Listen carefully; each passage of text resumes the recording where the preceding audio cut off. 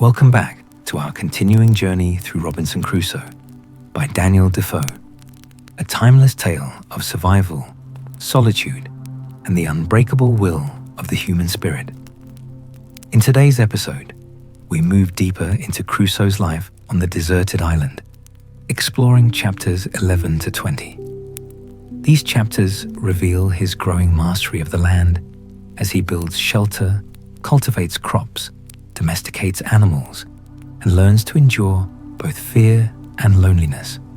We witness his spiritual awakening, his struggles during illness, and his renewed determination to live with purpose. As storms, threats, and unexpected discoveries test him further, Crusoe begins transforming from a castaway into the true ruler of his island. Let us step back into his world. Chapter 11 finds print of man's foot on the sand. It would have made a stoic smile to have seen me and my little family sit down to dinner. There was my majesty, the prince and lord of the whole island. I had the lives of all my subjects at my absolute command. I could hang, draw, give liberty, and take it away, and no rebels among all my subjects. Then, to see how like a king I dined too, all alone, attended by my servants. Poll, as if he had been my favorite, was the only person permitted to talk to me. My dog, who was now grown old and crazy, and had found no species to multiply his kind upon, sat always at my right hand, and two cats, one on one side of the table and one on the other, expecting now and then a bit from my hand, as a mark of a special favor.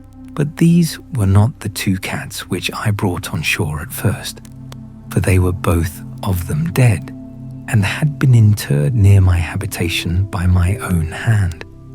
But one of them, having multiplied by I know not what kind of creature, these were two which I had preserved tame, whereas the rest ran wild in the woods, and became indeed troublesome to me at last, for they would often come into my house and plunder me too, till at last I was obliged to shoot them, and did kill a great many. At length they left me. With this attendance, and in this plentiful manner I lived. Neither could I be said to want anything but society, and of that, some time after this, I was likely to have too much. I was something impatient, as I have observed, to have the use of my boat, though very loath to run any more hazards, and therefore sometimes I sat contriving ways to get her about the island, and at other times I sat myself down, contented enough without her. But I had a strange uneasiness in my mind to go down to the point of the island where, as I have said in my last ramble, I went up the hill to see how the shore lay and how the current set, that I might see what I had to do. This inclination increased upon me every day, and at length I resolved to travel thither by land, following the edge of the shore. I did so, but had anyone in England met such a man as I was, it must either have frightened him or raised a great deal of laughter. And as I frequently stood still to look at myself, I could not but smile at the notion of my travelling through Yorkshire with such an equipage and in such a dress. Be pleased to take a sketch of my figure as follows. I had a great high shapeless cap made of a goat skin with a flap hanging down behind, as well to keep the sun from me as to shoot the rain off from running into my neck, nothing being so hurtful in these climates as the rain upon the flesh under the clothes. I had a short jacket of goat skin, the skirts coming down to about the middle of the thighs, and a pair of open-kneed breeches of the same. The breeches were made of the skin of an old he-goat, whose hair hung down such a length on either side that, like pantaloons, it reached to the middle of my legs. Stockings and shoes I had none, but had made me a pair of somethings. I scarce knew what to call them, like buskins to flap over my legs and lace on either side like spatterdashes, but of a most barbarous shape, as indeed were all the rest of my clothes. I had on a broad belt of goat skin dried, which I drew together with 2 thongs of the same instead of buckles, and in a kind of a frog on either side of this, instead of a sword and dagger, hung a little saw and a hatchet, one on one side and one on the other. I had another belt not so broad, and fastened in the same manner, which hung over my shoulder, and at the end of it, under my left arm, hung 2 pouches, both made of goat skin too, in one of which hung my powder, in the other my shot. At my back I carried my basket, and on my shoulder my gun, and over my head a great clumsy, ugly goat-skin umbrella, but which, after all, was the most necessary thing I had about me, next to my gun. As for my face, the colour of it was really not so mulatto-like as one might expect from a man not at all careful of it, and living within 9 or 10 degrees of the equinox. My beard I had once suffered to grow till it was about 1/4 of a yard long, but as I had both scissors and razors sufficient, I had cut it pretty short, except what grew on my upper lip, which I had trimmed into a large pair of Mahometan whiskers, such as I had seen worn by some Turks at Sallee, for the Moors did not wear such, though the Turks did. Of these mustachios, or whiskers, I will not say they were long enough to hang my hat upon them, but they were of a length and shape monstrous enough, and such as in England would have passed for frightful.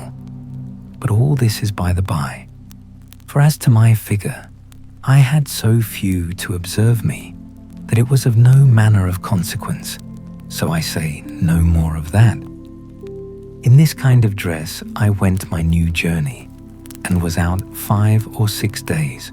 I travelled first along the seashore, directly to the place where I first brought my boat to an anchor to get upon the rocks, and having no boat now to take care of, I went over the land a nearer way to the same height that I was upon before, when, looking forward to the points of the rocks which lay out, and which I was obliged to double with my boat, as is said above, I was surprised to see the sea all smooth and quiet, no rippling, no motion, no current, any more there than in other places. I was at a strange loss to understand this, and resolved to spend some time in the observing it, to see if nothing from the sets of the tide had occasioned it. But I was presently convinced how it was, viz., that the tide of ebb setting from the west, and joining with the current of waters from some great river on the shore, must be the occasion of this current, and that, according as the wind blew more forcibly from the west or from the north, this current came nearer or went farther from the shore. For, waiting thereabouts till evening, I went up to the rock again, and then the tide of ebb being made, I plainly saw the current again as before, only that it ran farther off, being near 1/2 a league from the shore, whereas in my case it set close upon the shore, and hurried me and my canoe along with it, which at another time it would not have done.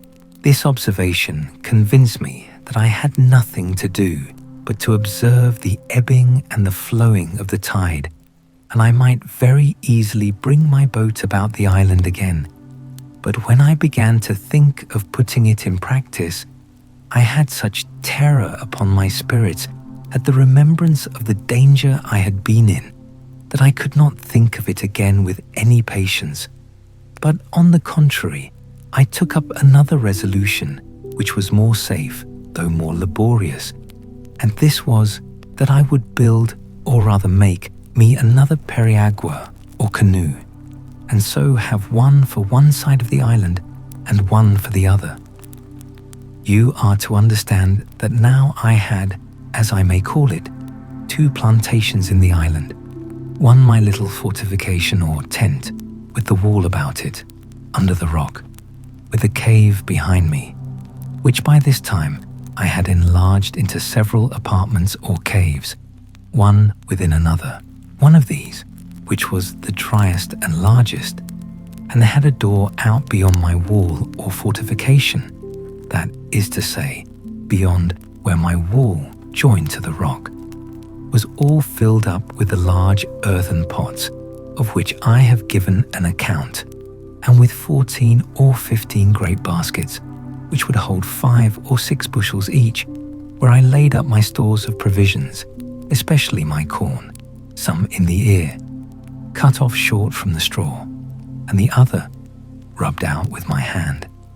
As for my wall, made as before, with long stakes or piles, those piles grew all like trees, and were by this time grown so big and spread so very much that there was not the least appearance to anyone's view of any habitation behind them near this dwelling of mine, but a little farther within the land, and upon lower ground lay my 2 pieces of corn land, which I kept duly cultivated and sowed, and which duly yielded me their harvest in its season.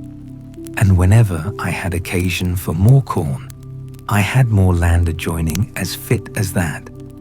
Besides this, I had my country seat, and I had now a tolerable plantation there also.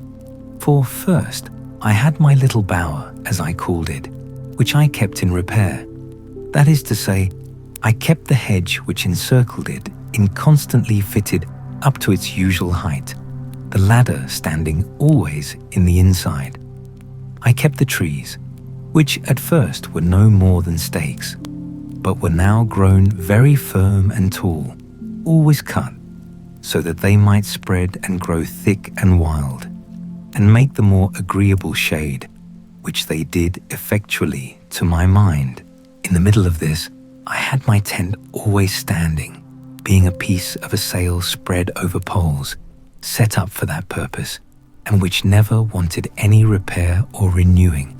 And under this I had made me a squab or couch with the skins of the creatures I had killed, and with other soft things, and a blanket laid on them, such as belonged to our sea bedding, which I had saved, and a great watch coat to cover me. And here, whenever I had occasion to be absent from my chief seat, I took up my country habitation. Adjoining to this, I had my enclosures for my cattle, that is to say, my goats, and I had taken an inconceivable deal of pains to fence and enclose this ground. I was so anxious to see it kept entire, lest the goats should break through, that I never left off till, with infinite labour, I had stuck the outside of the hedge so full of small stakes and so near to one another that it was rather a pale than a hedge, and there was scarce room to put a hand through between them, which afterwards, when those stakes grew, as they all did in the next rainy season, made the enclosure strong like a wall, indeed stronger than any wall. This will testify for me that I was not idle, and that I spared no pains to bring to pass whatever appeared necessary for my comfortable support, for I considered the keeping up a breed of tame creatures thus at my hand would be a living magazine of flesh, milk, butter, and cheese for me as long as I lived in the place, if it were to be 40 years, and that keeping them in my reach depended entirely upon my perfecting my enclosures to such a degree that I might be sure of keeping them together, which by this method indeed I so effectually secured, that when these little stakes began to grow, I had planted them so very thick that I was forced to pull some of them up again In this place also I had my grapes growing, which I principally depended on for my winter store of raisins, and which I never failed to preserve very carefully as the best and most agreeable dainty of my whole diet. And indeed, they were not only agreeable, but medicinal, wholesome, nourishing, and refreshing to the last degree. As this was also about halfway between my other habitation and the place where I had laid up my boat, I generally stayed and lay here in my way thither, for I used frequently to visit my boat, and I kept all things about or belonging to her in very good order. Sometimes I went out in her to divert myself, but no more hazardous voyages would I go, scarcely ever above a stone's cast or two from the shore. I was so apprehensive of being hurried out of my knowledge again by the currents, or winds, or any other accident. But now I come to a new scene of my life. It happened one day, about noon, going towards my boat. I was exceedingly surprised with the print of a man's naked foot on the shore, which was very plain to be seen on the sand. I stood like one thunderstruck, or as if I had seen an apparition. I listened. I looked round me, but I could hear nothing, nor see anything. I went up to a rising ground to look farther. I went up the shore and down the shore, but it was all one. I could see no other impression but that one. I went to it again to see if there were any more, and to observe if it might not be my fancy. But there was no room for that, for there was exactly the print of a foot, toes, heel, and every part of a foot. How it came thither I knew not, nor could I in the least imagine. But after innumerable fluttering thoughts, like a man perfectly confused and out of myself, I came home to my fortification, not feeling, as we say, the ground I went on, but terrified to the last degree, looking behind me at every 2 or 3 steps, mistaking every bush and tree, and fancying every stump at a distance to be a man. Nor is it possible to describe how many various shapes my affrighted imagination represented things to me in, how many wild ideas were found every moment in my fancy, and what strange, unaccountable whimsies came into my thoughts by the way. When I came to my castle, for so I think I called it ever after this, I fled into it like one pursued. Whether I went over by the ladder, as first contrived, or went in at the hole in the rock which I had called a door, I cannot remember. No, nor could I remember the next morning, for never frightened hare fled to cover, or fox to earth, with more terror of mind than I to this retreat. I slept none that night. The farther I was from the occasion of my fright, the greater my apprehensions were, which is something contrary to the nature of such things, and especially to the usual practice of all creatures in fear. But I was so embarrassed with my own frightful ideas of the thing that I formed nothing but dismal imaginations to myself, even though I was now a great way off. Sometimes I fancied it must be the devil, and reason joined in with me in this supposition. For how should any other thing in human shape come into the place? Where was the vessel that brought them? What marks were there of any other footstep? And how was it possible a man should come there? But then to think that Satan should take human shape upon him in such a place where there could be no manner of occasion for it, but to leave the print of his foot behind him, and that even for no purpose too, for he could not be sure I should see it. This was an amusement the other way. I considered that the devil might have found out abundance of other ways to have terrified me than this of the single print of a foot. That as I lived quite on the other side of the island, he would never have been so simple as to leave a mark in a place where it was 10,000 to 1 whether I should ever see it or not, and in the sand too, which the first surge of the sea upon a high wind would have defaced entirely. All this seemed inconsistent with the thing itself and with all the notions we usually entertain of the subtlety of the devil. Abundance of such things as these assisted to argue me out of all apprehensions of its being the devil, and I presently concluded then that it must be some more dangerous creature, viz., that it must be some of the savages of the mainland opposite who had wandered out to sea in their canoes, and either driven by the currents or by contrary winds, had made the island and had been on shore, but were gone away again to sea, being as loath, perhaps, to have stayed in this desolate island as I would have been to have had them. While these reflections were rolling in my mind, I was very thankful in my thoughts that I was so happy as not to be thereabouts at that time, or that they did not see my boat, by which they would have concluded that some inhabitants had been in the place, and perhaps have searched farther for me. Then terrible thoughts racked my imagination about their having found out my boat, and that there were people here, and that, if so, I should certainly have them come again in greater numbers and devour me.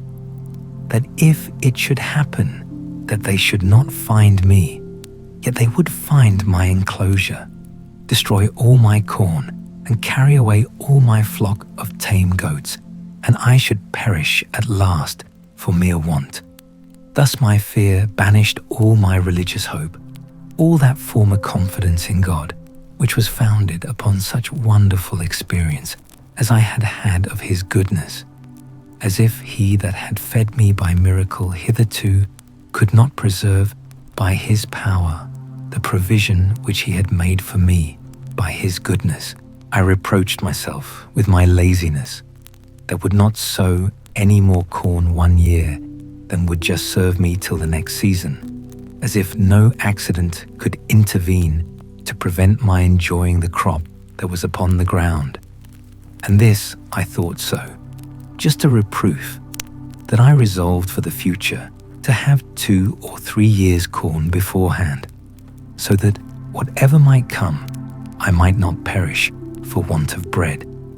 How strange a chequerwork of providence is the life of man, and by what secret, different springs are the affections hurried about, as different circumstances present. Today we love what tomorrow we hate. Today we seek what tomorrow we shun. Today we desire what tomorrow we fear, nay, even tremble at the apprehensions of. This was exemplified in me at this time in the most lively manner imaginable, for I, whose only affliction was that I seemed banished from human society, that I was alone, circumscribed by the boundless ocean, cut off from mankind and condemned to what I call silent life, that I was as one whom heaven thought not worthy to be numbered among the living, or to appear among the rest of his creatures, that to have seen one of my own species would have seemed to me a raising me from death to life, and the greatest blessing that heaven itself, next to the supreme blessing of salvation, could bestow. I say that I should now tremble at the very apprehensions of seeing a man, and was ready to sink into the ground, but the shadow or silent appearance of a man having set his foot in the island. Such is the uneven state of human life, and it afforded me a great many curious speculations afterwards. When I had a little recovered my first surprise, I considered that this was the station of life the infinitely wise and good providence of God had determined for me, that as I could not foresee what the ends of divine wisdom might be in all this, so I was not to dispute his sovereignty, who, as I was his creature, had an undoubted right by creation to govern and dispose of me absolutely as he thought fit, and who, as I was a creature that had offended him, had likewise a judicial right to condemn me to what punishment he thought fit, and that it was my part to submit to bear his indignation because I had sinned against him. I then reflected that as God, who was not only righteous but omnipotent, had thought fit thus to punish and afflict me, so he was able to deliver me, that if he did not think fit to do so, it was my unquestioned duty to resign myself absolutely and entirely to his will, and on the other hand, it was my duty also to hope in him, pray to him, and quietly to attend to the dictates and directions of his daily providence.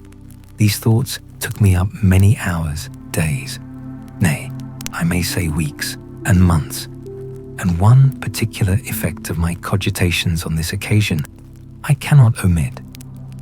One morning early, lying in my bed and filled with thoughts about my danger from the appearances of savages, I found it discomposed me very much, upon which these words of the scripture came into my thoughts: "Call upon me in the day of trouble, and I will deliver thee, and thou shalt glorify me." And upon this, rising cheerfully out of my bed, my heart was not only comforted, but I was guided and encouraged to pray earnestly to God for deliverance. When I had done praying, I took up my Bible, and opening it to read, the first words that presented to me were, "Wait on the Lord, and be of good cheer, and he shall strengthen thy heart." Wait, I say, on the Lord. It is impossible to express the comfort this gave me. In answer, I thankfully laid down the book and was no more sad, at least on that occasion.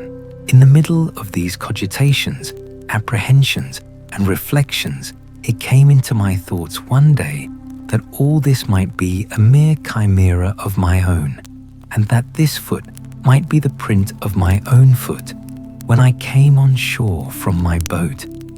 This cheered me up a little too, and I began to persuade myself it was all a delusion, that it was nothing else but my own foot. And why might I not come that way from the boat, as well as I was going that way to the boat? Again, I considered also that I could by no means tell for certain where I had trod and where I had not, and that if at last this was only the print of my own foot, I had played the part of those fools who try to make stories of spectres and apparitions, and then are frightened at them more than anybody. Now I began to take courage and to peep abroad again, for I had not stirred out of my castle for 3 days and nights, so that I began to starve for provisions. For I had little or nothing within doors but some barley cakes and water. Then I knew that my goats wanted to be milked too, which usually was my evening diversion, and the poor creatures were in great pain and inconvenience for want of it, and indeed it almost spoiled some of them, and almost dried up their milk.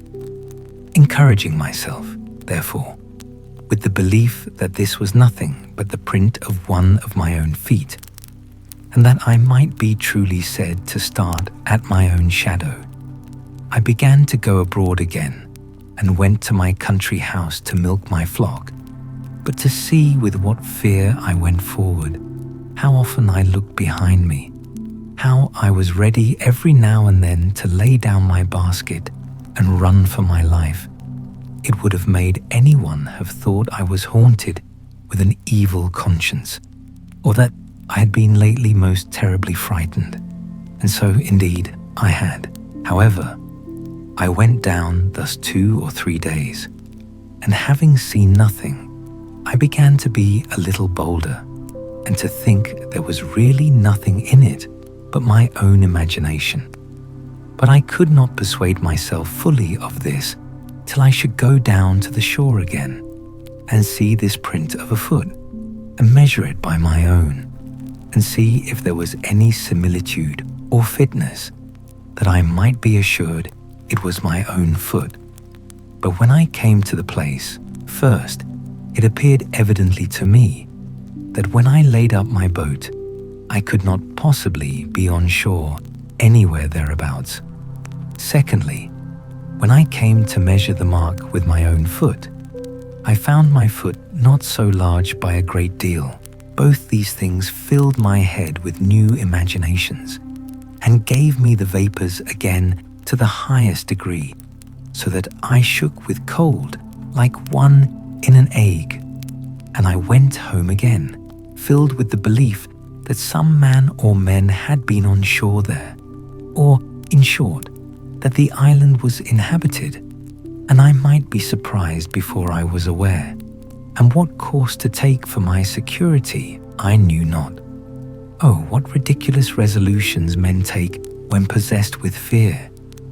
It deprives them of the use of those means which reason offers for their relief.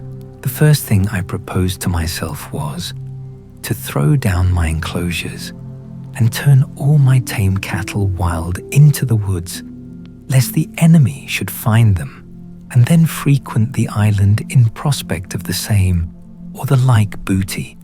Then the simple thing of digging up my 2 cornfields, lest they should find such a grain there, and still be prompted to frequent the island. Then to demolish my bower and tent, that they might not see any vestiges of habitation, and be prompted to look farther, in order to find out the persons inhabiting. These were the subject of the first night's cogitations after I was come home again, while the apprehensions which had so overrun my mind were fresh upon me, and my head was full of vapors. Thus, fear of danger is 10,000 times more terrifying than danger itself, when apparent to the eyes, and we find the burden of anxiety greater, by much, than the evil which we are anxious about. And what was worse than all this, I had not that relief in this trouble, that from the resignation I used to practice, I hoped to have. I looked, I thought, like Saul, who complained not only that the Philistines were upon him, but that God had forsaken him. For I did not now take due ways to compose my mind, by crying to God in my distress, and resting upon his providence, as I had done before, for my defense and deliverance, which, if I had done, I had at least been more cheerfully supported under this new surprise, and perhaps carried through it with more resolution. This confusion of my thoughts kept me awake all night, but in the morning I fell asleep, and having, by the amusement of my mind, been as it were tired, and my spirits exhausted, I slept very soundly, and waked much better composed than I had ever been before.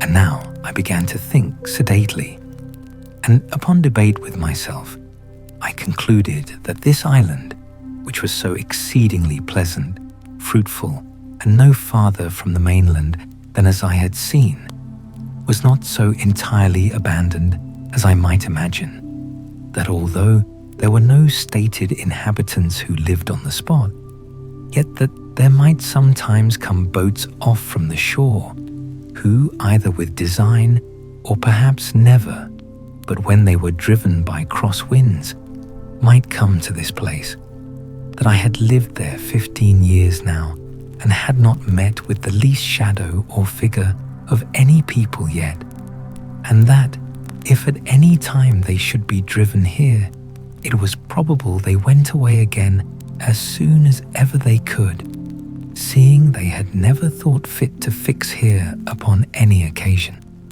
that the most I could suggest any danger from was from any casual, accidental landing of straggling people from the main, who, as it was likely, if they were driven hither, were here against their wills, so they made no stay here, but went off again with all possible speed, seldom staying one night on shore, lest they should not have the help of the tides and daylight back again.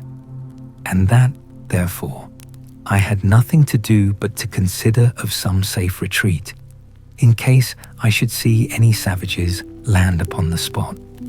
Now, I began sorely to repent that I had dug my cave so large as to bring a door through again, which door, as I said, came out beyond where my fortification joined to the rock.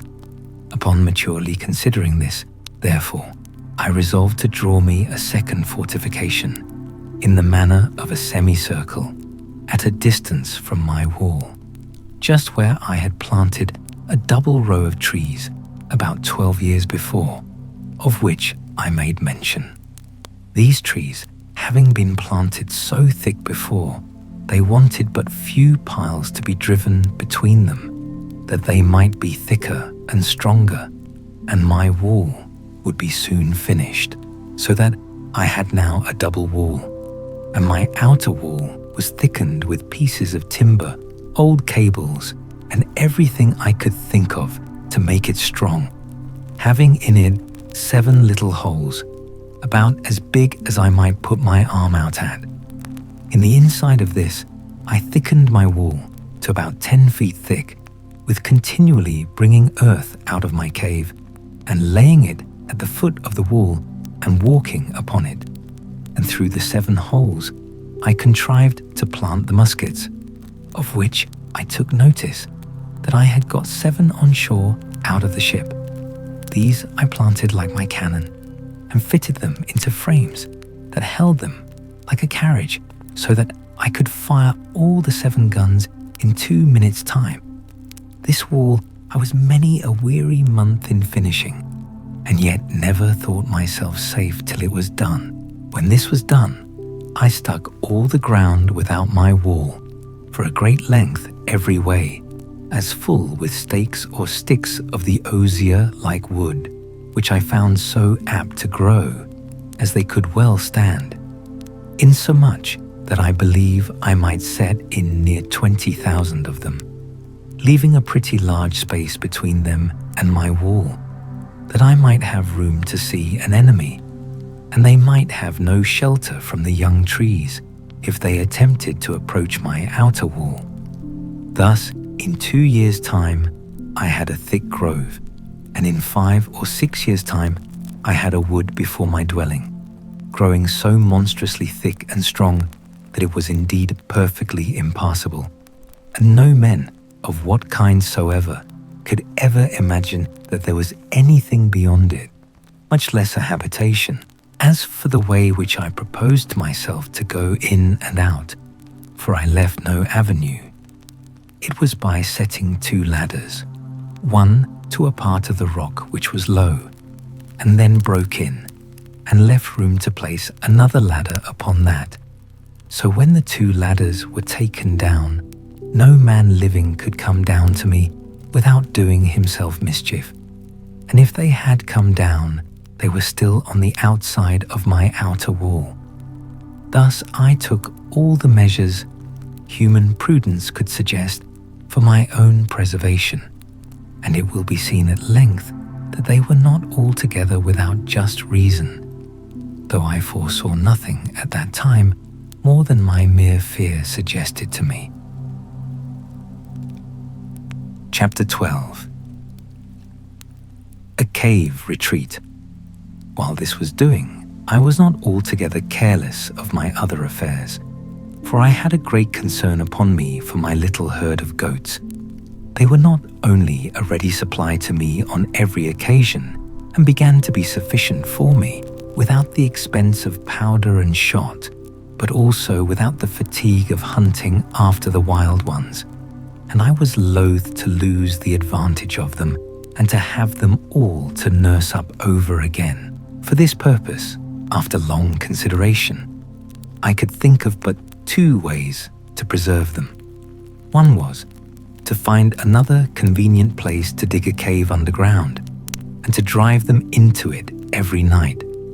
and the other was to enclose 2 or 3 little bits of land remote from one another, and as much concealed as I could, where I might keep about 6 young goats in each place, so that if any disaster happened to the flock in general, I might be able to raise them again with little trouble and time.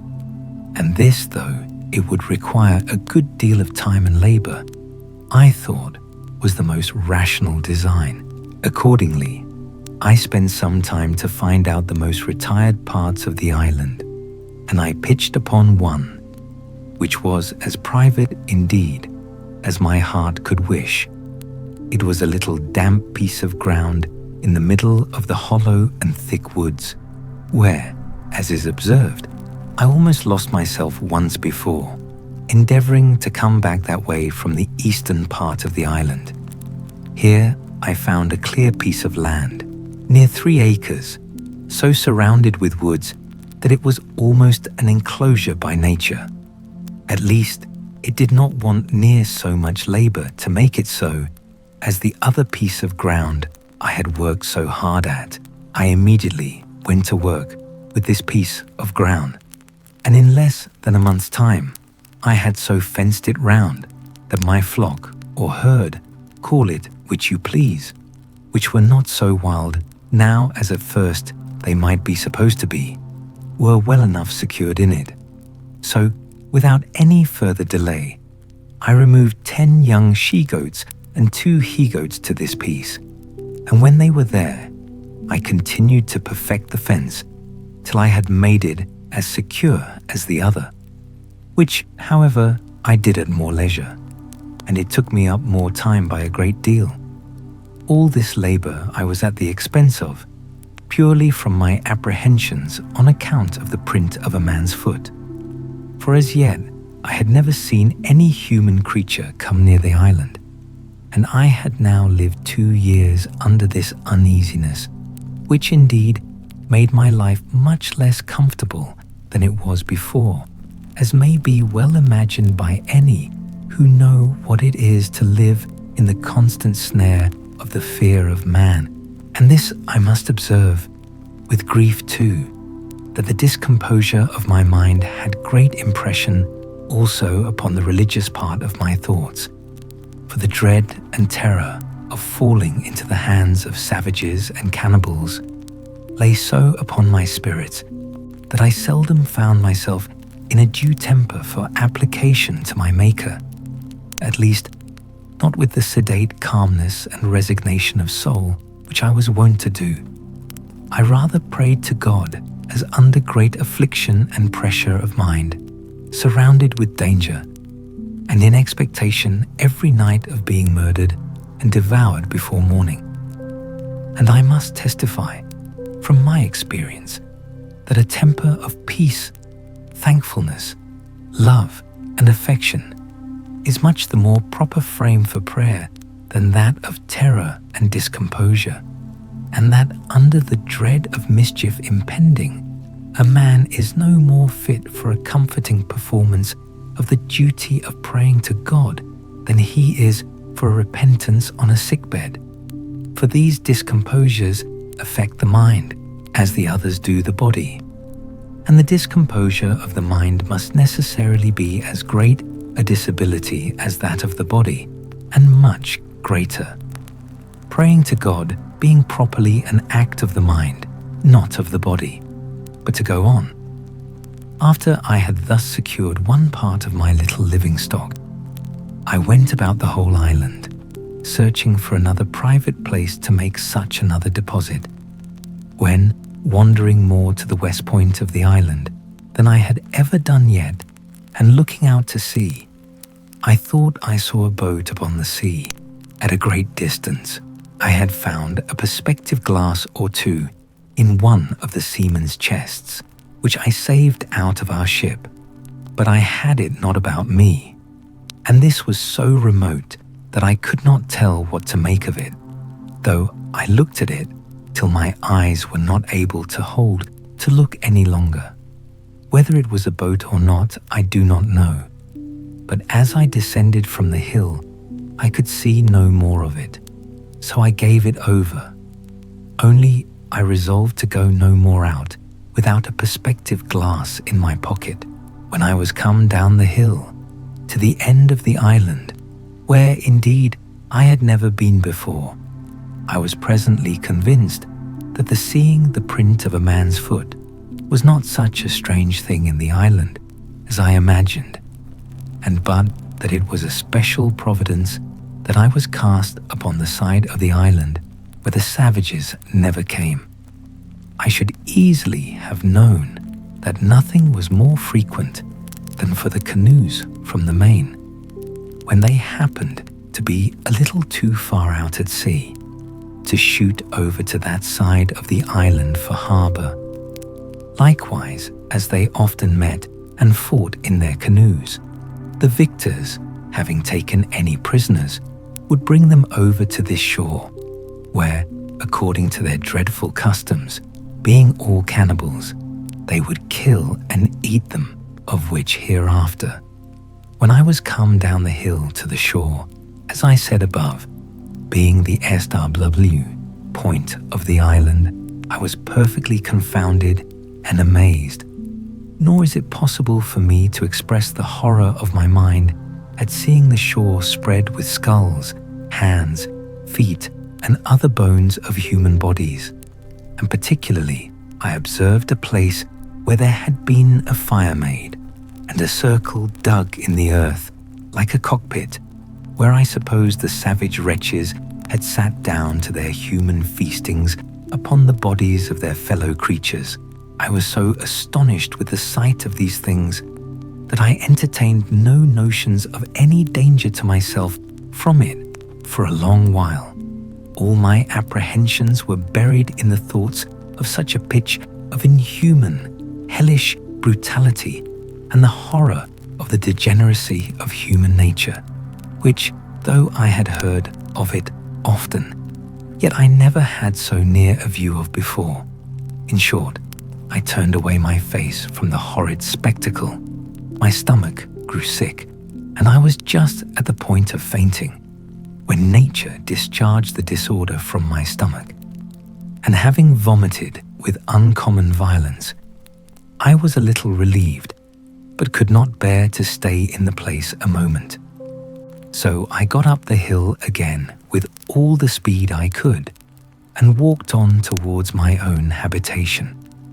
When I came a little out of that part of the island, I stood still a while, as amazed, and then, recovering myself, I looked up with the utmost affection of my soul, and, with a flood of tears in my eyes, gave God thanks that had cast my first lot in a part of the world where I was distinguished from such dreadful creatures as these, and that, though I had esteemed my present condition very miserable, had yet given me so many comforts in it that I had still more to give thanks for than to complain of, and this, above all, that I had, even in this miserable condition, been comforted with the knowledge of himself and the hope of his blessing, which was a felicity more than sufficiently equivalent to all the misery which I had suffered, or could suffer.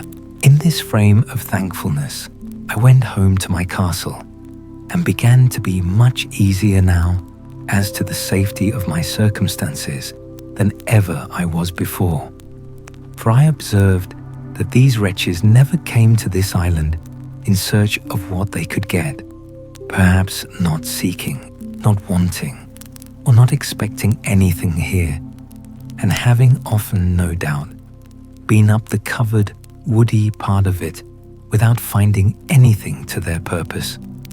I knew I had been here now almost 18 years, and never saw the least footsteps of human creature there before.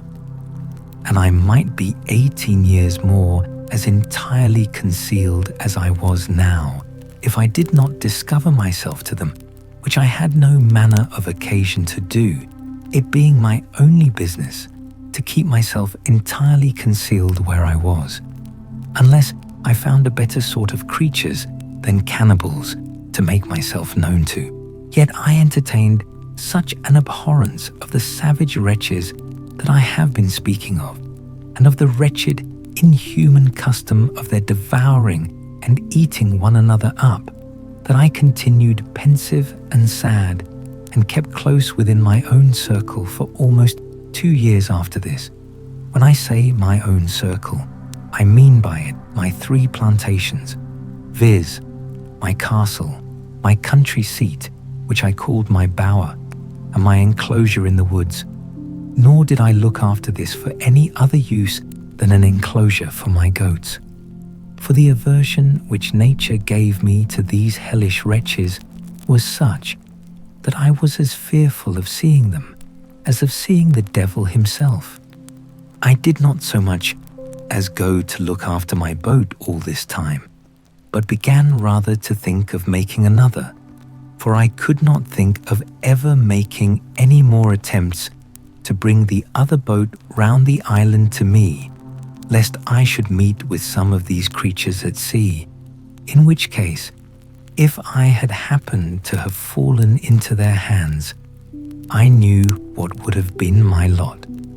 Time, however, and the satisfaction I had that I was in no danger of being discovered by these people, began to wear off my uneasiness about them, and I began to live just in the same composed manner as before, only with this difference, that I used more caution and kept my eyes more about me than I did before, lest I should happen to be seen by any of them, and particularly I was more cautious of firing my gun, lest any of them, being on the island, should happen to hear it. It was, therefore, a very good providence to me that I had furnished myself with a tame breed of goats, and that I had no need to hunt any more about the woods or shoot at them. And if I did catch any of them after this, it was by traps and snares, as I had done before. So that for 2 years after this, I believe I never fired my gun once off, though I never went out without it. And what was more, as I had saved 3 pistols out of the ship, I always carried them out with me, or at least 2 of them, sticking them in my goatskin belt. I also furbished up one of the great cutlasses that I had out of the ship, and made me a belt to hang it on also, so that I was now a most formidable fellow to look at when I went abroad. If you add to the former description of myself the particular of 2 pistols, and a broadsword hanging at my side in a belt, but without a scabbard, things going on thus, as I have said, for some time, I seemed, accepting these cautions, to be reduced to my former calm, sedate way of living. All these things tended to show me more and more how far my condition was from being miserable compared to some others, nay, to many other particulars of life which it might have pleased God to have made my lot. It put me upon reflecting how little repining there would be among mankind at any condition of life if people would rather compare their condition with those that were worse in order to be thankful than be always comparing them with those which are better, to assist their murmurings and complainings. As in my present condition, there were not really many things which I wanted. So indeed, I thought that the frights I had been in about these savage wretches, and the concern I had been in for my own preservation, had taken off the edge of my invention for my own conveniences, and I had dropped a good design which I had once bent my thoughts upon, and that was to try if I could not make some of my barley into malt, and then try to brew myself some beer. This was really a whimsical thought, and I reproved myself often for the simplicity of it, for I presently saw there would be the want of several things necessary to the making my beer that it would be impossible for me to supply. As first, casks to preserve it in, which was a thing that, as I have observed already, I could never compass. No, though I spent not only many days, but weeks, nay months, in attempting it, but to no purpose. In the next place, I had no hops to make it keep, no yeast to make it work, no copper or kettle to make it boil. And yet, with all these things wanting, I verily believe, had not the frights and terrors I was in about the savages intervened, I had undertaken it, and perhaps brought it to pass too. For I seldom gave anything over without accomplishing it, when once I had it in my head to begin it. But my invention now ran quite another way. For night and day, I could think of nothing but how I might destroy some of the monsters in their cruel, bloody entertainment, and if possible, save the victim they should bring hither to destroy. It would take up a larger volume than this whole work is intended to be, to set down all the contrivances I hatched, or rather brooded upon, in my thoughts, for the destroying these creatures, or at least frightening them, so as to prevent their coming hither any more. But all this was abortive. Nothing could be possible to take effect, unless I was to be there to do it myself. And what could one man do among them, when perhaps there might be 20 or 30 of them together with their darts or their bows and arrows, with which they could shoot as true to a mark as I could with my gun? Sometimes I thought, if digging a hole under the place where they made their fire, and putting in 5 or 6 pounds of gunpowder, which when they kindled their fire, would consequently take fire and blow up all that was near it. But as, in the first place, I should be unwilling to waste so much powder upon them, my store being now within the quantity of 1 barrel, so neither could I be sure of its going off at any certain time, when it might surprise them, and at best that it would do little more than just blow the fire about their ears and fright them, but not sufficient to make them forsake the place. So I laid it aside, and then proposed that I would place myself in ambush in some convenient place, with my 3 guns all double loaded, and in the middle of their bloody ceremony let fly at them, when I should be sure to kill or wound perhaps 2 or 3 at every shot, and then falling in upon them with my 3 pistols and my sword. I made no doubt but that if there were 20, I should kill them all. This fancy pleased my thoughts for some weeks, and I was so full of it that I often dreamed of it, and sometimes that I was just going to let fly at them in my sleep. I went so far with it in my imagination that I employed myself several days to find out proper places to put myself in ambuscade, as I said, to watch for them, and I went frequently to the place itself, which was now grown more familiar to me. But while my mind was thus filled with thoughts of revenge and a bloody putting 20 or 30 of them to the sword, as I may call it, the horror I had at the place and at the signals of the barbarous wretches devouring one another abetted my malice.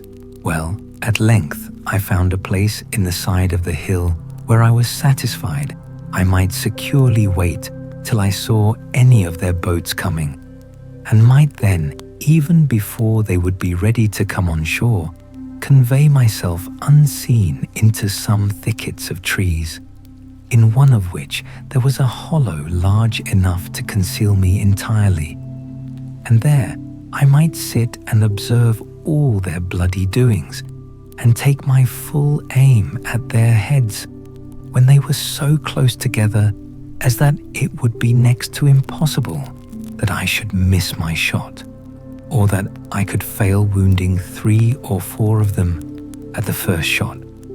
In this place, then, I resolved to fulfill my design, and accordingly I prepared 2 muskets and my ordinary fowling piece. The 2 muskets I loaded with a brace of slugs each and 4 or 5 smaller bullets, about the size of pistol bullets, and the fowling piece I loaded with near a handful of swan shot of the largest size. I also loaded my pistols with about 4 bullets each, and in this posture, well provided with ammunition for a second and third charge, I prepared myself for my expedition.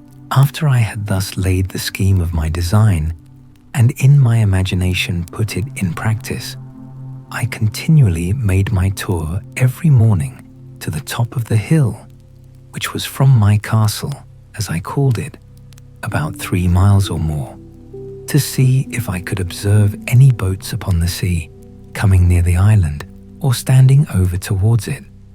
But I began to tire of this hard duty, after I had for 2 or 3 months constantly kept my watch, but came always back without any discovery, there having not, in all that time, been the least appearance, not only on or near the shore, but on the whole ocean, so far as my eye or glass could reach every way, as long as I kept my daily tour to the hill to look out.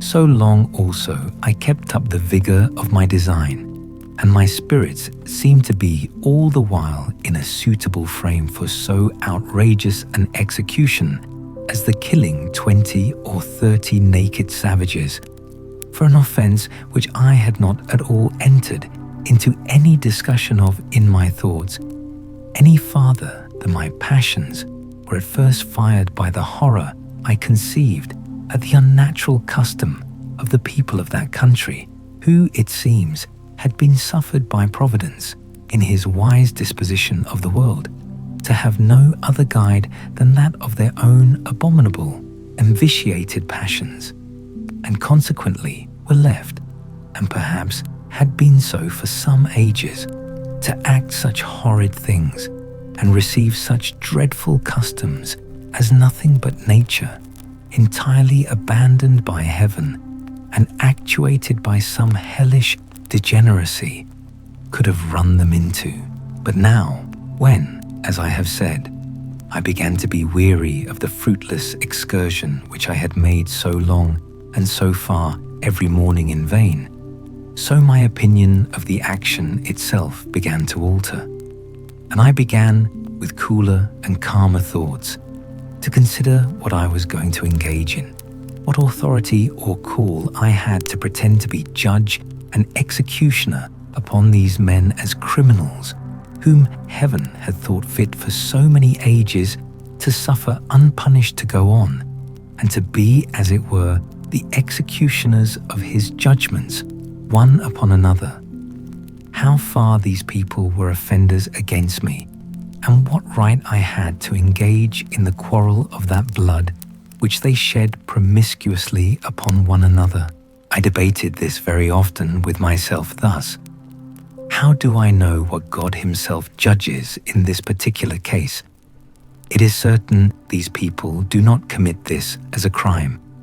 It is not against their own consciences reproving, or their light reproaching them. They do not know it to be an offence, and then commit it in defiance of divine justice, as we do in almost all the sins we commit. They think it no more a crime to kill a captive taken in war than we do to kill an ox, or to eat human flesh than we do to eat mutton.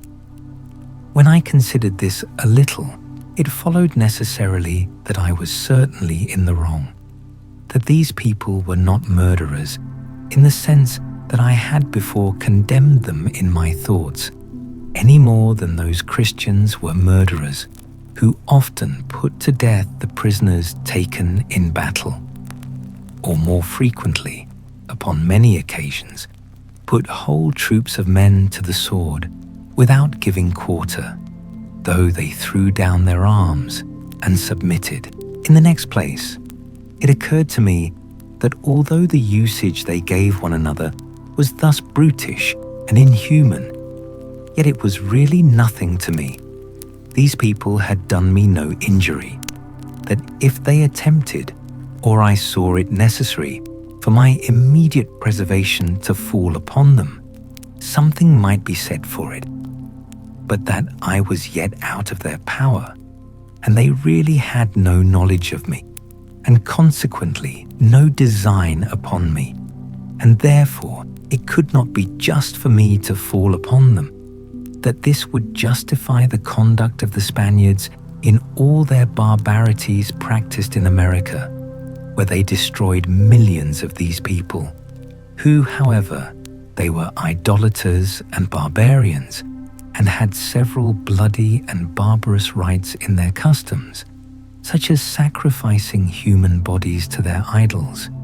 were yet, as to the Spaniards, very innocent people, and that the rooting them out of the country is spoken of with the utmost abhorrence and detestation by even the Spaniards themselves at this time, and by all other Christian nations of Europe, as a mere butchery, a bloody and unnatural piece of cruelty, unjustifiable either to God or man, and for which the very name of a Spaniard is reckoned to be frightful and terrible to all people of humanity or of Christian compassion, as if the kingdom of Spain were particularly eminent for the produce of a race of men who were without principles of tenderness, or the common bowels of pity to the miserable, which is reckoned to be a mark of generous temper in the mind.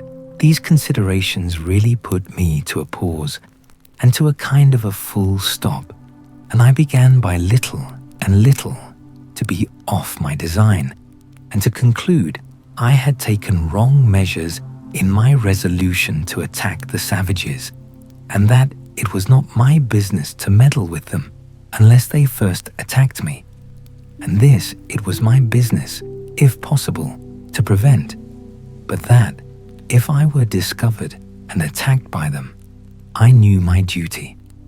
On the other hand, I argued with myself that this really was the way not to deliver myself, but entirely to ruin and destroy myself.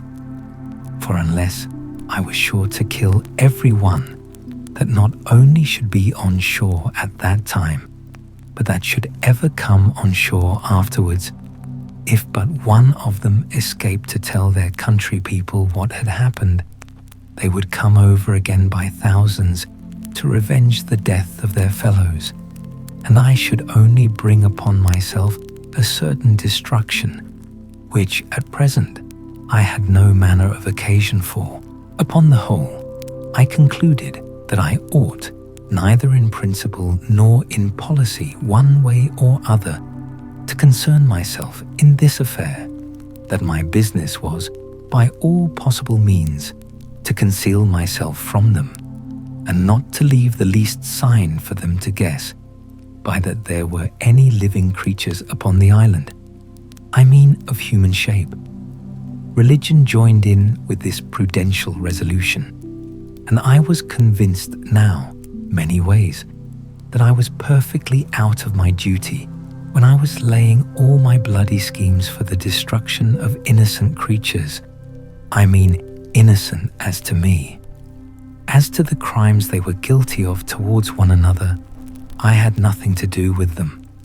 They were national, and I ought to leave them to the justice of God, who is the governor of nations, and knows how, by national punishments, to make a just retribution for national offences, and to bring public judgments upon those who offend in a public manner, by such ways as best please him.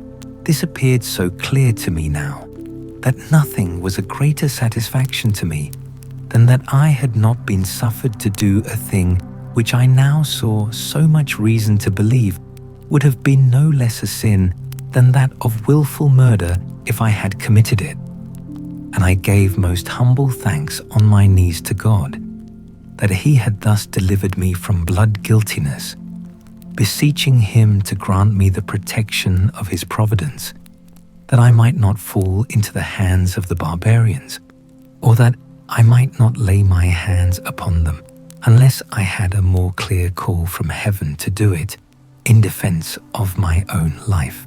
In this disposition, I continued for near a year after this, and so far was I from desiring an occasion for falling upon these wretches, that in all that time I never once went up the hill to see whether there were any of them in sight, or to know whether any of them had been on shore there or not, that I might not be tempted to renew any of my contrivances against them, or be provoked by any advantage that might present itself to fall upon them. Only this I did. I went and removed my boat, which I had on the other side of the island, and carried it down to the east end of the whole island, where I ran it into a little cove, which I found under some high rocks, and where I knew, by reason of the currents, the savages durst not, at least would not, come with their boats upon any account whatever. With my boat I carried away everything that I had left there belonging to her, though not necessary for the bare going thither, viz., a mast and sail, which I had made for her, and a thing like an anchor, but which indeed could not be called either anchor or grapnel. However, it was the best I could make of its kind. All these I removed, that there might not be the least shadow for discovery or appearance of any boat or of any human habitation upon the island. Besides this, I kept myself, as I said, more retired than ever, and seldom went from my cell except upon my constant employment to milk my she-goats and manage my little flock in the wood, which, as it was quite on the other part of the island, was out of danger. For certain, it is that these savage people, who sometimes haunted this island, never came with any thoughts of finding anything here, and consequently never wandered off from the coast, and I doubt not but they might have been several times on shore after my apprehensions of them had made me cautious, as well as before. Indeed, I looked back with some horror upon the thoughts of what my condition would have been if I had chopped upon them and been discovered before that, when naked and unarmed, except with one gun, and that loaded often only with small shot. I walked everywhere, peeping and peering about the island to see what I could get. What a surprise should I have been in if, when I discovered the print of a man's foot, I had, instead of that, seen 15 or 20 savages and found them pursuing me, and by the swiftness of their running, no possibility of my escaping them. The thoughts of this sometimes sank my very soul within me, and distressed my mind so much that I could not soon recover it, to think what I should have done, and how I should not only have been unable to resist them, but even should not have had presence of mind enough to do what I might have done, much less what now, after so much consideration and preparation, I might be able to do. Indeed, after serious thinking of these things, I would be melancholy, and sometimes it would last a great while. But I resolved it all at last into thankfulness to that Providence which had delivered me from so many unseen dangers, and had kept me from those mischiefs which I could have no way been the agent in delivering myself from, because I had not the least notion of any such thing depending, or the least supposition of its being possible. This renewed a contemplation which often had come into my thoughts in former times, when first I began to see the merciful dispositions of heaven in the dangers we run through in this life. How wonderfully we are delivered when we know nothing of it. How, when we are in a quandary, as we call it, a doubt or a hesitation whether to go this way or that way, a secret hint shall direct us this way when we intended to go that way. Nay, when sense, our own inclination and perhaps business, has called us to go the other way, yet a strange impression upon the mind, from we know not what springs, and by we know not what power, shall overrule us to go this way. And it shall afterwards appear that had we gone that way, which we should have gone, and even to our imagination ought to have gone, we should have been ruined and lost. Upon these and many like reflections, I afterwards made it a certain rule with me, that whenever I found those secret hints or pressings of mind to doing or not doing anything that presented, or going this way or that way, I never failed to obey the secret dictate, though I knew no other reason for it than such a pressure or such a hint hung upon my mind.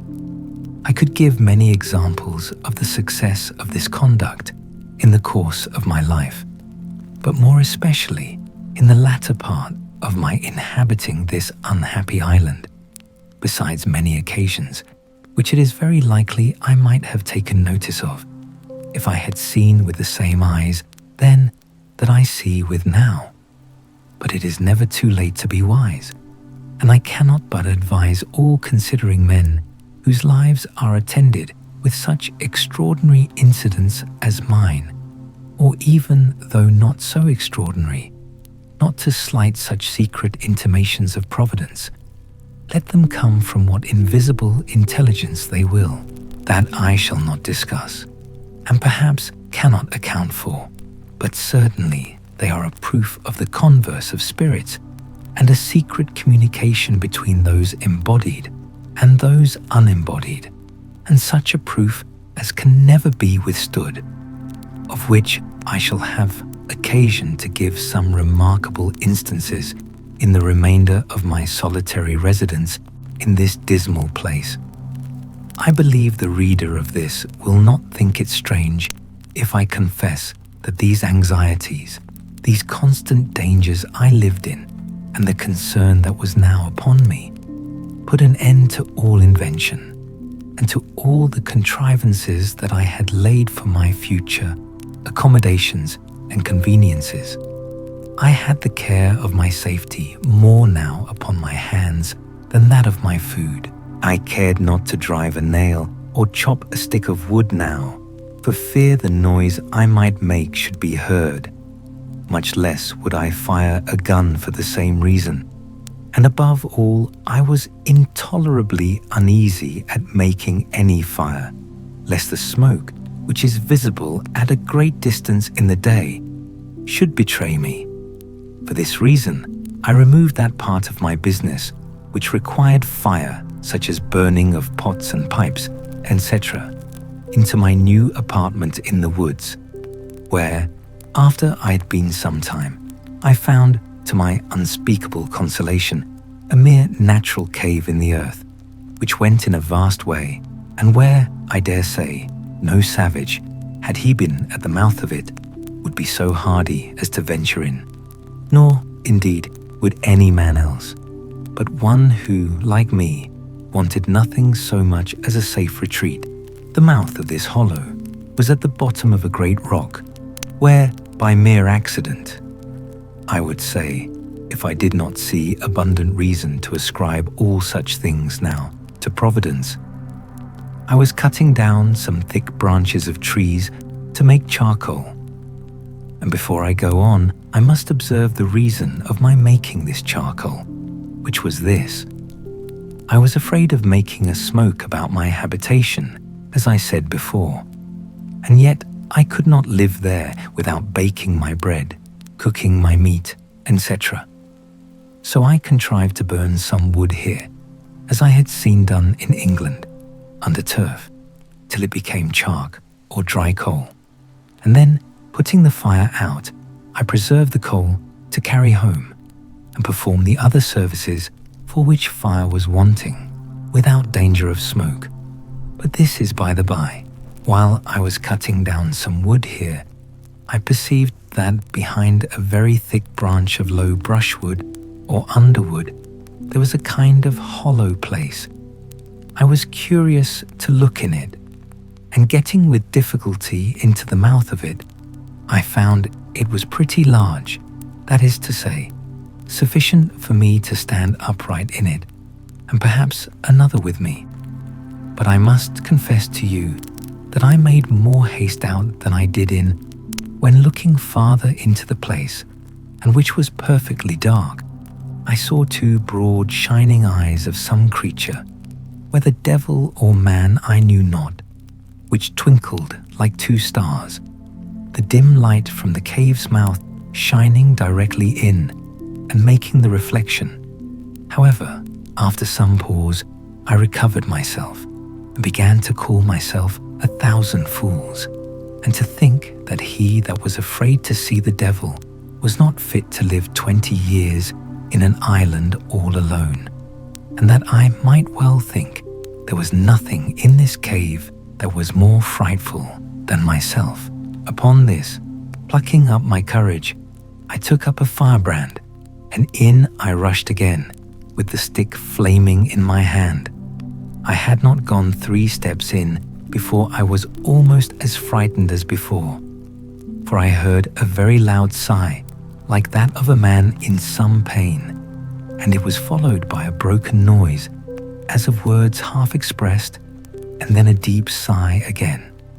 I stepped back, and was indeed struck with such a surprise that it put me into a cold sweat, and if I had had a hat on my head, I will not answer for it that my hair might not have lifted it off. But still plucking up my spirits as well as I could, and encouraging myself a little with considering that the power and presence of God was everywhere and was able to protect me, I stepped forward again, and by the light of the firebrand, holding it up a little over my head, I saw lying on the ground a monstrous, frightful old he-goat, just making his will, as we say, and gasping for life, and dying, indeed, of mere old age.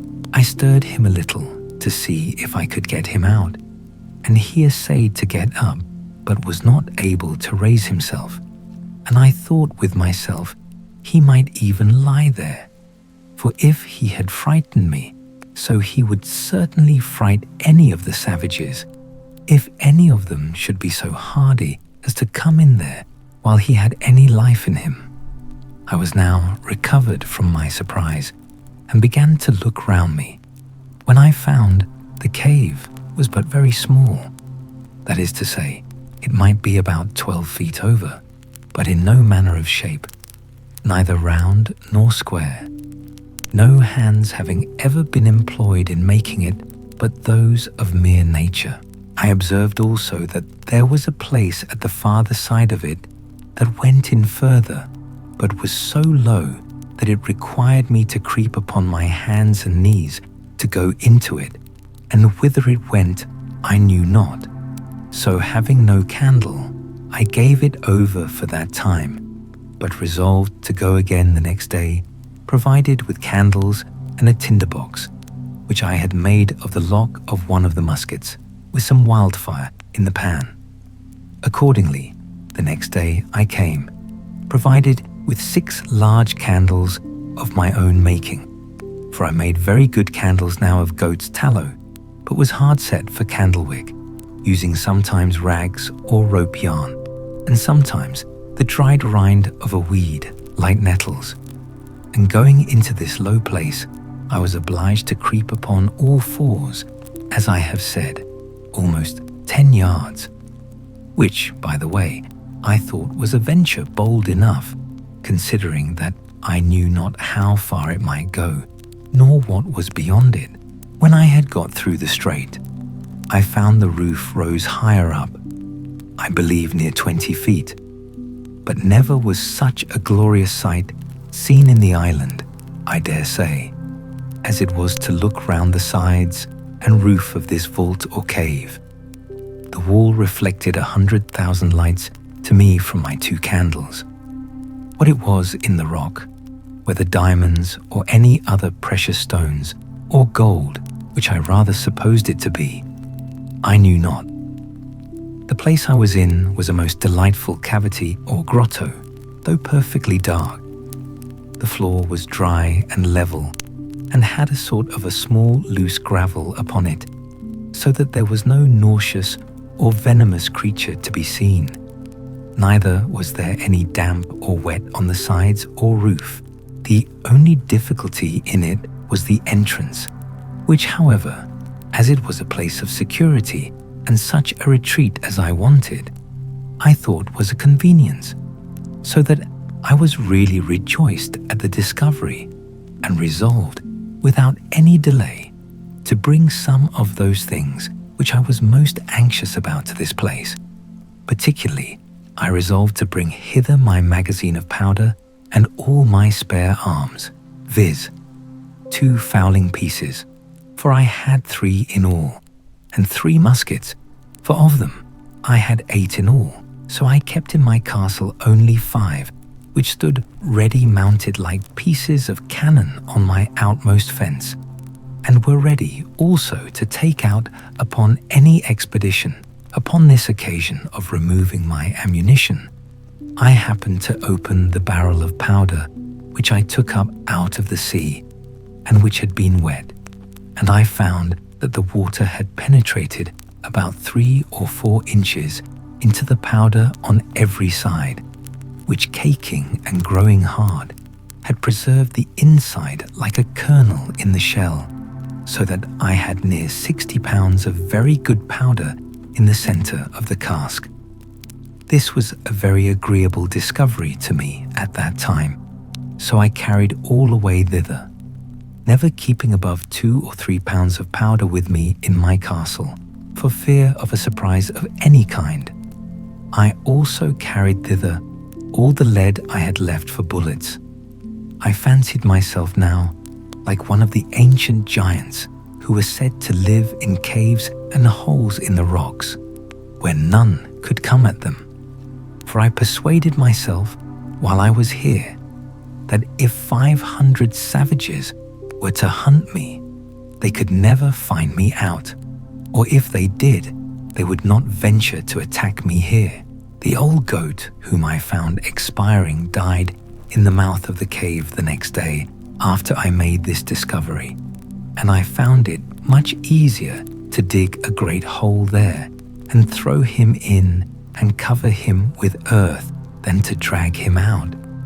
So I interred him there to prevent offence to my nose. Chapter 13. Wreck of a Spanish ship. I was now in the 23rd year of my residence in this island, and was so naturalized to the place and the manner of living, that could I but have enjoyed the certainty that no savages would come to the place to disturb me, I could have been content to have capitulated for spending the rest of my time there, even to the last moment, till I had laid me down and died, like the old goat in the cave. I had also arrived to some little diversions and amusements, which made the time pass a great deal more pleasantly with me than it did before. First, I had taught my Pole, as I noted before, to speak, and he did it so familiarly, and talked so articulately and plain, that it was very pleasant to me, and he lived with me no less than 26 years. How long he might have lived afterwards I know not, though I know they have a notion in the Brazils that they live 100 years. My dog was a pleasant and loving companion to me for no less than 16 years of my time, and then died of mere old age. As for my cats, they multiplied, as I have observed, to that degree that I was obliged to shoot several of them at first, to keep them from devouring me and all I had. But at length, when the 2 old ones I brought with me were gone, and after some time continually driving them from me, and letting them have no provision with me, they all ran wild into the woods, except 2 or 3 favourites, which I kept tame, and whose young, when they had any, I always drowned, and these were part of my family. Besides these, I always kept 2 or 3 household kids about me, whom I taught to feed out of my hand. And I had 2 more parrots, which talked pretty well, and would all call Robinson Crusoe, but none like my first. Nor, indeed, did I take the pains with any of them that I had done with him. I had also several tame seafowls, whose name I knew not, that I caught upon the shore and cut their wings, and the little stakes which I had planted before my castle wall, being now grown up to a good thick grove, these fowls all lived among these low trees, and bred there, which was very agreeable to me, so that, as I said above, I began to be very well contented with the life I led, if I could have been secured from the dread of the savages. But it was otherwise directed, and it may not be amiss for all people who shall meet with my story to make this just observation from it: how frequently, in the course of our lives, the evil which in itself we seek most to shun, and which, when we are fallen into, is the most dreadful to us, is oftentimes the very means or door of our deliverance, by which alone we can be raised again from the affliction we are fallen into. I could give many examples of this in the course of my unaccountable life, but in nothing was it more particularly remarkable than in the circumstances of my last years of solitary residence in this island. It was now the month of December, as I said above, in my 23rd year, and this being the southern solstice, for winter I cannot call it, was the particular time of my harvest, and required me to be pretty much abroad in the fields, when, going out early in the morning, even before it was thorough daylight, I was surprised with seeing a light of some fire upon the shore at a distance from me of about 2 miles, toward that part of the island where I had observed some savages had been as before, and not on the other side. But to my great affliction, it was on my side of the island. I was indeed terribly surprised at the sight, and stopped short within my grove, not daring to go out, lest I might be surprised.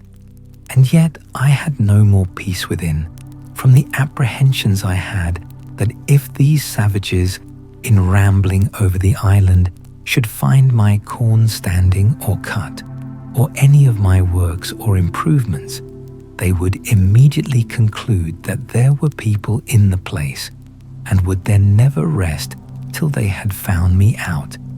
In this extremity I went back directly to my castle, pulled up the ladder after me, and made all things without look as wild and natural as I could. Then I prepared myself within, putting myself in a posture of defense. I loaded all my cannon, as I called them, that is to say, my muskets which were mounted upon my new fortification, and all my pistols, and resolved to defend myself to the last gasp, not forgetting seriously to commend myself to the divine protection, and earnestly to pray to God to deliver me out of the hands of the barbarians. I continued in this posture about 2 hours, and began to be impatient for intelligence abroad, for I had no spies to send out. After sitting a while longer, and musing what I should do in this case, I was not able to bear sitting in ignorance longer, so setting up my ladder to the side of the hill, where there was a flat place, as I observed before, and then pulling the ladder after me, I set it up again and mounted the top of the hill, and pulling out my perspective glass, which I had taken on purpose, I laid me down flat on my belly on the ground, and began to look for the place. I presently found there were no less than 9 naked savages sitting round a small fire they had made, not to warm them, for they had no need of that, the weather being extremely hot, but, as I supposed, to dress some of their barbarous diet of human flesh, which they had brought with them. Whether alive or dead, I could not tell. They had 2 canoes with them, which they had hauled up upon the shore, and as it was then ebb of tide, they seemed to me to wait for the return of the flood to go away again. It is not easy to imagine what confusion this sight put me into, especially seeing them come on my side of the island and so near to me. But when I considered their coming must be always with the current of the ebb, I began afterwards to be more sedate in my mind, being satisfied that I might go abroad with safety all the time of the flood of tide, if they were not on shore before. And having made this observation, I went abroad about my harvest work with the more composure. As I expected, so it proved, for as soon as the tide made to the westward, I saw them all take boat and row, or paddle as we call it, away. I should have observed that for an hour or more before they went off, they were dancing, and I could easily discern their postures and gestures by my glass. I could not perceive by my nicest observation but that they were stark naked and had not the least covering upon them.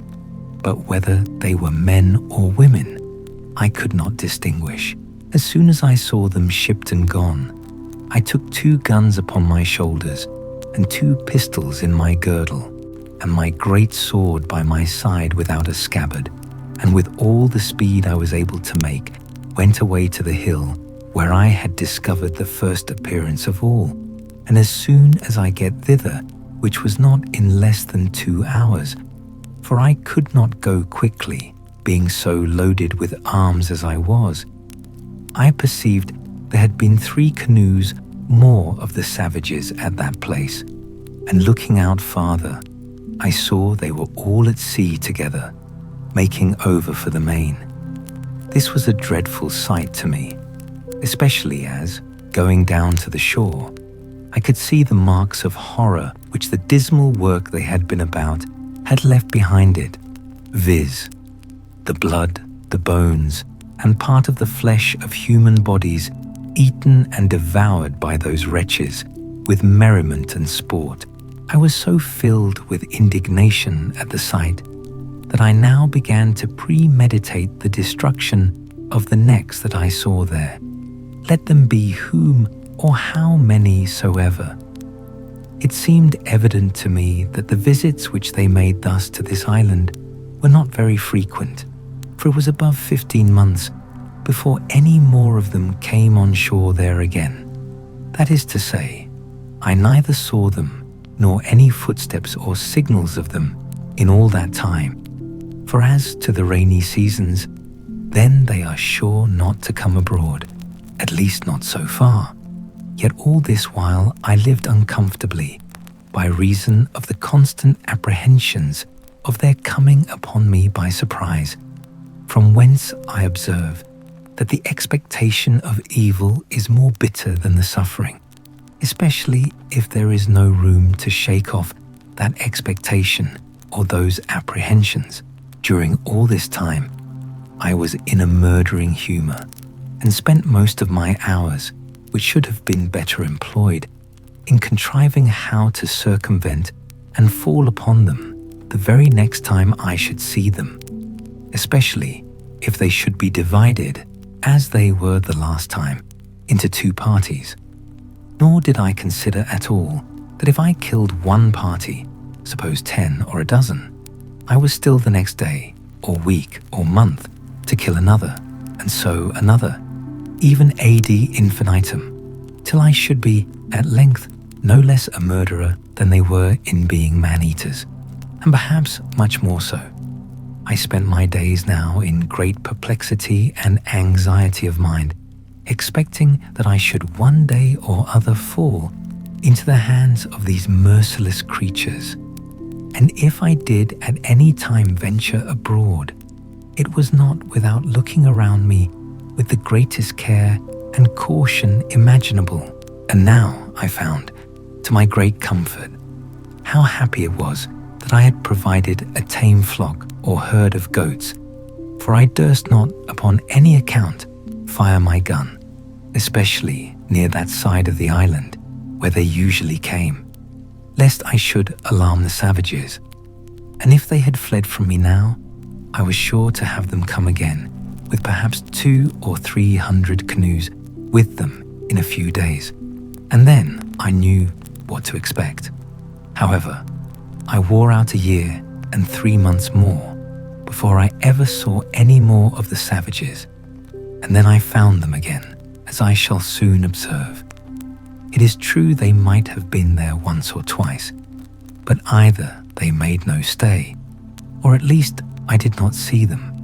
But in the month of May, as near as I could calculate, and in my 24th year, I had a very strange encounter with them, of which, in its place, the perturbation of my mind during this 15 or 16 months interval was very great.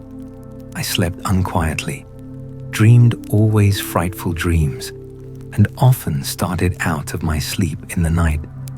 In the day, great troubles overwhelmed my mind, and in the night, I dreamed often of killing the savages, and of the reasons why I might justify doing it. To think that though I could not help them, it might be that they might help me. So I brought together all the dry wood I could get at hand, and making a good handsome pile, I set it on fire upon the hill. The wood was dry and blazed freely, and though the wind blew very hard, yet it burned fairly out, so that I was certain if there was any such thing as a ship, they must needs see it.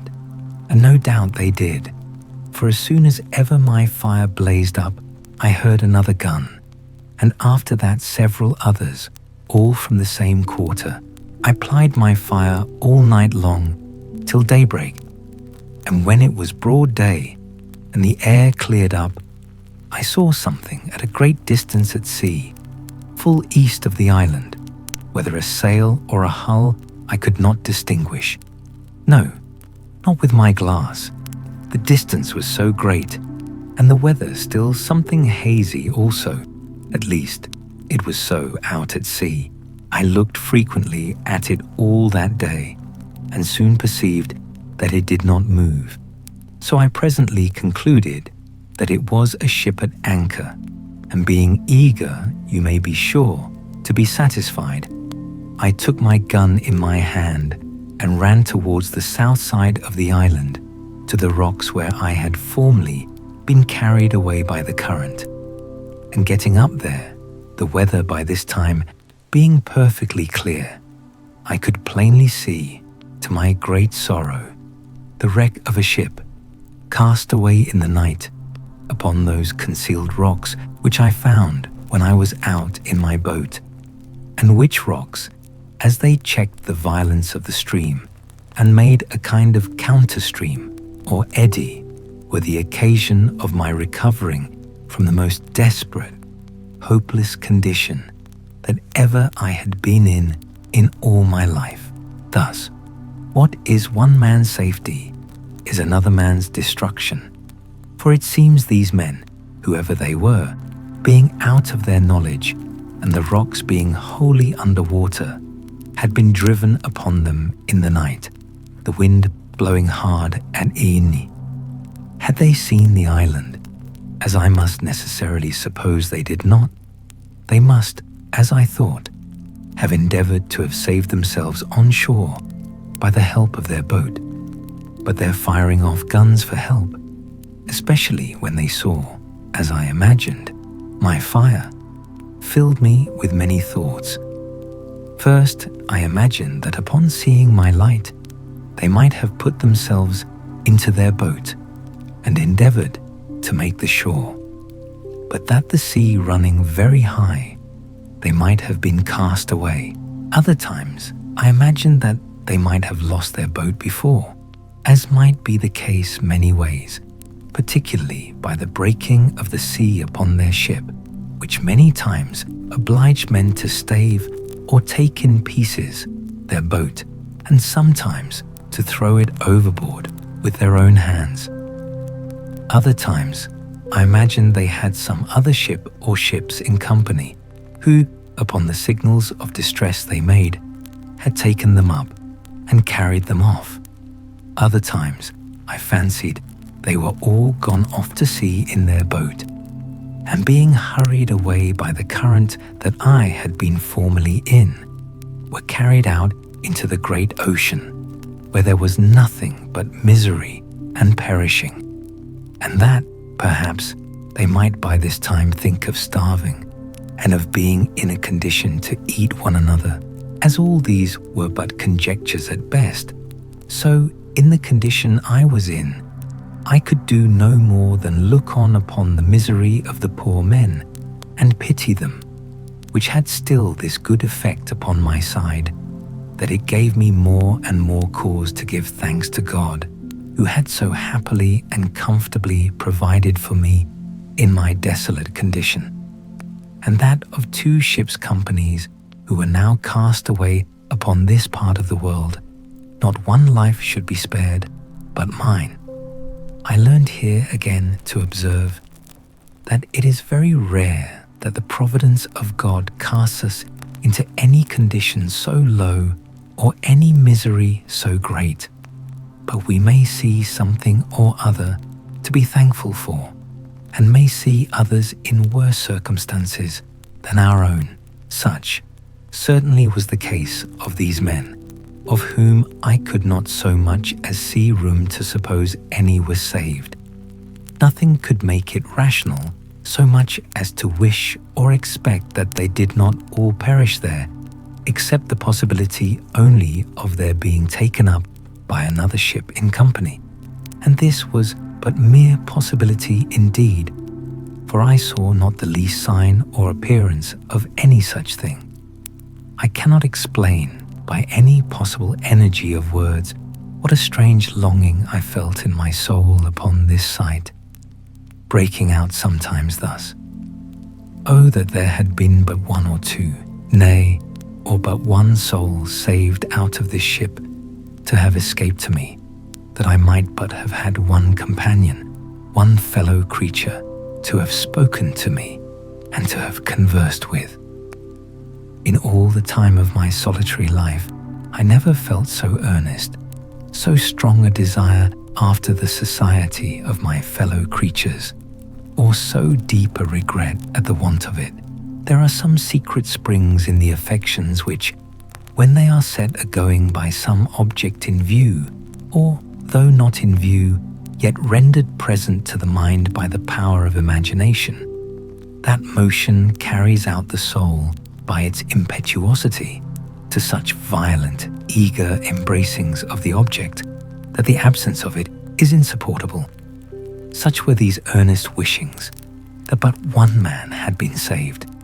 I believe I repeated the words, "Oh, that it had been but 1," 1,000 times, and my desires were so moved by it that when I spoke the words, my hands would clinch together and my fingers would press the palms of my hands, so that if I had had any soft thing in my hand, I should have crushed it involuntarily, and the teeth in my head would strike together and set against one another so strong that for some time I could not part them again. Let the naturalists explain these things, and the reason and manner of them. All I can do is to describe the fact, which was even surprising to me when I found it, though I knew not from whence it proceeded. It was doubtless the effect of ardent wishes and of strong ideas formed in my mind, realizing the comfort which the conversation of one of my fellow Christians would have been to me. But it was not to be. Either their fate or mine, or both, forbade it.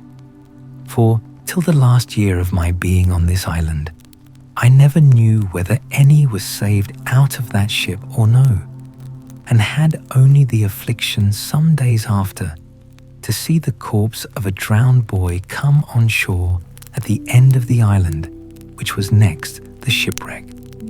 He had no clothes on but a seaman's waistcoat, a pair of open-kneed linen drawers, and a blue linen shirt, but nothing to direct me so much as to guess what nation he was of. He had nothing in his pockets but 2 pieces of 8 and a tobacco pipe. The last was to me of 10 times more value than the first. It was now calm, and I had a great mind to venture out in my boat to this wreck, not doubting but I might find something on board that might be useful to me. But that did not altogether press me so much as the possibility that there might be yet some living creature on board, whose life I might not only save, but might, by saving that life, comfort my own to the last degree. And this thought clung so to my heart that I could not be quiet night or day, but I must venture out in my boat on board this wreck, and committing the rest to God's providence, I thought the impression was so strong upon my mind that it could not be resisted, that it must come from some invisible direction, and that I should be wanting to myself if I did not go. Under the power of this impression, I hastened back to my castle, prepared everything for my voyage, took a quantity of bread, a great pot of fresh water, a compass to steer by, a bottle of rum, for I had still a great deal of that left, and a basket of raisins, and thus, loading myself with everything necessary, I went down to my boat, got the water out of her, got her afloat, loaded all my cargo in her, and then went home again for more. My second cargo was a great bag of rice, the umbrella to set up over my head for a shade, another large pot of water, and about 2 dozen of small loaves or barley cakes, more than before, with a bottle of goat's milk and a cheese, all which with great labor and sweat I carried to my boat, and praying to God to direct my voyage, I put out, and rowing or paddling the canoe along the shore, came at last to the utmost point of the island on the northeast side, and now I was to launch out into the ocean, and either to venture or not to venture. I looked on the rapid currents which ran constantly on both sides of the island at a distance, and which were very terrible to me from the remembrance of the hazard I had been in before, and my heart began to fail me, for I foresaw that if I was driven into either of those currents, I should be carried a great way out to sea, and perhaps out of my reach or sight of the island again, and that then, as my boat was but small, if any little gale of wind should rise, I should be inevitably lost. These thoughts so oppressed my mind that I began to give over my enterprise, and having hauled my boat into a little creek on the shore, I stepped out and sat down upon a rising bit of ground, very pensive and anxious between fear and desire about my voyage, when, as I was musing, I could perceive that the tide was turned and the flood come on, upon which my going was impracticable for so many hours. Upon this, presently, it occurred to me that I should go up to the highest piece of ground I could find, and observe, if I could, how the sets of the tide or currents lay when the flood came in, that I might judge whether, if I was driven one way out, I might not expect to be driven another way home, with the same rapidity of the currents. This thought was no sooner in my head than I cast my eye upon a little hill which sufficiently overlooked the sea both ways, and from whence I had a clear view of the currents or sets of the tide, and which way I was to guide myself in my return.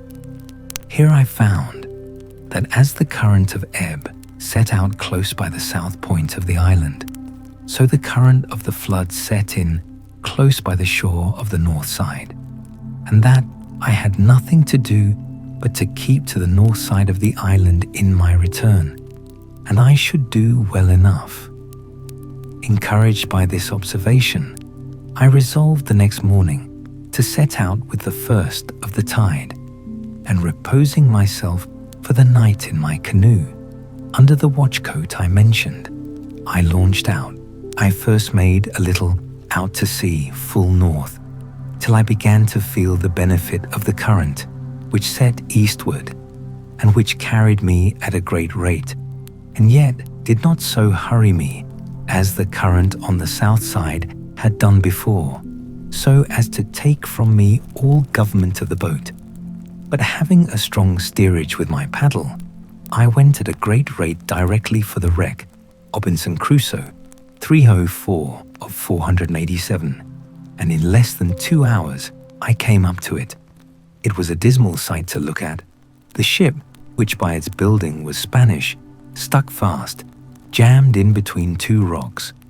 All the stern and quarter of her were beaten to pieces by the sea, and as her forecastle, which stuck in the rocks, had run on with great violence, her mainmast and foremast were brought by the board, that is to say, broken short off, but her bowsprit was sound, and the head and bow appeared firm.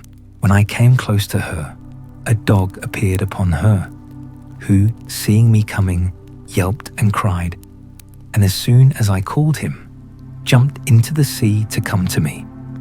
I took him into the boat, but found him almost dead with hunger and thirst. I gave him a cake of my bread, and he devoured it like a ravenous wolf that had been starving a fortnight in the snow. I then gave the poor creature some fresh water, with which, if I would have let him, he would have burst himself. After this, I went on board, but the first sight I met with was 2 men drowned in the cookroom, or forecastle of the ship, with their arms fast about one another. I concluded, as is indeed probable, that when the ship struck, it being in a storm, the sea broke so high and so continually over her that the men were not able to bear it, and were strangled with the constant rushing in of the water, as much as if they had been under water. Besides the dog, there was nothing left in the ship that had life, nor any goods that I could see, but what was spoiled by the water. There were some casks of liquor, whether wine or brandy I knew not, which lay lower in the hold, and which, the water being ebbed out, I could see, but they were too big to meddle with. I saw several chests, which I believe belonged to some of the seamen, and I got 2 of them into the boat without examining what was in them. Had the stern of the ship been fixed and the forepart broken off, I am persuaded I might have made a good voyage, for by what I found in those 2 chests, I had room to suppose the ship had a great deal of wealth on board, and if I may guess from the course she steered, she must have been bound from Buenos Aires or the Rio de la Plata in the south part of America, beyond the Brazils to the Havana, in the Gulf of Mexico, and so perhaps to Spain. She had, no doubt, a great treasure in her, but of no use at that time to anybody, and what became of the crew, I then knew not. I found, besides these chests, a little cask full of liquor, of about 20 gallons, which I got into my boat with much difficulty. There were several muskets in the cabin, and a great powder horn, with about 4 pounds of powder in it. As for the muskets, I had no occasion for them, so I left them, but took the powder horn. I took a fire shovel and tongs, which I wanted extremely, as also 2 little brass kettles, a copper pot to make chocolate, and a gridiron. And with this cargo and the dog, I came away, the tide beginning to make home again, and the same evening, about an hour within night, I reached the island again, weary and fatigued to the last degree. I reposed that night in the boat, and in the morning I resolved to harbour what I had got in my new cave, and not carry it home, to my castle. After refreshing myself, I got all my cargo on shore and began to examine the particulars. The cask of liquor I found to be a kind of rum, but not such as we had at the Brazils, and, in a word, not at all good. But when I came to open the chests, I found several things of great use to me. For example, I found in one a fine case of bottles of an extraordinary kind and filled with cordial waters, fine and very good. The bottles held about 3 pints each and were tipped with silver. I found 2 pots of very good succades, or sweetmeats, so fastened also on the top that the salt water had not hurt them, and 2 more of the same, which the water had spoiled. I found some very good shirts, which were very welcome to me, and about 12 dozen of white linen handkerchiefs and coloured neckcloths. The former were also very welcome, being exceedingly refreshing to wipe my face in a hot day. Besides this, when I came to the till in the chest, I found there 3 great bags of pieces of 8, which held about 1,100 pieces in all, and in one of them, wrapped up in a paper, 6 doubloons of gold and some small bars or wedges of gold. I suppose they might all weigh near a pound. In the other chest were some clothes, but of little value, but by the circumstances, it must have belonged to the gunner's mate, though there was no powder in it except 2 pounds of fine glazed powder in 3 flasks, kept, I suppose, for charging their fowling pieces on occasion. Upon the whole, I got very little by this voyage that was of any use to me, for as to the money, I had no manner of occasion for it. It was to me as the dirt under my feet, and I would have given it all for 3 or 4 pair of English shoes and stockings, which were things I greatly wanted, but had had none on my feet for many years. I had, indeed, got 2 pair of shoes now, which I took off the feet of 2 drowned men whom I saw in the wreck, and I found 2 pair more in one of the chests, which were very welcome to me, but they were not like our English shoes, either for ease or service, being rather what we call pumps than shoes. I found in this seaman's chest about 50 pieces of 8 in reals, but no gold. I suppose this belonged to a poorer man than the other, which seemed to belong to some officer. Well, however, I lugged this money home to my cave and laid it up, as I had done that before which I had brought from our own ship. But it was a great pity, as I said, that the other part of this ship had not come to my share, for I am satisfied I might have loaded my canoe several times over with money, and thought I, if I ever escaped to England, it might lie here safe enough till I come again and fetch it. Chapter 14. A dream realized. Having now brought all my things on shore and secured them, I went back to my boat and rowed or paddled her along the shore to her old harbour, where I laid her up and made the best of my way to my old habitation, where I found everything safe and quiet. I began now to repose myself, live after my old fashion, and take care of my family affairs, and for a while I lived easy enough, only that I was more vigilant than I used to be, looked out oftener, and did not go abroad so much.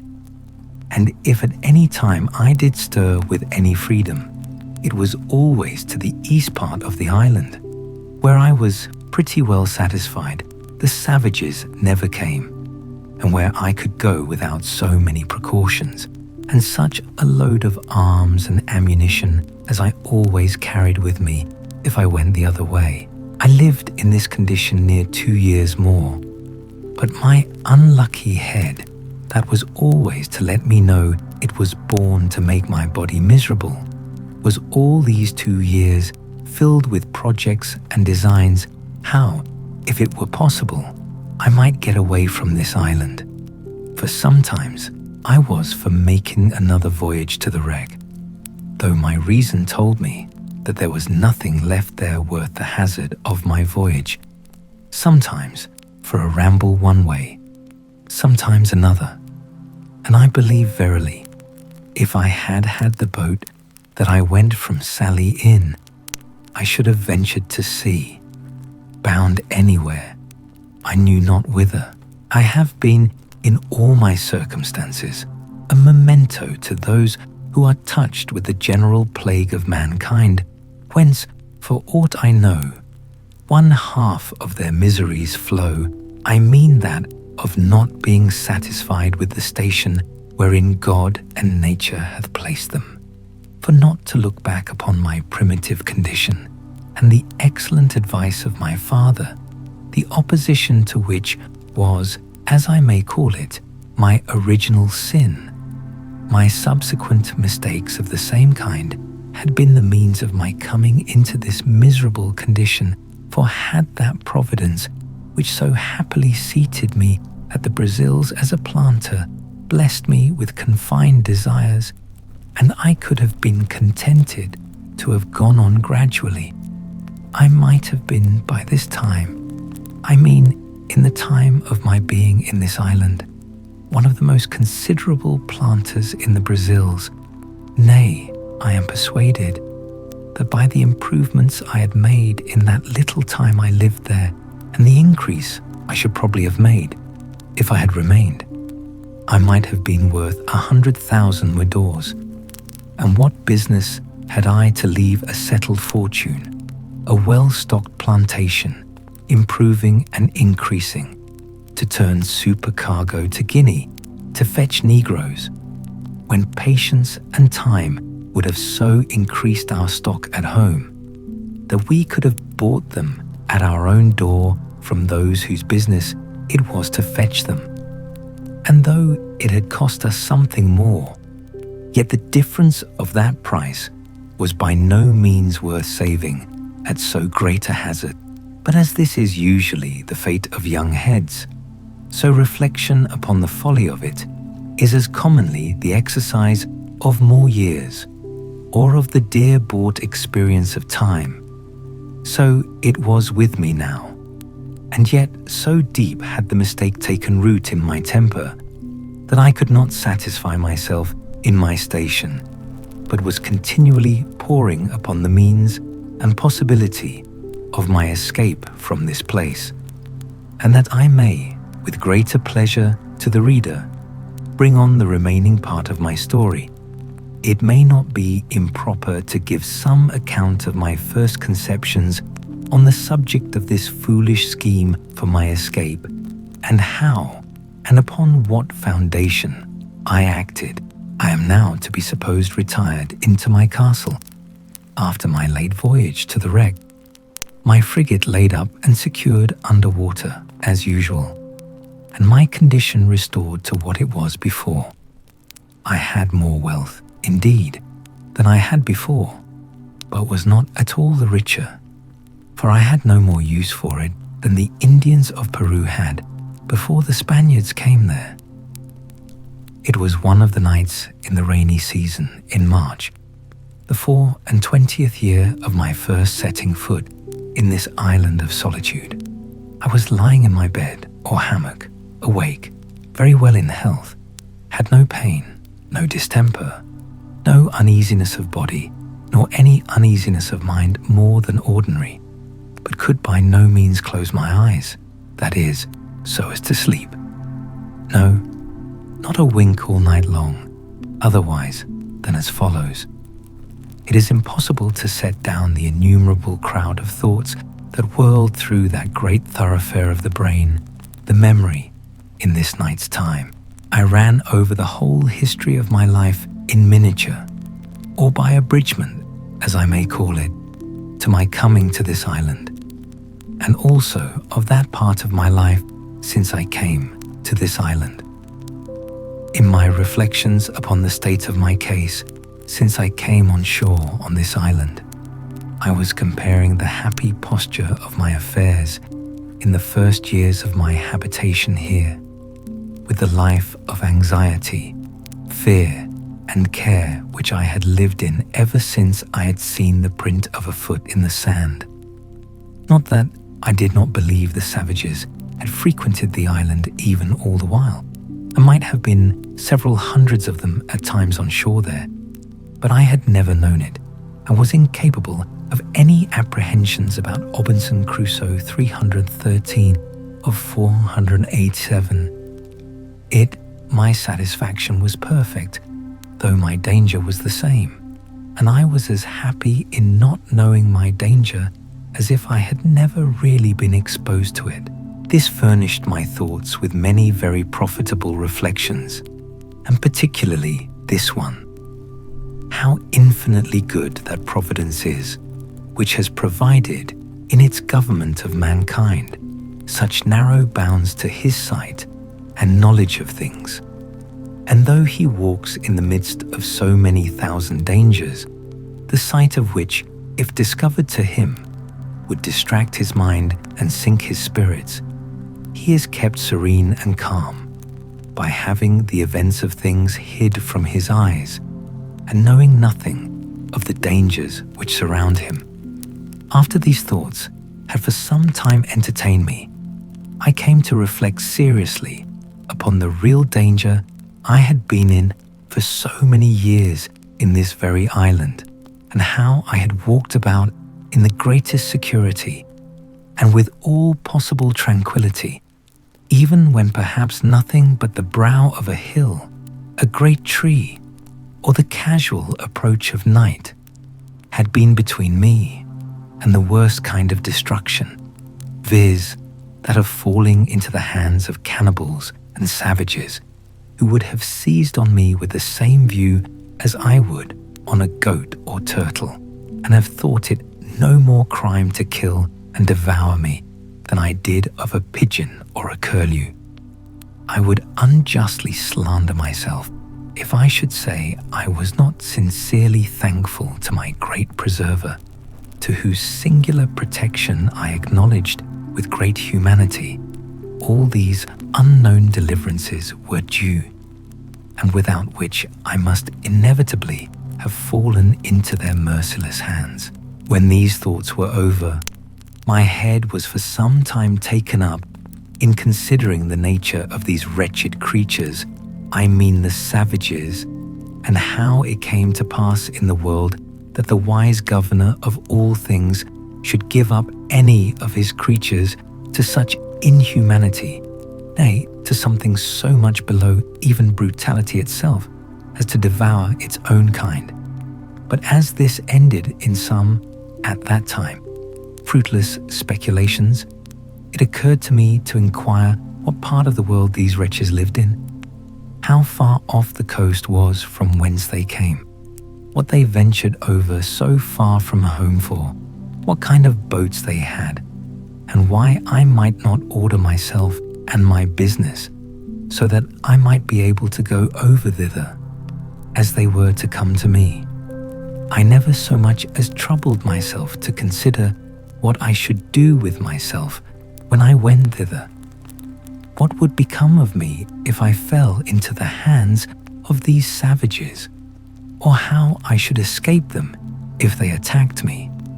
No, nor so much as how it was possible for me to reach the coast and not to be attacked by some or other of them, without any possibility of delivering myself.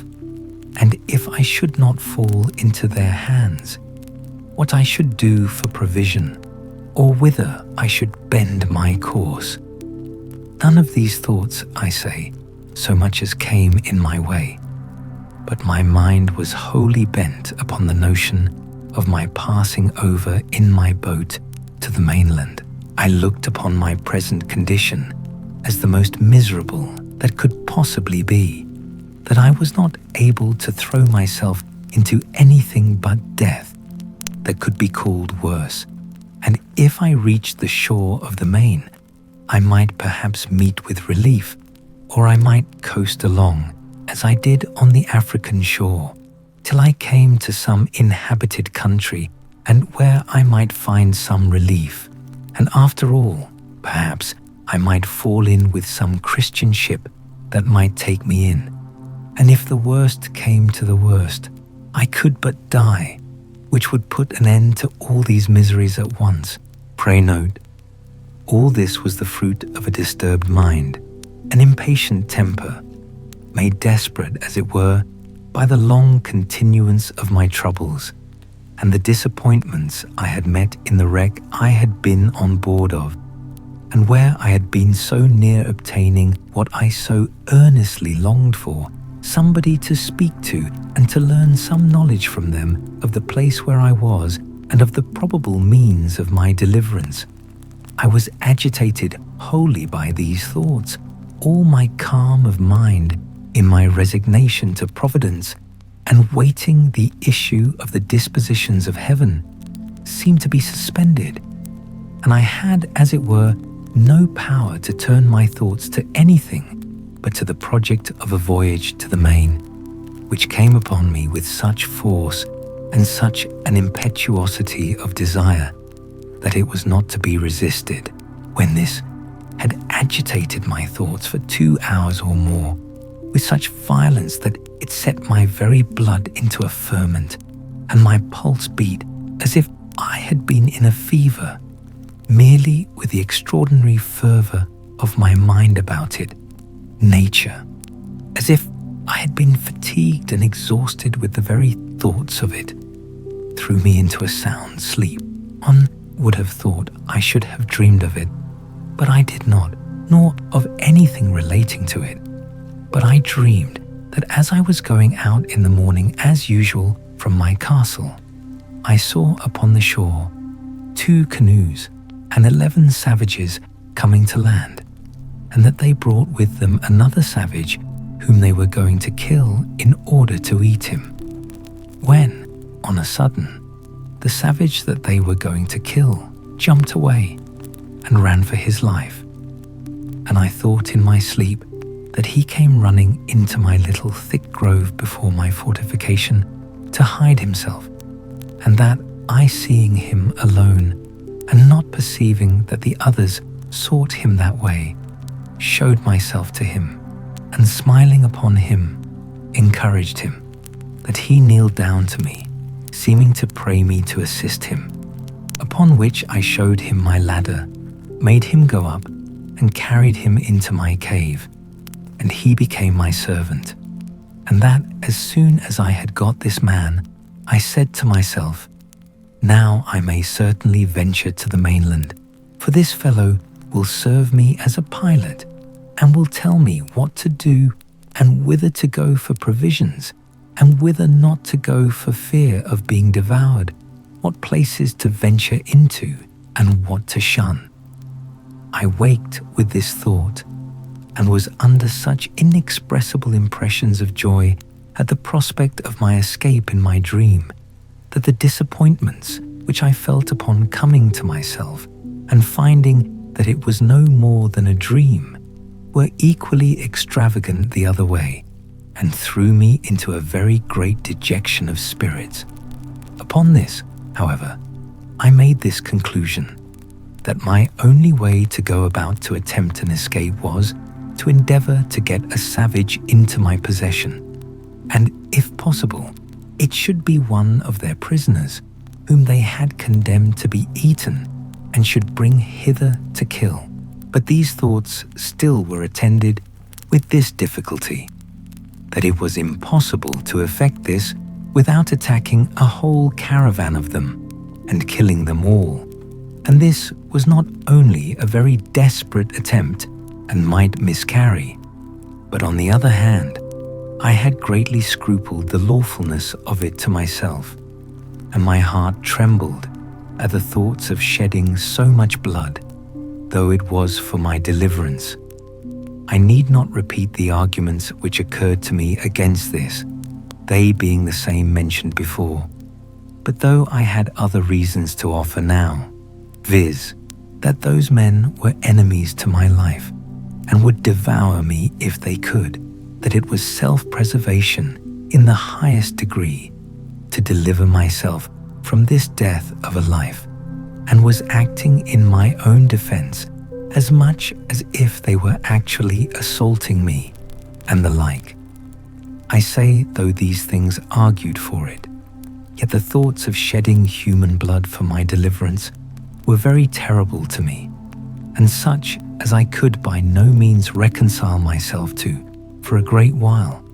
However, at last, after many secret disputes with myself, and after great perplexities about it, for all these arguments, one way and another, struggled in my head a long time, the eager prevailing desire of deliverance at length mastered all the rest, and I resolved, if possible, to get one of these savages into my hands, cost what it would. My next thing was to contrive how to do it, and this, indeed, was very difficult to resolve on. But as I could pitch upon no probable means for it, so I resolved to put myself upon the watch, to see them when they came on shore, and leave the rest to the event, taking such measures as the opportunity should present, let what would be. With these resolutions in my thoughts, I set myself upon the scout as often as possible, and indeed so often that I was heartily tired of it, for it was above a year and a half that I waited, and for great part of that time went out to the West End and to the south-west corner of the island almost every day to look for canoes, but none appeared. This was very discouraging and began to trouble me much, though I cannot say that it did in this case, as it had done some time before, wear off the edge of my desire to the thing. But the longer it seemed to be delayed, the more eager I was for it. In a word, I was not at first so careful to shun the sight of these savages and avoid being seen by them, as I was now eager to be upon them.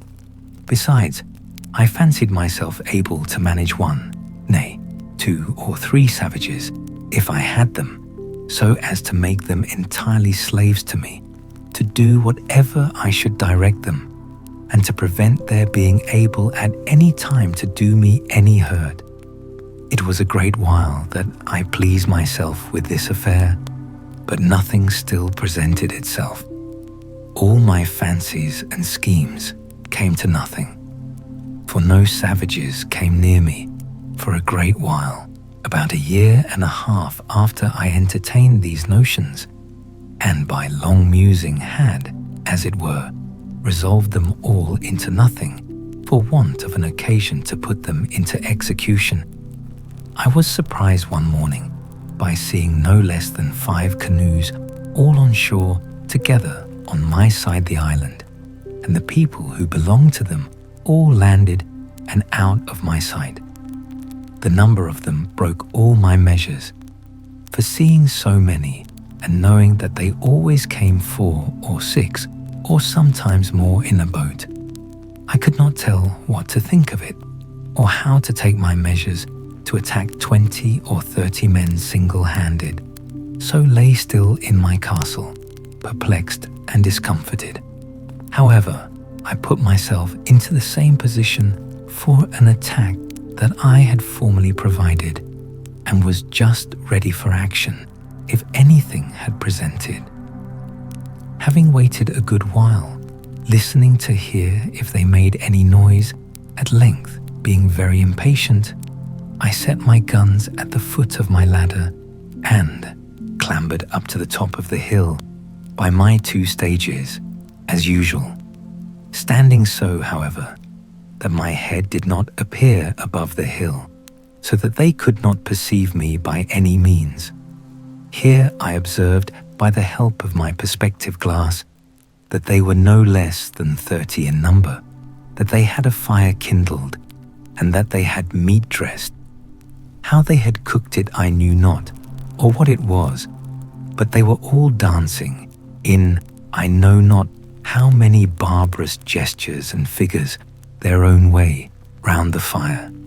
While I was thus looking on them, I perceived by my perspective two miserable wretches dragged from the boats, where, it seems, they were laid by, and were now brought out for the slaughter. I perceived one of them immediately fall, being knocked down, I suppose, with a club or wooden sword, for that was their way, and 2 or 3 others were at work immediately, cutting him open for their cookery, while the other victim was left standing by himself till they should be ready for him. In that very moment, this poor wretch, seeing himself a little at liberty and unbound, nature inspired him with hopes of life, and he started away from them and ran with incredible swiftness along the sands directly towards me. I mean towards that part of the coast where my habitation was. I was dreadfully frightened, I must acknowledge, when I perceived him run my way, and especially when, as I thought, I saw him pursued by the whole body. And now I expected that part of my dream was coming to pass, and that he would certainly take shelter in my grove. But I could not depend by any means upon my dream that the other savages would not pursue him thither and find him there. However, I kept my station, and my spirits began to recover when I found that there was not above 3 men that followed him, and still more was I encouraged when I found that he outstripped them exceedingly in running and gained ground on them, so that if he could but hold out for half an hour, I saw easily he would fairly get away from them all. There was between them and my castle the creek, which I mentioned often in the first part of my story, where I landed my cargoes out of the ship, and this I saw plainly. He must necessarily swim over, or the poor wretch would be taken there. But when the savage escaping came thither, he made nothing of it, though the tide was then up, but plunging in, swam through in about 30 strokes or thereabouts, landed and ran with exceeding strength and swiftness. When the 3 persons came to the creek, I found that 2 of them could swim, but the 3rd could not, and that, standing on the other side, he looked at the others, but went no farther, and soon after went softly back again, which, as it happened, was very well for him in the end. I observed that the 2 who swam were yet more than twice as strong swimming over the creek as the fellow was that fled from them. It came very warmly upon my thoughts, and indeed irresistibly, that now was the time to get me a servant, and, perhaps, a companion or assistant, and that I was plainly called by Providence to save this poor creature's life. I immediately ran down the ladders with all possible expedition, fetched my 2 guns, for they were both at the foot of the ladders, as I observed before, and getting up again with the same haste to the top of the hill, I crossed towards the sea, and having a very short cut, and all downhill, placed myself in the way between the pursuers and the pursued, hallooing aloud to him that fled, who, looking back, was at first perhaps as much frightened at me as at them. But I beckoned with my hand to him to come back, and in the meantime I slowly advanced towards the 2 that followed. Then rushing at once upon the foremost, I knocked him down with the stock of my piece. I was loath to fire, because I would not have the rest hear, though at that distance it would not have been easily heard, and being out of sight of the smoke too, they would not have known what to make of it. Having knocked this fellow down, the other who pursued him stopped, as if he had been frightened, and I advanced towards him. But as I came nearer, I perceived presently he had a bow and arrow, and was fitting it to shoot at me. So I was then obliged to shoot at him first, which I did, and killed him at the first shot. The poor savage who fled, but had stopped, though he saw both his enemies fallen and killed, as he thought, yet was so frightened with the fire and noise of my piece that he stood stock still, and neither came forward nor went backward, though he seemed rather inclined still to fly than to come on. I hallooed again to him, and made signs to come forward, which he easily understood, and came a little way, then stopped again, and then a little farther, and stopped again, and I could then perceive that he stood trembling, as if he had been taken prisoner, and had just been to be killed, as his two enemies were. I beckoned to him again to come to me, and gave him all the signs of encouragement that I could think of, and he came nearer and nearer, kneeling down every 10 or 12 steps, in token of acknowledgement for saving his life. I smiled at him, and looked pleasantly, and beckoned to him to come still nearer. At length he came close to me, and then he kneeled down again, kissed the ground, and laid his head upon the ground, and taking me by the foot, set my foot upon his head. This, it seems, was in token of swearing to be my slave forever. I took him up, and made much of him, and encouraged him all I could. But there was more work to do yet, for I perceived the savage whom I had knocked down was not killed, but stunned with the blow, and began to come to himself. So I pointed to him, and showed him the savage that he was not dead. Upon this he spoke some words to me, and though I could not understand them, yet I thought they were pleasant to hear, for they were the first sound of a man's voice that I had heard, my own excepted, for above 25 years. But there was no time for such reflections now. The savage who was knocked down recovered himself so far as to sit up upon the ground, and I perceived that my savage began to be afraid. But when I saw that, I presented my other piece at the man, as if I would shoot him. Upon this my savage, for so I call him now, made a motion to me to lend him my sword, which hung naked in a belt by my side, which I did. He no sooner had it, but he runs to his enemy, and at one blow cut off his head so cleverly, no executioner in Germany could have done it sooner or better, which I thought very strange for one who, I had reason to believe, never saw a sword in his life before, except their own wooden swords. However, it seems, as I learned afterwards, they make their wooden swords so sharp, so heavy, and the wood is so hard, that they will even cut off heads with them, aye, and arms, and that at one blow too. When he had done this, he comes laughing to me in sign of triumph, and brought me the sword again, and with abundance of gestures which I did not understand, laid it down with the head of the savage that he had killed just before me. But that which astonished him most was to know how I killed the other Indian so far off. So pointing to him, he made signs to me to let him go to him, and I bade him go as well as I could.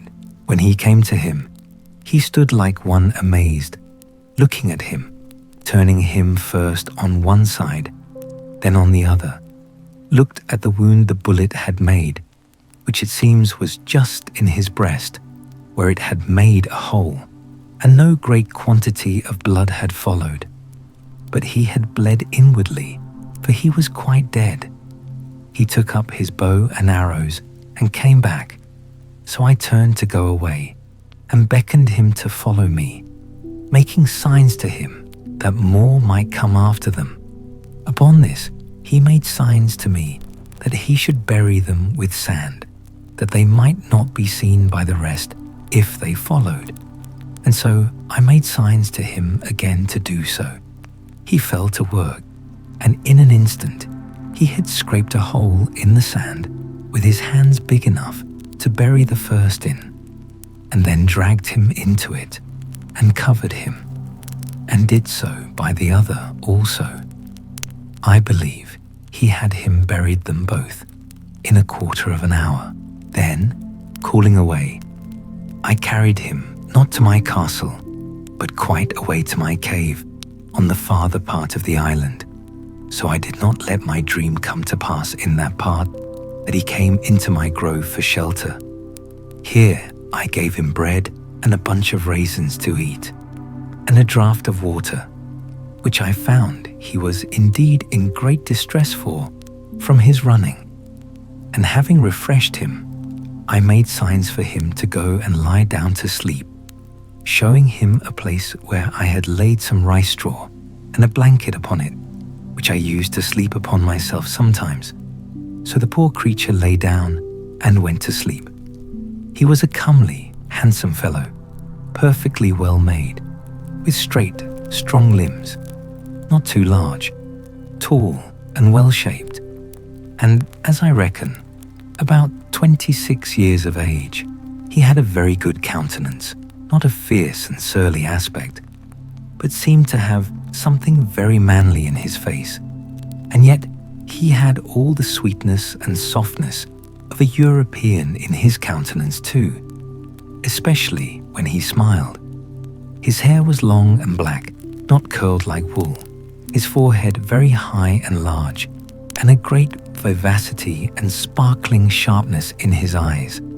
The color of his skin was not quite black, but very tawny, and yet not an ugly, yellow, nauseous tawny, as the Brazilians and Virginians and other natives of America are, but of a bright kind of a dun olive color that had in it something very agreeable, though not very easy to describe. His face was round and plump, his nose small, not flat, like the Negroes, a very good mouth, thin lips, and his fine teeth well set, and as white as ivory. After he had slumbered, rather than slept, about half an hour, he awoke again, and came out of the cave to me. For I had been milking my goats, which I had in the enclosure just by. When he espied me, he came running to me, laying himself down again upon the ground, with all the possible signs of an humble, thankful disposition, making a great many antic gestures to show it. At last, he lays his head flat upon the ground, close to my foot, and sets my other foot upon his head, as he had done before, and after this made all the signs to me of subjection, servitude, and submission imaginable, to let me know how he would serve me so long as he lived. I understood him in many things, and let him know I was very well pleased with him. In a little time I began to speak to him, and teach him to speak to me, and first I let him know his name should be Friday, which was the day I saved his life. I called him so for the memory of the time. I likewise taught him to say Master, and then let him know that was to be my name. I likewise taught him to say yes and no, and to know the meaning of them. I gave him some milk in an earthen pot, and let him see me drink it before him, and sop my bread in it, and gave him a cake of bread to do the like, which he quickly complied with, and made signs that it was very good for him. I kept there with him all that night, but as soon as it was day, I beckoned to him to come with me, and let him know I would give him some clothes, at which he seemed very glad, for he was stark naked.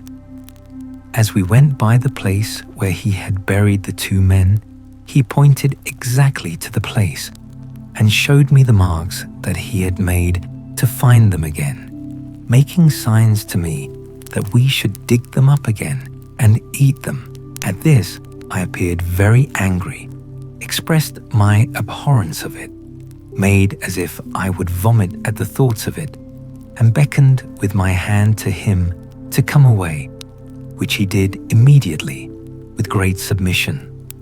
I then led him up to the top of the hill to see if his enemies were gone. and pulling out my glass, I looked and saw plainly the place where they had been, but no appearance of them or their canoes, so that it was plain they were gone, and had left their 2 comrades behind them without any search after them.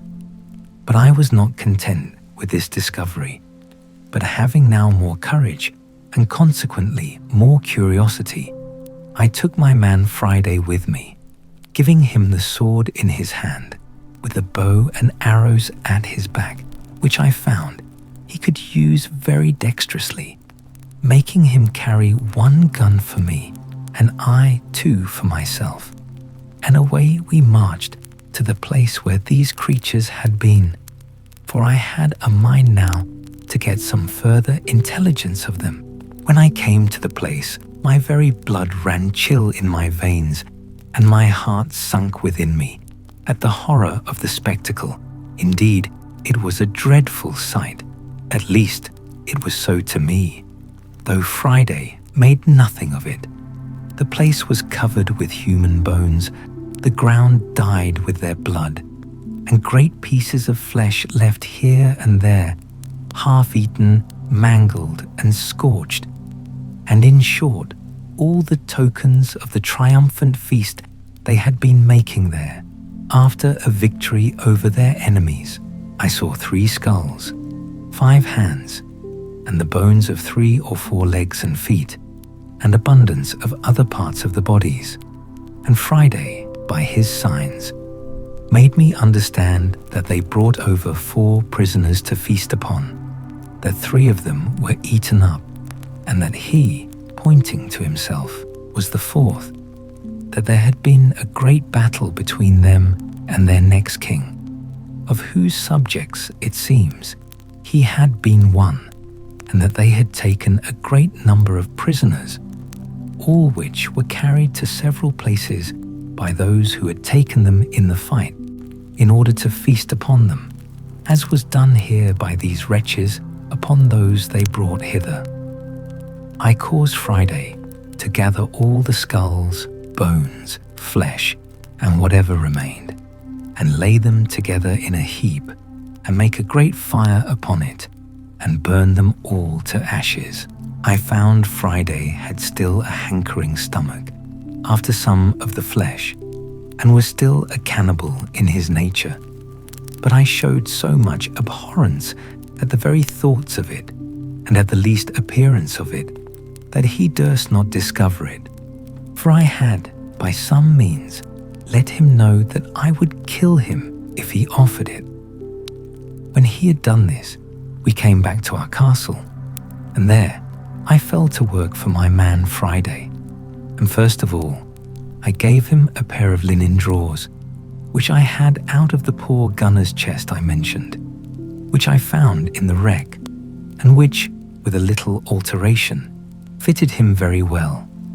And then I made him a jerkin of goat skin, as well as my skill would allow, for I was now grown a tolerably good tailor, and I gave him a cap which I made of hare's skin, very convenient and fashionable enough, and thus he was clothed, for the present, tolerably well, and was mighty well pleased to see himself almost as well clothed as his master. It is true he went awkwardly in these clothes at first. Wearing the drawers was very awkward to him, and the sleeves of the waistcoat galled his shoulders and the inside of his arms, but a little easing them where he complained they hurt him, and using himself to them, he took to them at length very well. The next day, after I came home to my hutch with him, I began to consider where I should lodge him, and that I might do well for him, and yet be perfectly easy myself. I made a little tent for him in the vacant place between my 2 fortifications, in the inside of the last, and in the outside of the first. As there was a door or entrance there into my cave, I made a formal frame door case, and a door to it of boards, and set it up in the passage a little within the entrance, and causing the door to open in the inside, I barred it up in the night, taking in my ladders too, so that Friday could no way come at me in the inside of my innermost wall without making so much noise in getting over that it must needs awaken me.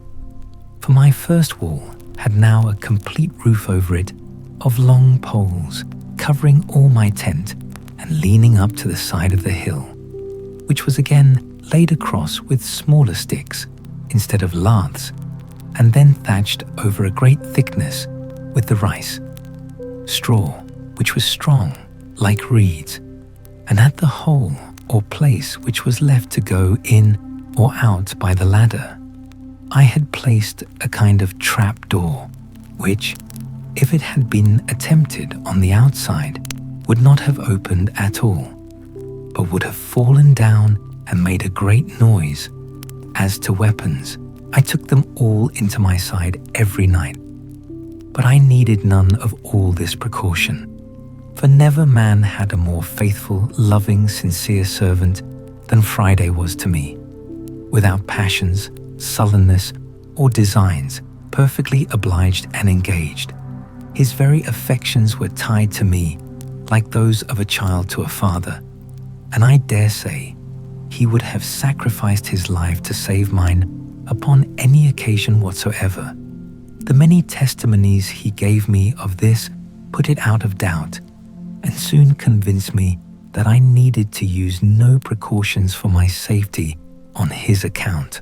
This frequently gave me occasion to observe, and that with wonder, that however it had pleased God in his providence, and in the government of the works of his hands, to take from so great a part of the world of his creatures the best uses to which their faculties and the powers of their souls are adapted, yet that he has bestowed upon them the same powers, the same reason, the same affections, the same sentiments of kindness and obligation, the same passions and resentments of wrongs, the same sense of gratitude, sincerity, fidelity, and all the capacities of doing good and receiving good that he has given to us, and that when he pleases to offer them occasions of exerting these, they are as ready, nay, more ready, to apply them to the right uses for which they were bestowed than we are.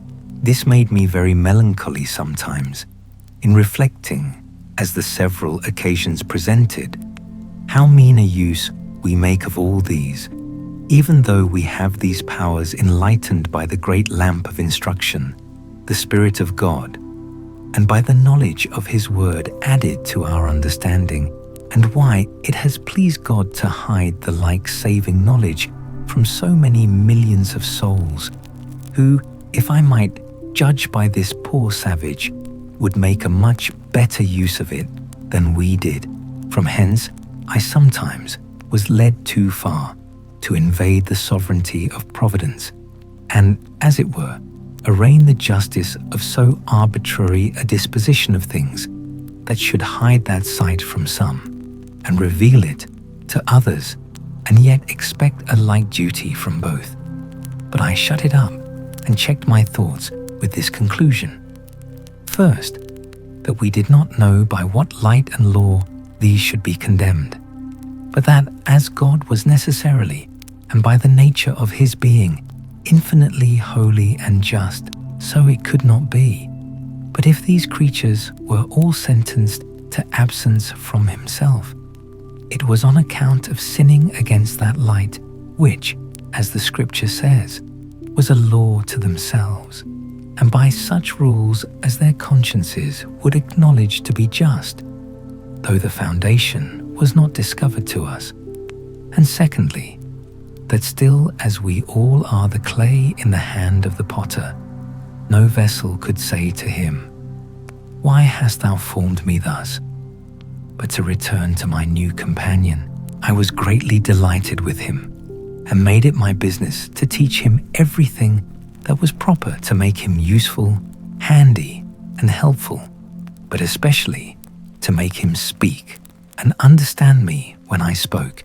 And he was the aptest scholar that ever was, and particularly was so merry, so constantly diligent, and so pleased when he could but understand me or make me understand him, that it was very pleasant for me to talk to him.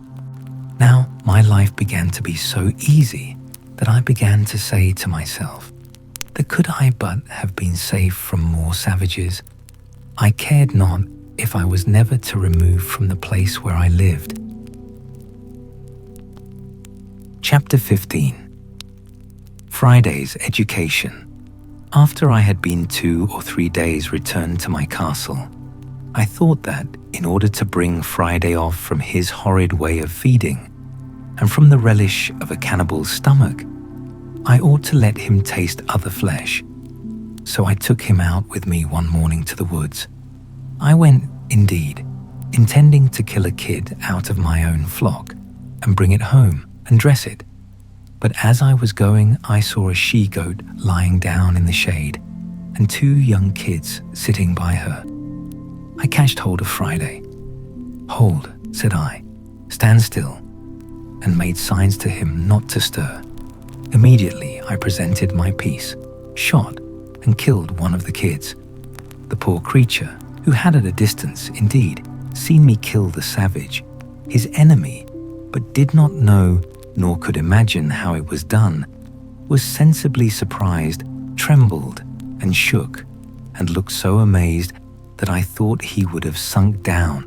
He did not see the kid I shot at, or perceive I had killed it, but ripped up his waistcoat to feel whether he was not wounded, and, as I found presently, thought I was resolved to kill him.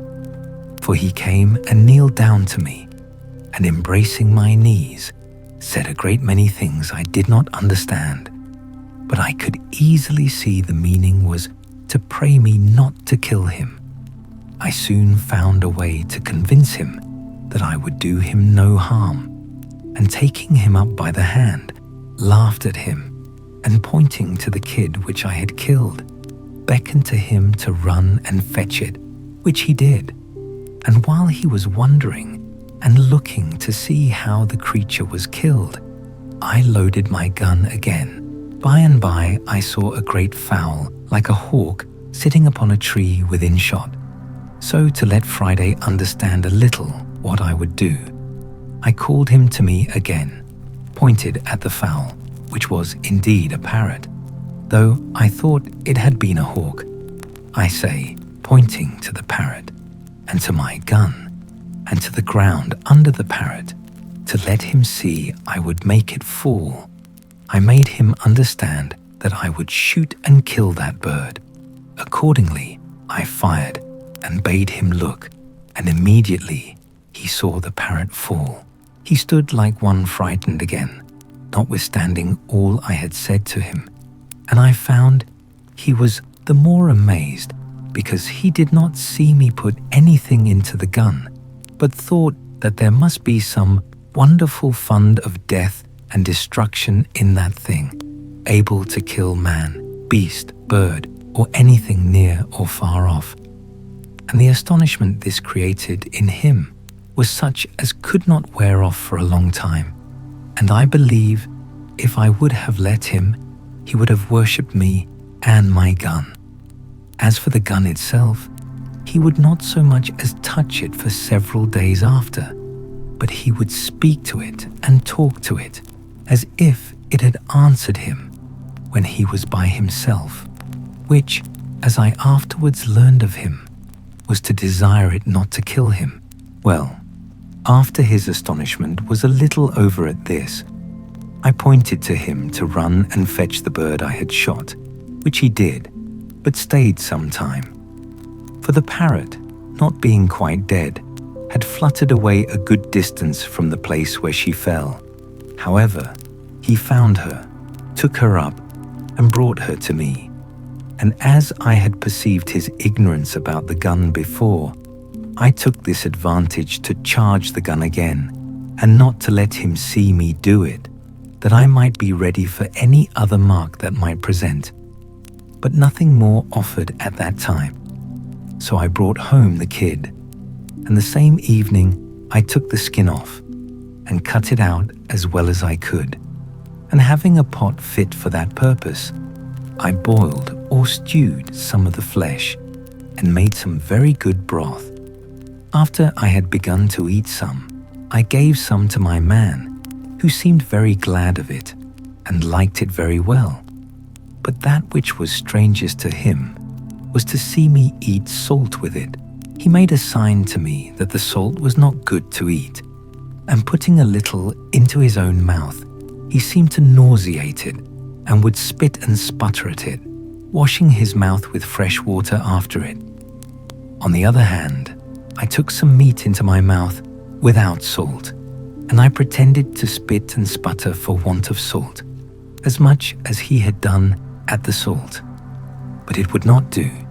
He would never care for salt with meat or in his broth, at least not for a great while, and then but a very little. Having thus fed him with boiled meat and broth, I was resolved to feast him the next day by roasting a piece of the kid. This I did by hanging it before the fire on a string, as I had seen many people do in England, setting 2 poles up, one on each side of the fire and one across the top, and tying the string to the cross stick, letting the meat turn continually. This Friday admired very much, but when he came to taste the flesh, he took so many ways to tell me how well he liked it that I could not but understand him, and at last he told me, as well as he could, he would never eat man's flesh any more, which I was very glad to hear. The next day I set him to work beating some corn out and sifting it in the manner I used to do, as I observed before, and he soon understood how to do it as well as I, especially after he had seen what the meaning of it was, and that it was to make bread of. For after that, I let him see me make my bread and bake it too, and in a little time, Friday was able to do all the work for me, as well as I could do it myself. I began now to consider that having 2 mouths to feed instead of 1, I must provide more ground for my harvest and plant a larger quantity of corn than I used to do. So I marked out a larger piece of land and began the fence in the same manner as before, in which Friday worked not only very willingly and very hard, but did it very cheerfully. And I told him what it was for, that it was for corn to make more bread, because he was now with me, and that I might have enough for him and myself too. He appeared very sensible of that part, and let me know that he thought I had much more labor upon me on his account than I had for myself, and that he would work the harder for me if I would tell him what to do. This was the pleasantest year of all the life I led in this place. Friday began to talk pretty well and understand the names of almost everything I had occasion to call for, and of every place I had to send him to, and talked a great deal to me, so that, in short, I began now to have some use for my tongue again, which, indeed, I had very little occasion for before. Besides the pleasure of talking to him, I had a singular satisfaction in the fellow himself. His simple, unfeigned honesty appeared to me more and more every day, and I began really to love the creature. And on his side, I believe he loved me more than it was possible for him ever to love anything before. I had a mind once to try if he had any inclination for his own country again, and having taught him English so well that he could answer me almost any question, I asked him whether the nation that he belonged to never conquered in battle, at which he smiled and said, Yes, we always fight the better. That is, he meant always get the better in fight. And so we began the following discourse. Master, you always fight the better. How came you to be taken prisoner then? Friday. My nation beat much for all that. Master, Howbeit, if your nation beat them, how came you to be taken? Friday. They more many than my nation, in the place where me was. They take 1, 2, 3, and me. My nation overbeat them in the yonder place where me no was. There my nation take 1, 2, great thousand. Master, but why did not your side recover you from the hands of your enemies then? Friday. They run 1, 2, 3, and me, and make go in the canoe. My nation have no canoe that time. Master, well, Friday, and what does your nation do with the men they take? Do they carry them away and eat them as these did? Friday, yes, my nation eat mans too, eat all up. Master, where do they carry them? Friday, go to other place, where they think. Master, do they come hither? Friday, yes, they come hither, come other else place. Master, have you been here with them? Friday, yes, I have been here. Points to the NW side of the island, which it seems was their side. By this, I understood that my man Friday had formerly been among the savages who used to come on shore on the farther part of the island on the same man-eating occasions he was now brought for, and some time after, when I took the courage to carry him to that side, being the same I formerly mentioned, he presently knew the place, and told me he was there once, when they ate up 20 men, 2 women, and 1 child. He could not tell 20 in English, but he numbered them by laying so many stones in a row and pointing to me to tell them over.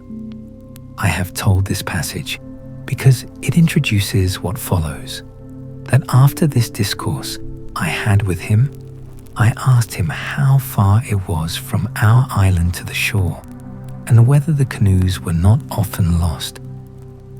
He told me there was no danger, no canoes ever lost, but that after a little way out to sea, there was a current and wind, always one way in the morning, the other in the afternoon. This I understood to be no more than the sets of the tide, as going out or coming in. But I afterwards understood it was occasioned by the great draught and reflux of the mighty river Orinoco, in the mouth or gulf of which river, as I found afterwards, our island lay, and that this land, which I perceived to be W and NW, was the great island Trinidad, on the north point of the mouth of the river. I asked Friday 1,000 questions about the country, the inhabitants, the sea, the coast, and what nations were near. He told me all he knew with the greatest openness imaginable. I asked him the names of the several nations of his sort of people, but could get no other name than Caribs, from whence I easily understood that these were the Caribbees, which our maps place on the part of America which reaches from the mouth of the river Orinoco to Guyana and onwards to St. Martha. He told me that up a great way beyond the moon, that was beyond the setting of the moon, which must be west from their country, there dwelt white-bearded men like me, and pointed to my great whiskers, which I mentioned before, and that they had killed much mans. That was his word, by all which I understood he meant the Spaniards, whose cruelties in America had been spread over the whole country, and were remembered by all the nations from father to son. I inquired if he could tell me how I might go from this island and get among those white men. He told me, yes, you may go in 2 canoe. I could not understand what he meant, or make him describe to me what he meant by 2 canoe, till at last, with great difficulty, I found he meant it must be in a large boat, as big as 2 canoes. This part of Friday's discourse I began to relish very well, and from this time I entertained some hopes that one time or other I might find an opportunity to make my escape from this place. and that this poor savage might be a means to help me. During the long time that Friday had now been with me, and that he began to speak to me and understand me, I was not wanting to lay a foundation of religious knowledge in his mind. Particularly, I asked him one time, who made him? The creature did not understand me at all, but thought I had asked who was his father. But I took it up by another handle and asked him, who made the sea, the ground we walked on, and the hills and woods? He told me it was one Benamuki that lived beyond all. He could describe nothing of this great person, but that he was very old, much older, he said, than the sea or land, than the moon or the stars. I asked him then, if this old person had made all things, why did not all things worship him? He looked very grave, and, with a perfect look of innocence, said, all things say "O" to him. I asked him if the people who die in his country went away anywhere. He said, yes, they all went to Benamuki. Then I asked him whether those they eat up went thither too. He said, yes. From these things, I began to instruct him in the knowledge of the true God. I told him that the great Maker of all things lived up there, pointing up towards heaven, that he governed the world by the same power and providence by which he made it, that he was omnipotent and could do everything for us, give everything to us, take everything from us. And thus, by degrees, I opened his eyes. He listened with great attention and received with pleasure the notion of Jesus Christ being sent to redeem us, and of the manner of making our prayers to God, and his being able to hear us even in heaven. He told me one day that if our God could hear us up beyond the sun, he must needs be a greater God than their Benamuki, who lived but a little way off, and yet could not hear till they went up to the great mountains where he dwelt to speak to them. I asked him if ever he went thither to speak to him. He said, no, they never went that were young men. None went thither but the old men, whom he called their uwakaki.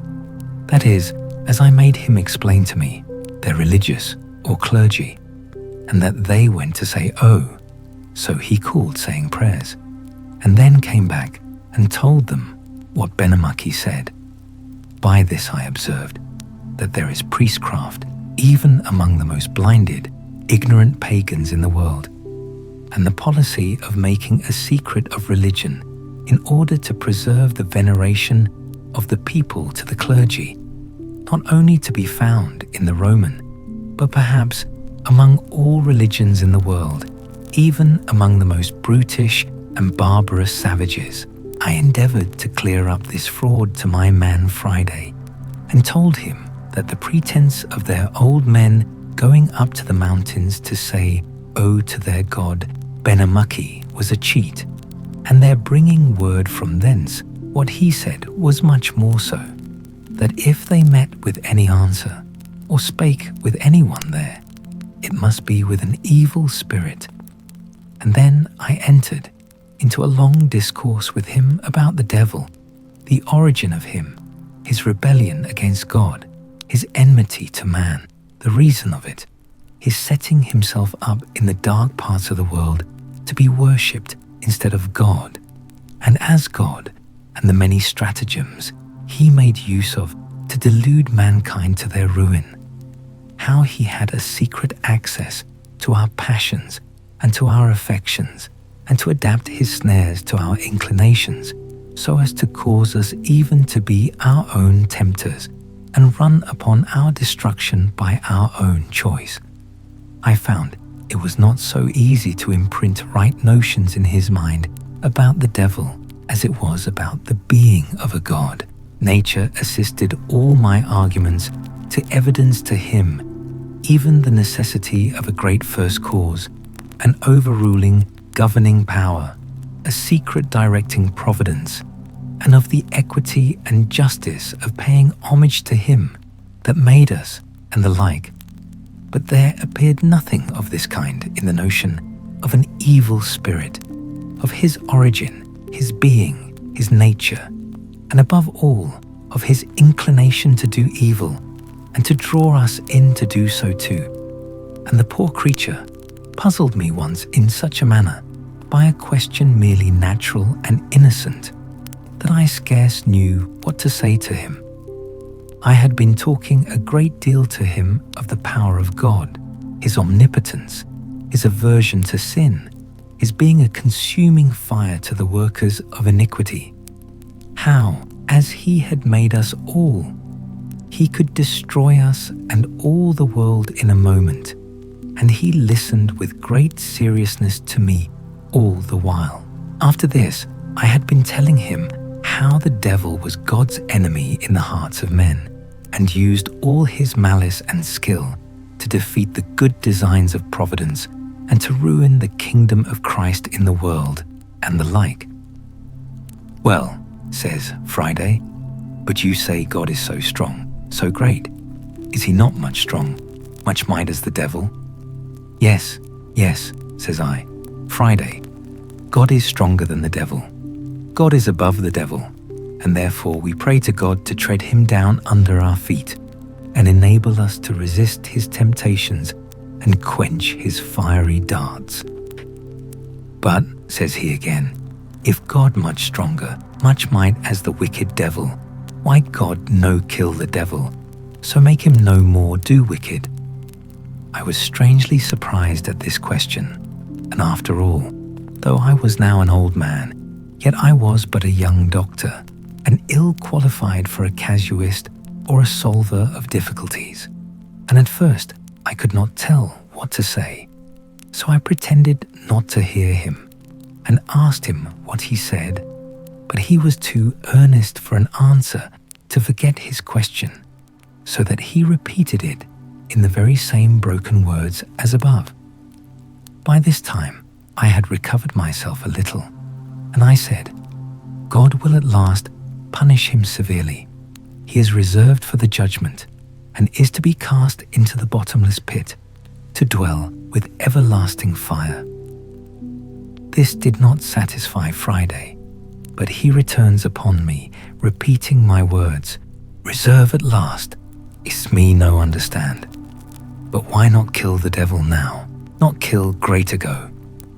You may as well ask me, said I, why God does not kill you or me when we do wicked things here that offend him. We are preserved to repent and be pardoned. He mused some time on this.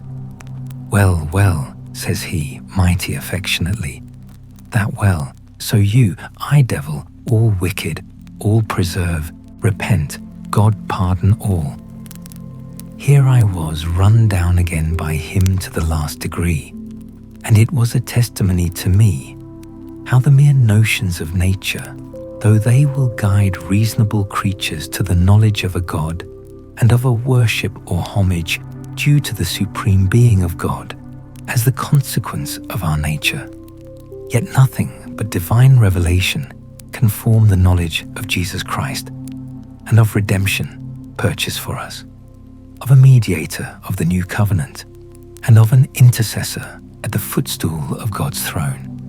I say, nothing but a revelation from heaven can form these in the soul, and that therefore the gospel of our Lord and Saviour, Jesus Christ, I mean the Word of God and the Spirit of God, promise for the guide and sanctifier of his people, are the absolutely necessary instructors of the souls of men in the saving knowledge of God and the means of salvation.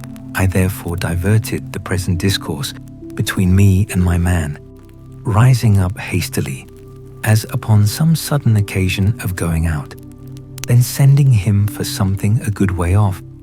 I seriously prayed to God that he would enable me to instruct savingly this poor savage, assisting by his Spirit the heart of the poor ignorant creature to receive the light of the knowledge of God in Christ, reconciling him to himself, and would guide me so to speak to him from the Word of God, that his conscience might be convinced, his eyes opened, and his soul saved.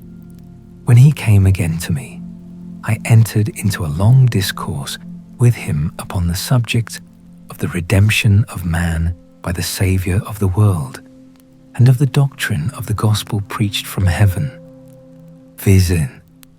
Of repentance towards God, and faith in our blessed Lord Jesus.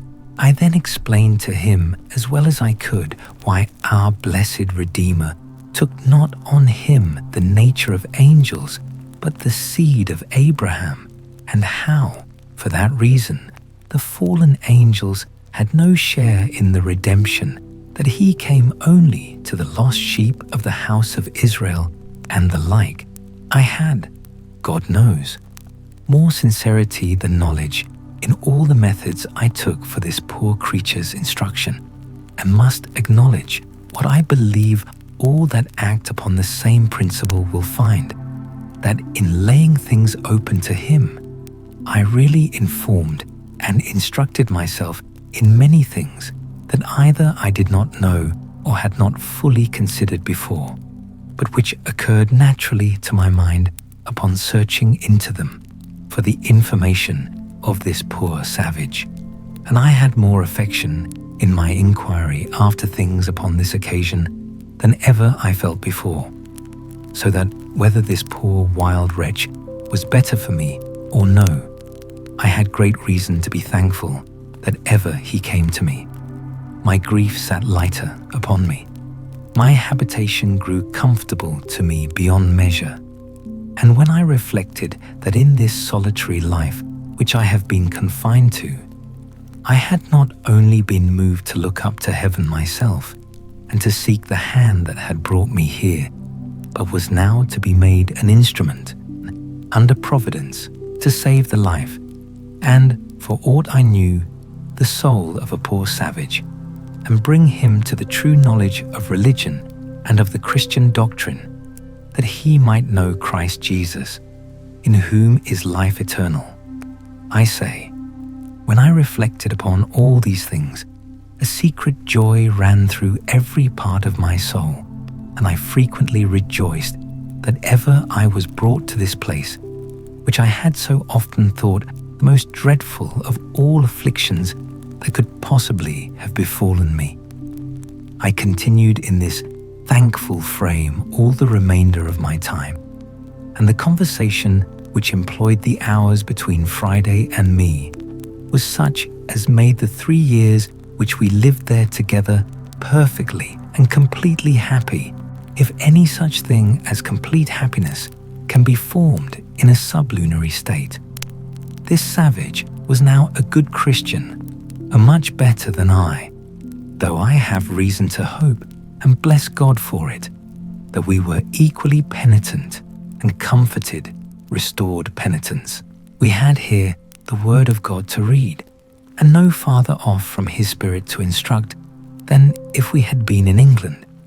I always applied myself in reading the Scripture to let Him know, as well as I could, the meaning of what I read, and He, again, by His serious inquiries and questionings, made me, as I said before, a much better scholar in the Scripture knowledge than I should ever have been by my own mere private reading.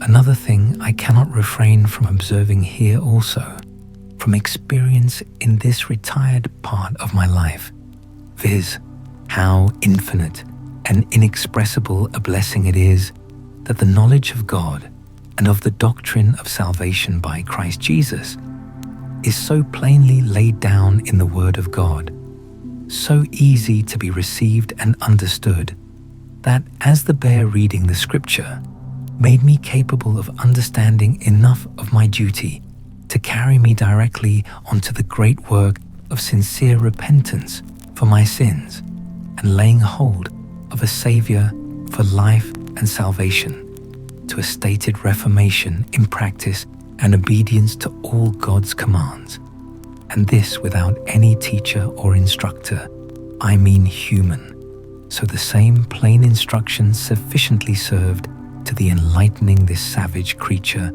and bringing him to be such a Christian as I have known few equal to him in my life, as to all the disputes, wrangling, strife, and contention which have happened in the world about religion, whether niceties in doctrines or schemes of church government.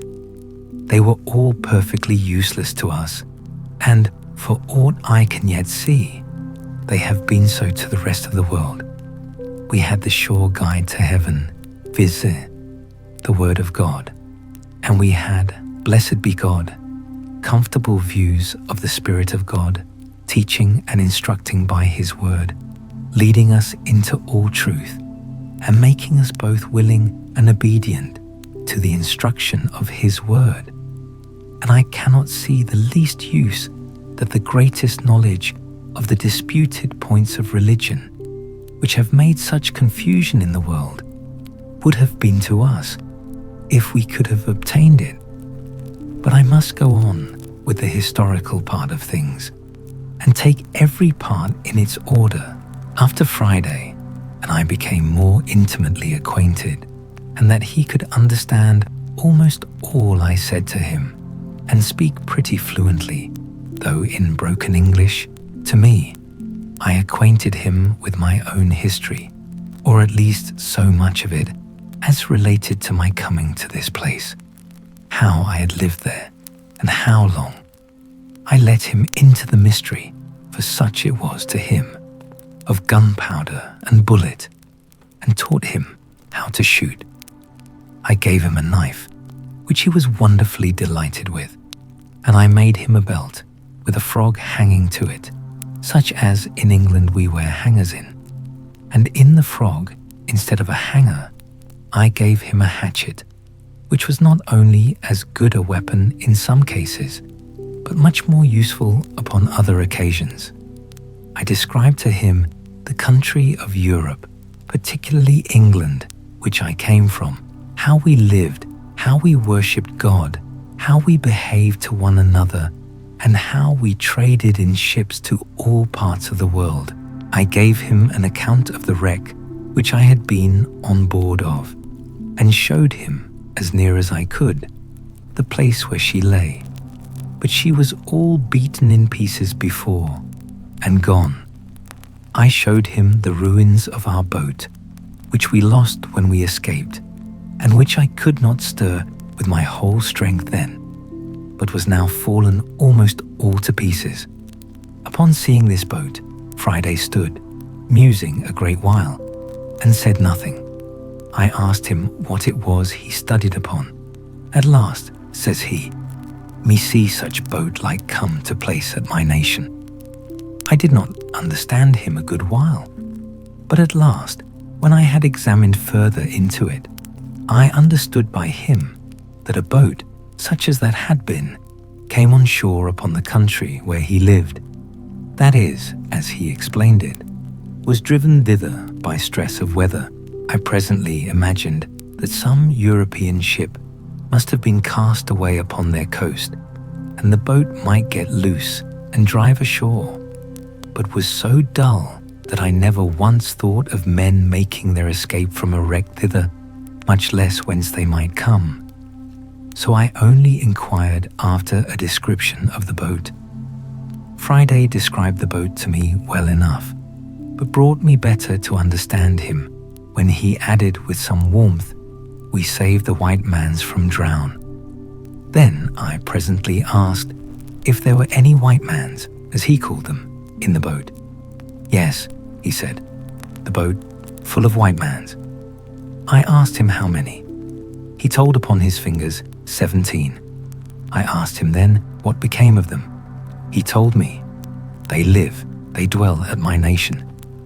This put new thoughts into my head, for I presently imagined that these might be the men belonging to the ship that was cast away in the sight of my island, as I now called it, and who, after the ship was struck on the rock, and they saw her inevitably lost, had saved themselves in their boat, and were landed upon that wild shore among the savages. Upon this, I inquired of him more critically what was become of them. He assured me they lived still there, that they had been there about 4 years, that the savages left them alone and gave them victuals to live on. I asked him how it came to pass they did not kill them and eat them. He said, "No, they make brother with them." That is, as I understood him, a truce. And then he added, "They no eat mans, but when make the war fight. That is to say, they never eat any men but such as come to fight with them and are taken in battle." It was after this, some considerable time, that being upon the top of the hill at the east side of the island, from whence, as I have said, I had, in a clear day, discovered the main or continent of America, Friday, the weather being very serene, looks very earnestly towards the mainland, and, in a kind of surprise, falls a jumping and dancing, and calls out to me, for I was at some distance from him. I asked him what was the matter. "Oh joy," says he, "oh glad, there see my country, there my nation." I observed an extraordinary sense of pleasure appeared in his face, and his eyes sparkled, and his countenance discovered a strange eagerness, as if he had a mind to be in his own country again. This observation of mine put a great many thoughts into me, which made me at first not so easy about my new man Friday as I was before, and I made no doubt but that if Friday could get back to his own nation again, he would not only forget all his religion, but all his obligation to me, and would be forward enough to give his countrymen an account of me, and come back, perhaps with 100 or 2 of them, and make a feast upon me, at which he might be as merry as he used to be with those of his enemies when they were taken in war. But I wronged the poor honest creature very much, for which I was very sorry afterwards. However, as my jealousy increased, and held some weeks, I was a little more circumspect, and not so familiar and kind to him as before, in which I was certainly wrong too, the honest, grateful creature having no thought about it, but what consisted with the best principles, both as a religious Christian and as a grateful friend, as appeared afterwards to my full satisfaction. While my jealousy of him lasted, you may be sure I was every day pumping him to see if he would discover any of the new thoughts which I suspected were in him. But I found everything he said was so honest and so innocent that I could find nothing to nourish my suspicion. And in spite of all my uneasiness, he made me at last entirely his own again, nor did he in the least perceive that I was uneasy, and therefore I could not suspect him of deceit. One day, walking up the same hill, but the weather being hazy at sea, so that we could not see the continent, I called to him and said, "Friday, do not you wish yourself in your own country, your own nation?" "Yes," he said, "I be much glad to be at my own nation." "What would you do there?" said I. "Would you turn wild again, eat men's flesh again, and be as savage as you were before?" He looked full of concern, and shaking his head, said, "No, no. Friday, tell them to live good. Tell them to pray God. Tell them to eat cornbread, cattle flesh, milk. No, eat man again." "Why then," said I to him, "they will kill you." He looked grave at that, and then said, "No, no, they no kill me. They willing love learn." He meant by this, they would be willing to learn. He added, they learned much of the bearded mans that came in the boat. Then I asked him if he would go back to them. He smiled at that, and told me that he could not swim so far. I told him I would make a canoe for him. He told me he would go if I would go with him. "I go," says I. "Why, They will eat me if I come there. No, no, says he. Me make they no eat you. Me make they much love you. He meant he would tell them how I had killed his enemies and saved his life, and so he would make them love me. Then he told me, as well as he could, how kind they were to 17 white men, or bearded men, as he called them, who came on shore there in distress. From this time, I confess, I had a mind to venture over and see if I could possibly join with those bearded men, who I made no doubt were Spaniards and Portuguese. Not doubting, but if I could, we might find some method to escape from thence, being upon the continent and a good company together, better than I could from an island 40 miles off the shore, alone and without help. So, after some days, I took Friday to work again by way of discourse, and told him I would give him a boat to go back to his own nation. And accordingly, I carried him to my frigate, which lay on the other side of the island, and having cleared it of water, for I always kept it sunk in water, I brought it out, showed it him, and we both went into it. I found he was a most dexterous fellow at managing it, and would make it go almost as swift again as I could. So when he was in, I said to him, "Well, now, Friday, shall we go to your nation?" He looked very dull at my saying so, which it seems was because he thought the boat was too small to go so far. I then told him I had a bigger. So the next day, I went to the place where the first boat lay, which I had made, but which I could not get into the water. He said that was big enough. But then, as I had taken no care of it, and it had lain 2 or 23 years there, the sun had so split and dried it that it was rotten. Friday told me such a boat would do very well, and would carry much enough victual, drink, bread. This was his way of talking. Chapter 16. Rescue of prisoners from cannibals.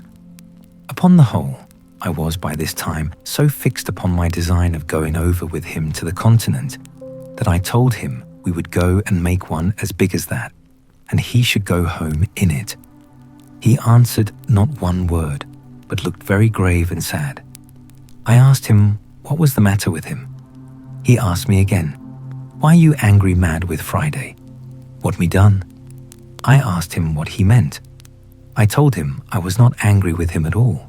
"No angry," says he, repeating the words several times. "Why send Friday home away to my nation?" "Why," says I, "Friday, did not you say you wished you were there?" "Yes, yes," says he, "wish we both there.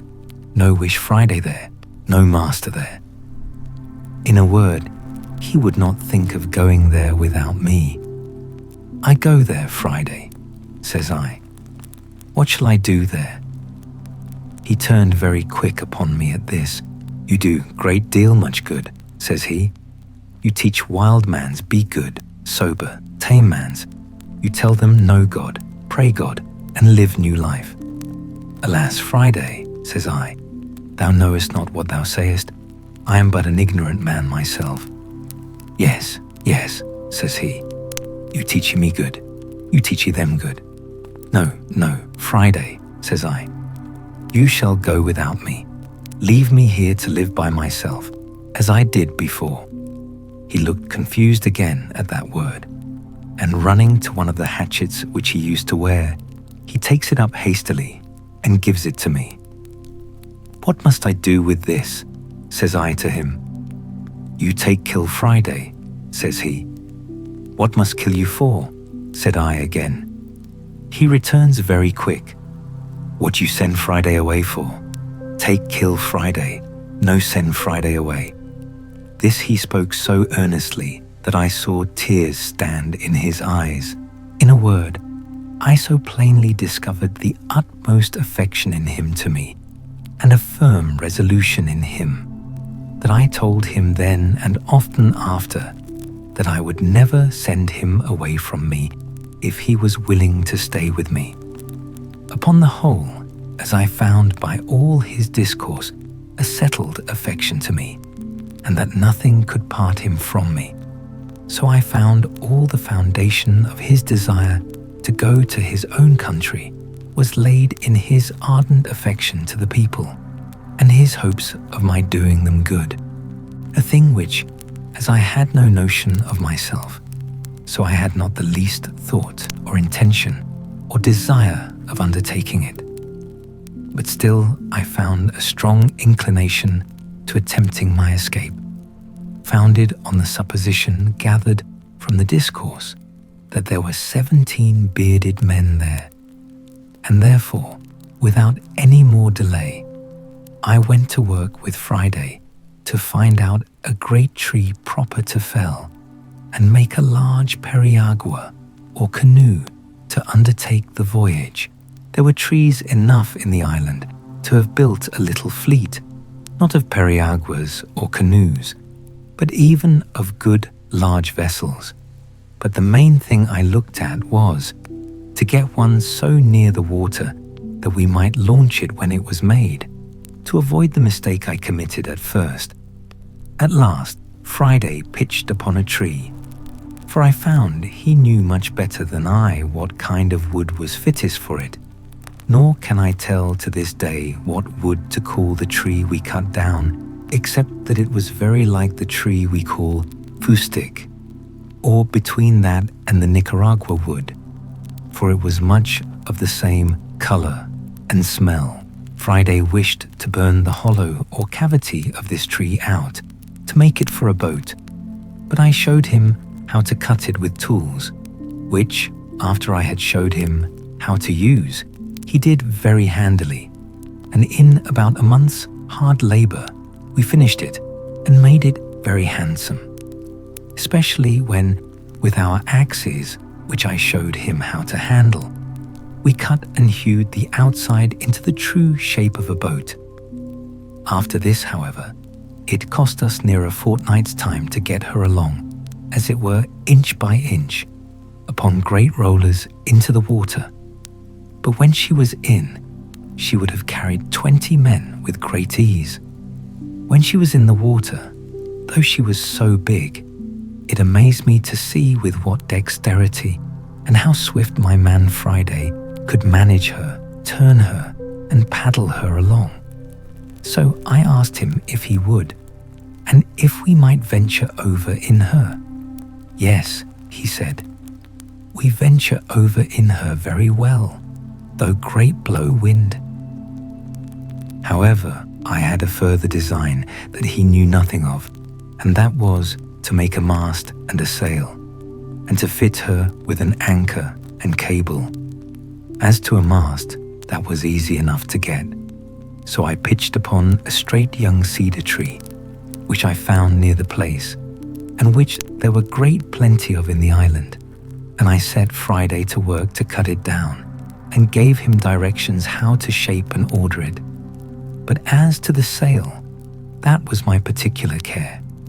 I knew I had old sails, or rather pieces of old sails, enough, but as I had had them now 26 years by me, and had not been very careful to preserve them, not imagining that I should ever have this kind of use for them, I did not doubt but they were all rotten. And indeed, most of them were so. However, I found 2 pieces which appeared pretty good, and with these I went to work, and with a great deal of pains and awkward stitching, you may be sure, for want of needles, I at length made a 3-cornered ugly thing, like what we call in England a shoulder of mutton sail, to go with a boom at bottom and a little short sprit at the top, such as usually our ship's longboats sail with, and such as I best knew how to manage, as it was such a one as I had to the boat in which I made my escape from Barbary, as related in the first part of my story. I was near 2 months performing this last work, viz. in rigging and fitting my masts and sails, for I finished them very complete, making a small stay and a sail or foresail to it to assist if we should turn to windward. And, what was more than all, I fixed a rudder to the stern of her to steer with. I was but a bungling shipwright. Yet as I knew the usefulness and even necessity of such a thing, I applied myself with so much pains to do it, that at last I brought it to pass, though, considering the many dull contrivances I had for it that failed, I think it cost me almost as much labour as making the boat. After all this was done, I had my man Friday to teach as to what belonged to the navigation of my boat. Though he knew very well how to paddle a canoe, he knew nothing of what belonged to a sail and a rudder, and was the most amazed when he saw me work the boat to and again in the sea by the rudder, and how the sail jibed and filled this way or that way as the course we sailed changed. I say, when he saw this, he stood like one astonished and amazed. However, with a little use, I made all these things familiar to him, and he became an expert sailor, except that of the compass. I could make him understand very little. On the other hand, as there was very little cloudy weather, and seldom or never any fogs in those parts, there was the less occasion for a compass, seeing the stars were always to be seen by night, and the shore by day, except in the rainy seasons, and then nobody cared to stir abroad either by land or sea. I was now entered on the 27th year of my captivity in this place, though the 3 last years that I had this creature with me ought rather to be left out of the account, my habitation being quite of another kind than in all the rest of the time. I kept the anniversary of my landing here with the same thankfulness to God for His mercies as at first, and if I had such cause of acknowledgement at first, I had much more so now, having such additional testimonies of the care of Providence over me, and the great hopes I had of being effectually and speedily delivered. For I had an invincible impression upon my thoughts that my deliverance was at hand, and that I should not be another year in this place. I went on, however, with my husbandry, digging, planting, and fencing as usual. I gathered and cured my grapes, and did every necessary thing as before. The rainy season was in the meantime upon me. When I kept more within doors than at other times, we had stowed our new vessel as secure as we could, bringing her up into the creek, where, as I said in the beginning, I landed my rafts from the ship, and hauling her up to the shore at high water mark, I made my man Friday dig a little dock, just big enough to hold her, and just deep enough to give her water enough to float in. And then, when the tide was out, we made a strong dam across the end of it to keep the water out, and so she lay, dry as to the tide from the sea. And to keep the rain off, we laid a great many boughs of trees, so thick that she was as well thatched as a house. And thus we waited for the months of November and December, in which I designed to make my adventure. When the settled season began to come in, as the thought of my design returned with the fair weather, I was preparing daily for the voyage, and the first thing I did was to lay by a certain quantity of provisions, being the stores for our voyage, and intended in a week or a fortnight's time to open the dock and launch out our boat. I was busy one morning upon something of this kind when I called to Friday and bid him to go to the seashore and see if he could find a turtle or a tortoise, a thing which we generally got once a week for the sake of the eggs as well as the flesh. Friday had not been long gone when he came running back, and flew over my outer wall or fence. Like one that felt not the ground or the steps, he set his foot on, and before I had time to speak to him, he cries out to me, "O Master, O Master, O sorrow, O bad." "What's the matter, Friday?" says I. "Oh, yonder there," says he. 1, 2, 3 canoes. 1, 2, 3. By this way of speaking, I concluded there were 6, but on inquiry I found there were but 3. "Well, Friday," says I, "do not be frightened." So I heartened him up as well as I could. However, I saw the poor fellow was most terribly scared, for nothing ran in his head but that they were come to look for him, and would cut him in pieces and eat him, and the poor fellow trembled so that I scarcely knew what to do with him. I comforted him as well as I could, and told him I was in as much danger as he, and that they would eat me as well as him. "But," says I, "Friday, we must resolve to fight them. Can you fight, Friday?"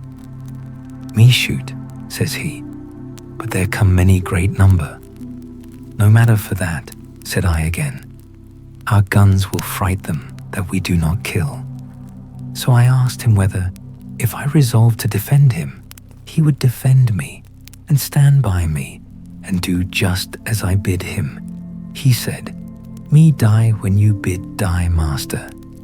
So I went and fetched a good dram of rum and gave him, for I had been so good a husband of my rum that I had a great deal left. When we had drunk it, I made him take the 2 fowling pieces, which we always carried, and loaded them with large swan shot, as big as small pistol bullets. Then I took 4 muskets, and loaded them with 2 slugs, and 5 small bullets each, and my 2 pistols I loaded with a brace of bullets each. I hung my great sword, as usual, naked by my side, and gave Friday his hatchet.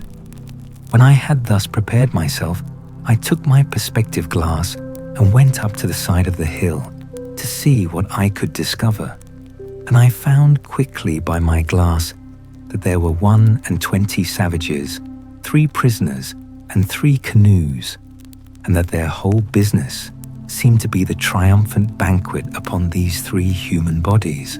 A barbarous feast, indeed, but nothing more than, as I had observed, was usual with them. I observed also that they had landed not where they had done when Friday made his escape, but nearer to my creek, where the shore was low, and where a thick wood came almost close down to the sea. This, with the abhorrence of the inhuman errand these wretches came about, filled me with such indignation that I came down again to Friday and told him I was resolved to go down to them and kill them all, and asked him if he would stand by me. He had now got over his fright, and his spirits being a little raised with the dram I had given him, he was very cheerful, and told me, as before, he would die when I bid die. In this fit of fury, I divided the arms which I had charged, as before, between us. I gave Friday 1 pistol to stick in his girdle, and 3 guns upon his shoulder, and I took 1 pistol and the other 3 guns myself. And in this posture we marched out. I took a small bottle of rum in my pocket, and gave Friday a large bag with more powder and bullets. And as to orders, I charged him to keep close behind me, and not to stir or shoot or do anything till I bid him, and in the meantime not to speak a word. In this posture I fetched a compass to my right hand of near a mile, as well to get over the creek as to get into the wood, so that I could come within shot of them before I should be discovered, which I had seen by my glass it was easy to do. While I was making this march, my former thoughts returning, I began to abate my resolution. I do not mean that I entertained any fear of their number, for as they were naked, unarmed wretches, it is certain I was superior to them. Nay, though I had been alone, But it occurred to my thoughts, what call, what occasion, much less what necessity I was in to go and dip my hands in blood, to attack people who had neither done or intended me any wrong, who, as to me, were innocent, and whose barbarous customs were their own disaster, being in them a token indeed of God's having left them, with the other nations of that part of the world, to such stupidity and to such inhuman courses, but did not call me to take upon me to be a judge of their actions, much less an executioner of his justice, that whenever he thought fit, he would take the cause into his own hands, and by national vengeance punish them as a people for national crimes, but that, in the meantime, it was none of my business, that it was true Friday might justify it, because he was a declared enemy, and in a state of war with those very particular people, and it was lawful for him to attack them. But I could not say the same with regard to myself. These things were so warmly pressed upon my thoughts all the way as I went, that I resolved I would only go and place myself near them, that I might observe their barbarous feast, and that I would act then as God should direct. But that unless something offered that was more a call to me than yet I knew of, I would not meddle with them. With this resolution I entered the wood, and with all possible wariness and silence, Friday following close at my heels, I marched till I came to the skirts of the wood on the side which was next to them, only that one corner of the wood lay between me and them. Here I called softly to Friday, and showing him a great tree which was just at the corner of the wood, I bade him go to the tree and bring me word if he could see there plainly what they were doing. He did so, and came immediately back to me, and told me they might be plainly viewed there, that they were all about their fire, eating the flesh of one of their prisoners, and that another lay bound upon the sand a little from them, whom he said they would kill next. And this fired the very soul within me.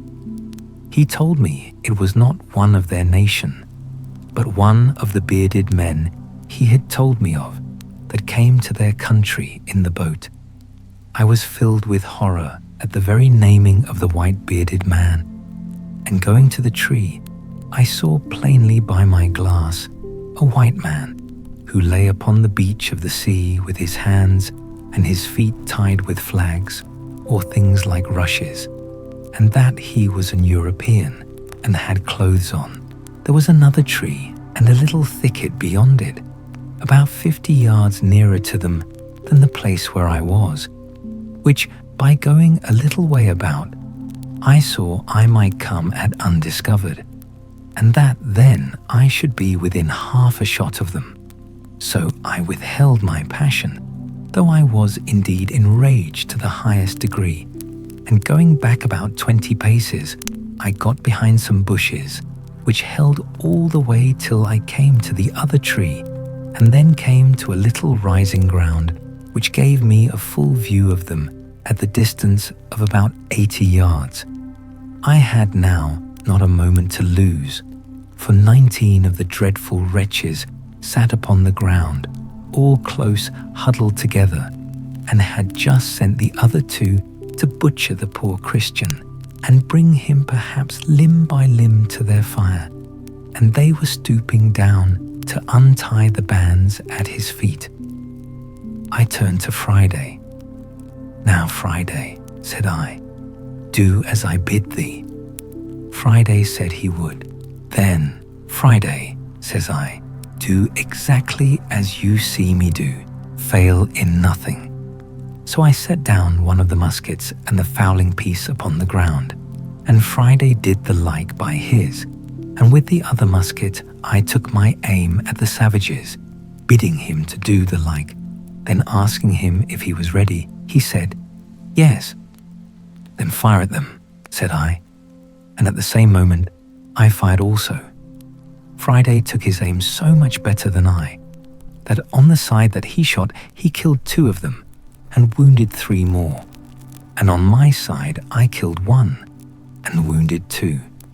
They were, you may be sure, in a dreadful consternation, and all of them that were not hurt jumped upon their feet, but did not immediately know which way to run or which way to look, for they knew not from whence their destruction came. Friday kept his eyes close upon me, that as I had bid him, he might observe what I did.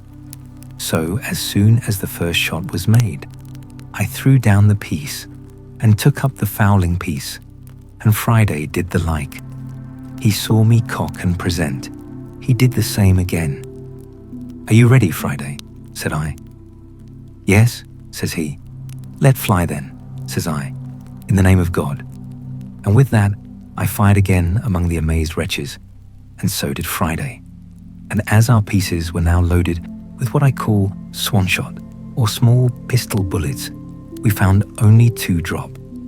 But so many were wounded that they ran about yelling and screaming like mad creatures, all bloody, and most of them miserably wounded, whereof 3 more fell quickly after, though not quite dead.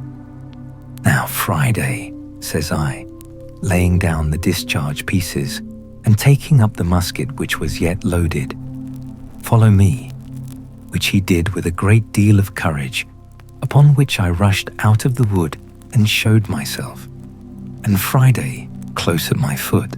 As soon as I perceived they saw me, I shouted as loud as I could, and bade Friday do so too, and running as fast as I could, which, by the way, was not very fast, being loaded with arms as I was, I made directly towards the poor victim, who was, as I said, lying upon the beach or shore, between the place where they sat and the sea. The 2 butchers who were just going to work with him had left him at the surprise of our first fire, and fled in a terrible fright to the seaside, and had jumped into a canoe, and 3 more of the rest made the same way. I turned to Friday and bade him step forwards and fire at them. He understood me immediately, and running about 40 yards to be nearer them, he shot at them, and I thought he had killed them all, for I saw them all fall of a heap into the boat, though I saw 2 of them up again quickly. However, he killed 2 of them and wounded the 3rd, so that he lay down in the bottom of the boat as if he had been dead. While my man Friday fired at them, I pulled out my knife and cut the flags that bound the poor victim, and loosing his hands and feet, I lifted him up and asked him in the Portuguese tongue what he was. He answered in Latin, Christianus, but was so weak and faint that he could scarce stand or speak. I took my bottle out of my pocket and gave it him, making signs that he should drink, which he did, and I gave him a piece of bread, which he ate. Then I asked him what countryman he was, and he said, Espanol, and being a little recovered, let me know by all the signs he could possibly make how much he was in my debt for his deliverance. Señor, said I, with as much Spanish as I could make up, we will talk afterwards, but we must fight now. If you have any strength left, take this pistol and sword and lay about you.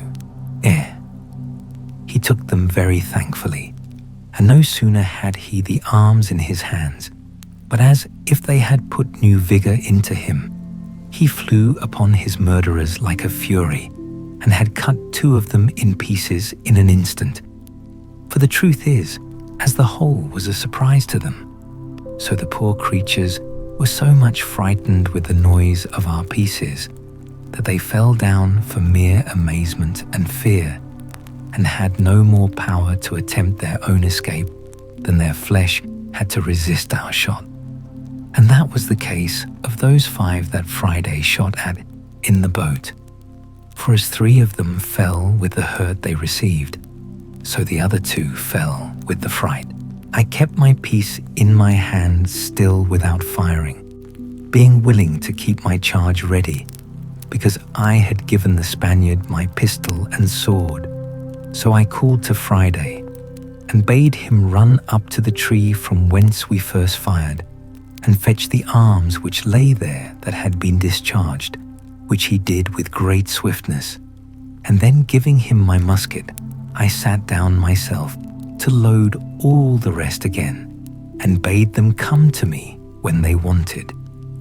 While I was loading these pieces, there happened a fierce engagement between the Spaniard and one of the savages, who made at him with one of their great wooden swords, the weapon that was to have killed him before if I had not prevented it.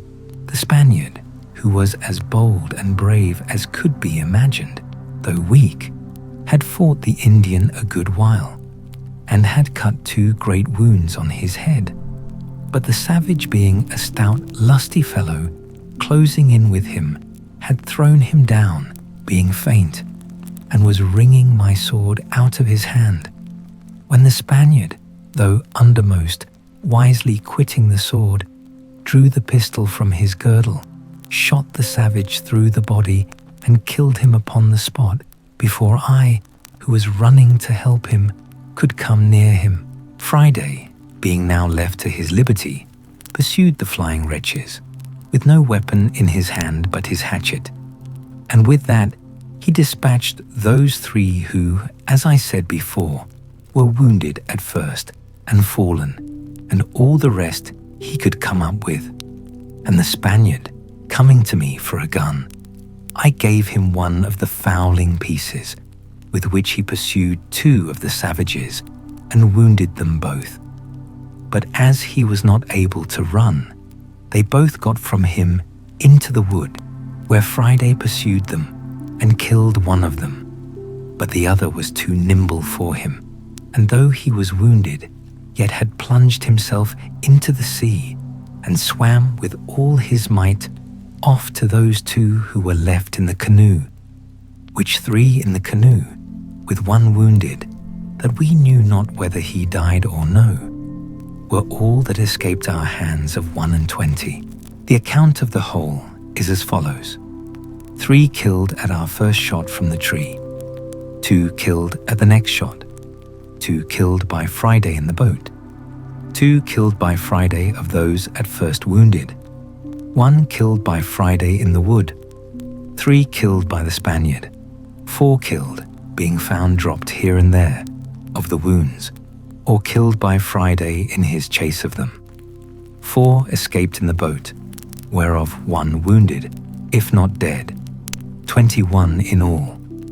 Those that were in the canoe worked hard to get out of gunshot, and though Friday made 2 or 3 shots at them, I did not find that he hit any of them. Friday would fain have had me take one of their canoes and pursue them, and indeed I was very anxious about their escape, lest, carrying the news home to their people, they should come back perhaps with 200 or 300 of the canoes and devour us by mere multitude. So I consented to pursue them by sea, and running to one of their canoes, I jumped in and bade Friday follow me. But when I was in the canoe, I was surprised to find another poor creature lie there, bound hand and foot, as the Spaniard was, for the slaughter, and almost dead with fear, not knowing what was the matter, for he had not been able to look up over the side of the boat. He was tied so hard neck and heels, and had been tied so long that he had really but little life in him. I immediately cut the twisted flags or rushes which they had bound him with, and would have helped him up. But he could not stand or speak, but groaned most piteously, believing, it seems still, that he was only unbound in order to be killed. When Friday came to him, I bade him speak to him and tell him of his deliverance, and pulling out my bottle, made him give the poor wretch a dram, which, with the news of his being delivered, revived him, and he sat up in the boat. But when Friday came to hear him speak and look in his face, it would have moved anyone to tears to have seen how Friday kissed him, embraced him, hugged him, cried, laughed, hallooed, jumped about, danced, sang, then cried again, wrung his hands, beat his own face and head, and then sang and jumped about again like a distracted creature. It was a good while before I could make him speak to me or tell me what was the matter. But when he came a little to himself, he told me that it was his father. It is not easy for me to express how it moved me to see what ecstasy and filial affection had worked in this poor savage at the sight of his father and of his being delivered from death. Nor, indeed, can I describe half the extravagances of his affection after this, for he went into the boat and out of the boat a great many times. When he went into him, he would sit down by him, open his breast, and hold his father's head close to his bosom for many minutes together to nourish it. Then he took his arms and ankles, which were numbed and stiff with the binding, and chafed and rubbed them with his hands. And I, perceiving what the case was, gave him some rum out of my bottle to rub them with, which did them a great deal of good. This affair put an end to our pursuit of the canoe with the other savages, who were now almost out of sight, and it was happy for us that we did not, for it blew so hard within 2 hours after, and before they could be got a quarter of their way, and continued blowing so hard all night, and that from the northwest, which was against them, that I could not suppose their boat could live, or that they ever reached their own coast. But to return to Friday, he was so busy about his father that I could not find in my heart to take him off for some time. But after I thought he could leave him a little, I called him to me, and he came jumping and laughing and pleased to the highest extreme. Then I asked him if he had given his father any bread. He shook his head and said, "None. Ugly dog eat all up self." I then gave him a cake of bread out of a little pouch I carried on purpose. I also gave him a dram for himself, but he would not taste it, but carried it to his father. I had in my pocket 2 or 3 bunches of raisins, so I gave him a handful of them for his father. He had no sooner given his father these raisins, but I saw him come out of the boat and run away as if he had been bewitched, for he was the swiftest fellow on his feet that ever I saw. I say, he ran at such a rate that he was out of sight, as it were, in an instant. And though I called and hallooed out too after him, it was all one. Away he went, and in a quarter of an hour I saw him come back again, though not so fast as he went. And as he came nearer, I found his pace slacker, because he had something in his hand. When he came up to me, I found he had been quite home for an earthen jug or pot to bring his father some fresh water, and that he had got 2 more cakes or loaves of bread. The bread he gave me, but the water he carried to his father. However, as I was very thirsty too, I took a little of it. The water revived his father more than all the rum or spirits I had given him, for he was fainting with thirst. When his father had drunk, I called to him to know if there was any water left. He said, "Yes," and I bade him give it to the poor Spaniard, who was in as much want of it as his father. And I sent one of the cakes that Friday brought to the Spaniard too, who was indeed very weak, and was reposing himself upon a green place under the shade of a tree, and whose limbs were also very stiff, and very much swelled with the rude bandage he had been tied with. When I saw that, upon Friday's coming to him with the water, He sat up and drank, and took the bread and began to eat. I went to him and gave him a handful of raisins. He looked up in my face with all the tokens of gratitude and thankfulness that could appear in any countenance, but was so weak, notwithstanding he had so exerted himself in the fight that he could not stand up upon his feet. He tried to do it 2 or 3 times, but was really not able. His ankles were so swelled and so painful to him. So I bade him sit still and caused Friday to rub his ankles and bathe them with rum, as he had done his father's. I observed the poor affectionate creature every 2 minutes, or perhaps less, all the while he was here, turn his head about to see if his father was in the same place and posture as he left him sitting. And at last he found he was not to be seen, at which he started up, and without speaking a word, flew with that swiftness to him that one could scarce perceive his feet to touch the ground as he went. But when he came, he only found he had laid himself down to ease his limbs. So Friday came back to me presently, and then I spoke to the Spaniard to let Friday help him up if he could, and lead him to the boat, and then he should carry him to our dwelling, where I would take care of him. But Friday, a lusty, strong fellow, took the Spaniard upon his back and carried him away to the boat, and set him down softly upon the side or gunwale of the canoe, with his feet in the inside of it, and then, lifting him quite in, he set him close to his father, and presently, stepping out again, launched the boat off and paddled it along the shore faster than I could walk, though the wind blew pretty hard too. So he brought them both safe into our creek, and leaving them in the boat, ran away to fetch the other canoe. As he passed me, I spoke to him and asked him whither he went. He told me, "Go fetch more boat." So away he went like the wind. For sure, never man or horse ran like him. And he had the other canoe in the creek almost as soon as I got to it by land.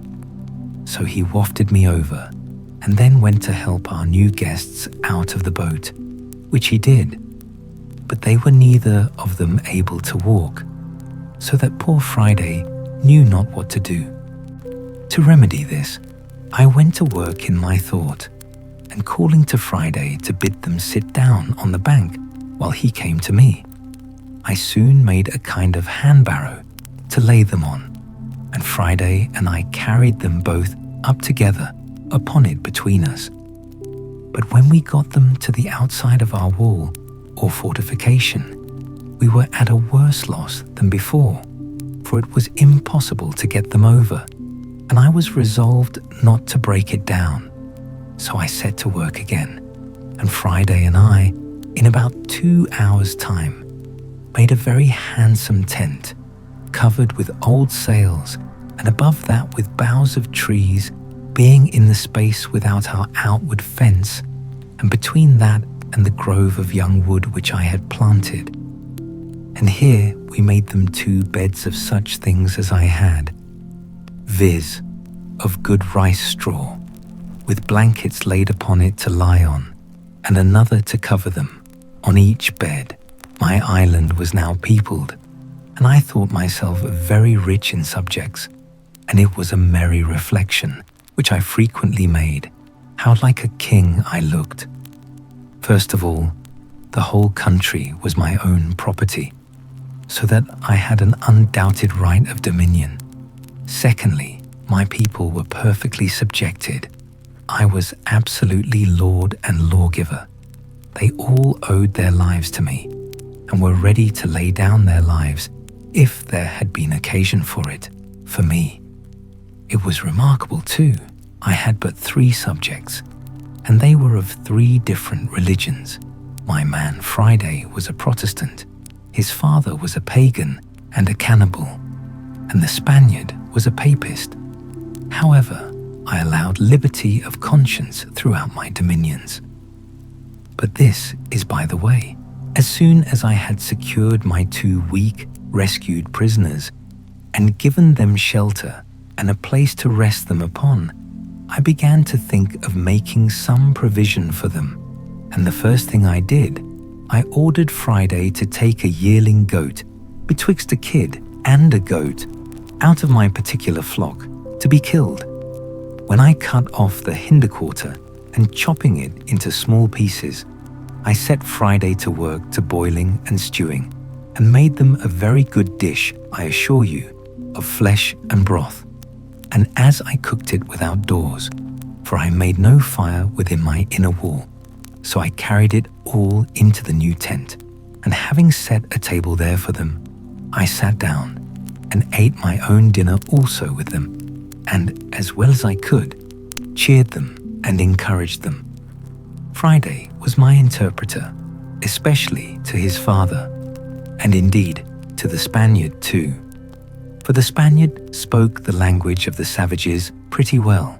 After we had dined, or rather supped, I ordered Friday to take one of the canoes and go and fetch our muskets and other firearms, which, for want of time, we had left upon the place of battle.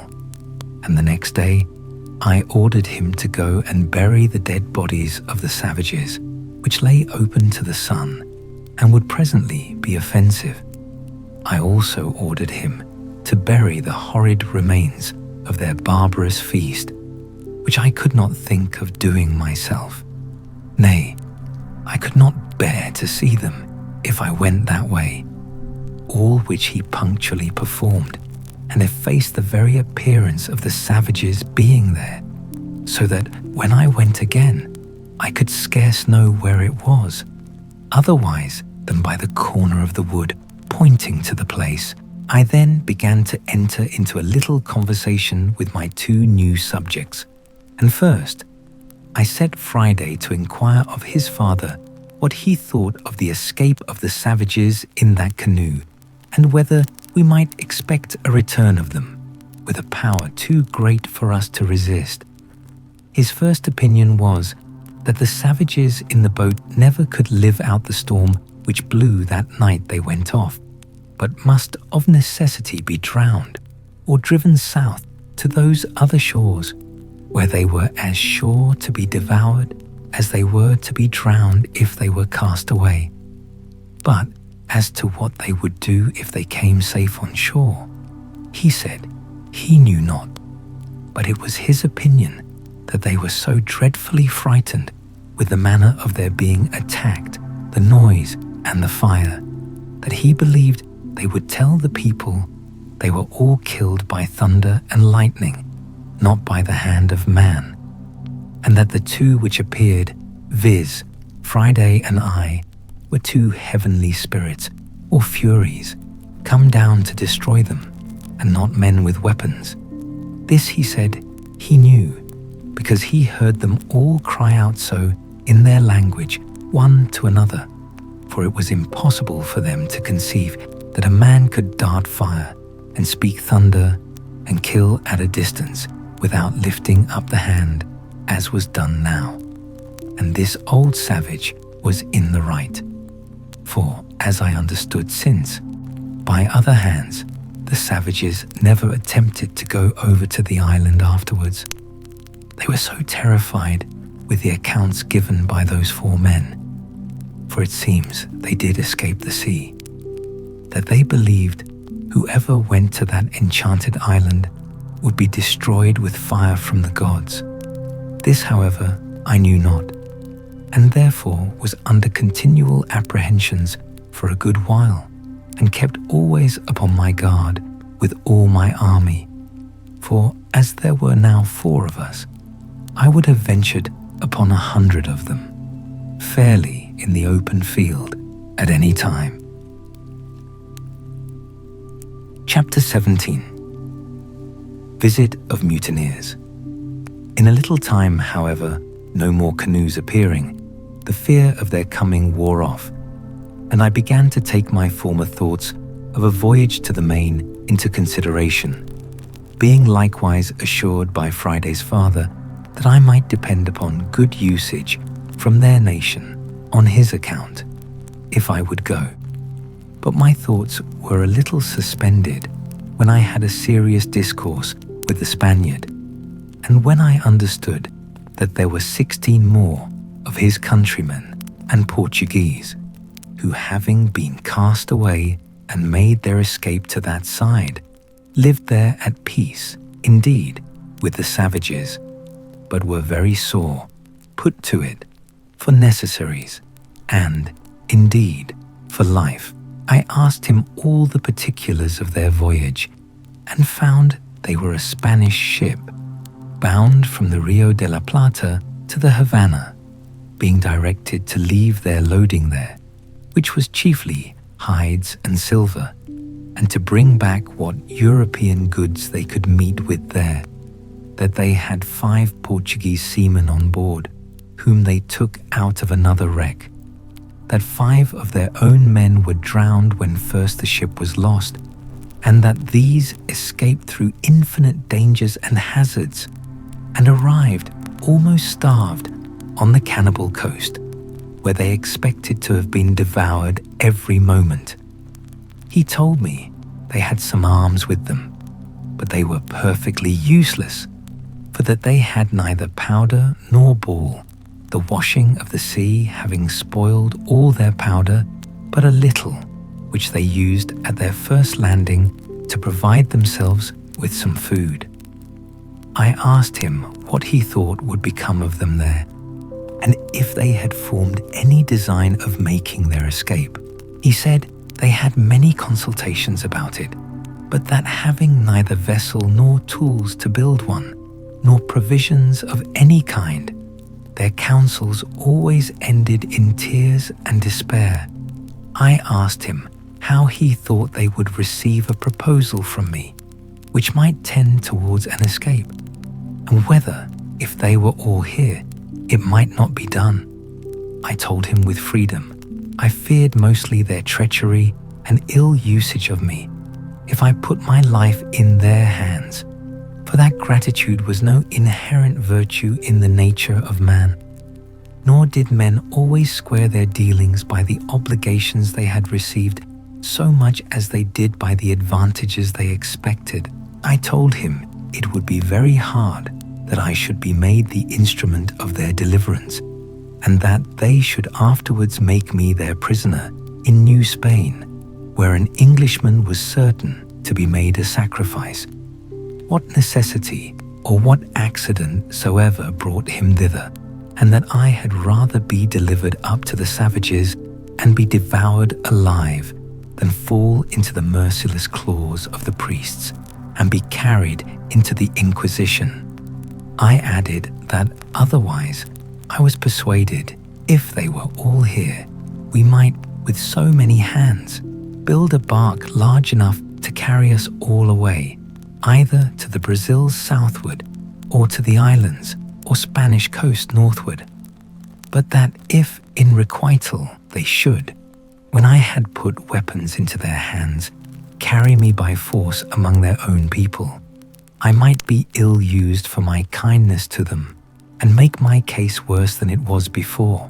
He answered, with a great deal of candour and ingenuousness, that their condition was so miserable, and that they were so sensible of it, that he believed they would abhor the thought of using any man unkindly that should contribute to their deliverance, and that, if I pleased, he would go to them with the old man and discourse with them about it, and return again and bring me their answer, that he would make conditions with them upon their solemn oath, that they should be absolutely under my direction as their commander and captain, and they should swear upon the holy sacraments and gospel to be true to me, and go to such Christian country as I should agree to, and no other, and to be directed wholly and absolutely by my orders till they were landed safely in such country as I intended,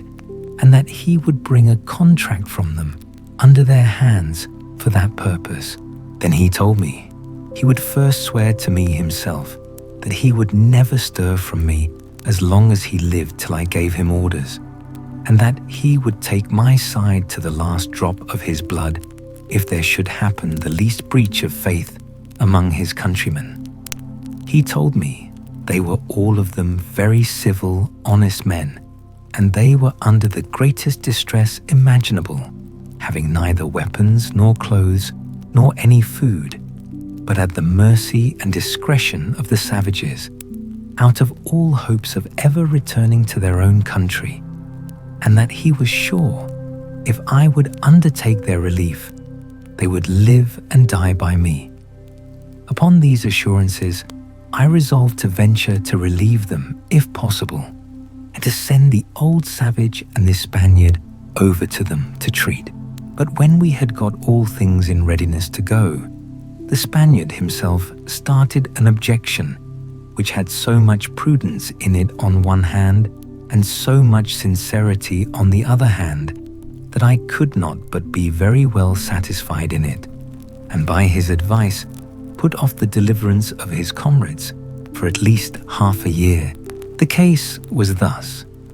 He had been with us now about a month, during which time I had let him see in what manner I had provided, with the assistance of Providence, for my support, and he saw evidently what stock of corn and rice I had laid up, which, though it was more than sufficient for myself, yet it was not sufficient, without good husbandry, for my family. Now it was increased to 4, but much less would it be sufficient if his countrymen, who were, as he said, 16 still alive, should come over, and least of all would it be sufficient to victual our vessel, if we should build one, for a voyage to any of the Christian colonies of America.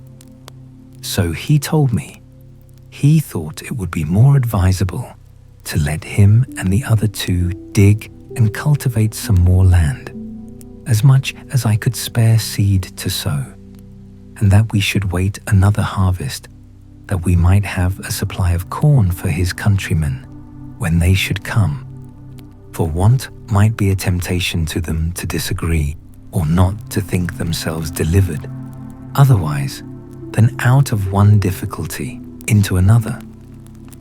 You know, says he, the children of Israel, though they rejoiced at first for their being delivered out of Egypt, yet rebelled even against God himself, that delivered them. When they came to want bread in the wilderness, his caution was so seasonable, and his advice so good, that I could not but be very well pleased with his proposal, as well as I was satisfied with his fidelity.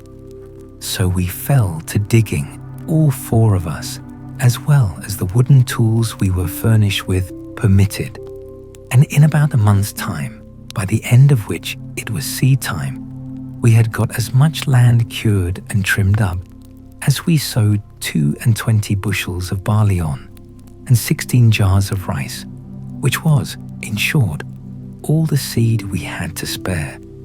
Indeed, we left ourselves barely sufficient for our own food for the 6 months that we had to expect our crop. That is to say, reckoning from the time we set our seed aside for sowing. For it is not to be supposed it is 6 months in the ground in that country, having now society enough, and our numbers being sufficient to put us out of fear of the savages, if they had come, unless their number had been very great. We went freely all over the island, whenever we found occasion. And as we had our escape or deliverance upon our thoughts, it was impossible, at least for me, to have the means of it out of mine. For this purpose, I marked out several trees, which I thought fit for our work, and I set Friday and his father to cut them down, and then I caused the Spaniard, to whom I imparted my thoughts on that affair, to oversee and direct their work. I showed them with what indefatigable pains I had hewed a large tree into single planks, and I caused them to do the like, till they made about 12 large planks of good oak, near 2 feet broad, 35 feet long, and from 2 inches to 4 inches thick. What prodigious labor it took up anyone may imagine. At the same time, I contrived to increase my little flock of tame goats as much as I could, and for this purpose I made Friday and the Spaniard go out one day, and myself with Friday the next day, for we took our turns, and by this means we got about 20 young kids to breed up with the rest, for whenever we shot the dam, we saved the kids and added them to our flock. But above all, the season for curing the grapes coming on, I caused such a prodigious quantity to be hung up in the sun that I believe, had we been at Alicante, where the raisins of the sun are cured, we could have filled 60 or 80 barrels, and these, with our bread, formed a great part of our food. Very good living too, I assure you, for they are exceedingly nourishing. It was now harvest, and our crop in good order. It was not the most plentiful increase I had seen in the island, but, however, it was enough to answer our end, for from 22 bushels of barley we brought in and thrashed out above 220 bushels, and the like in proportion of the rice, which was store enough for our food to the next harvest, though all the 16 Spaniards had been on shore with me.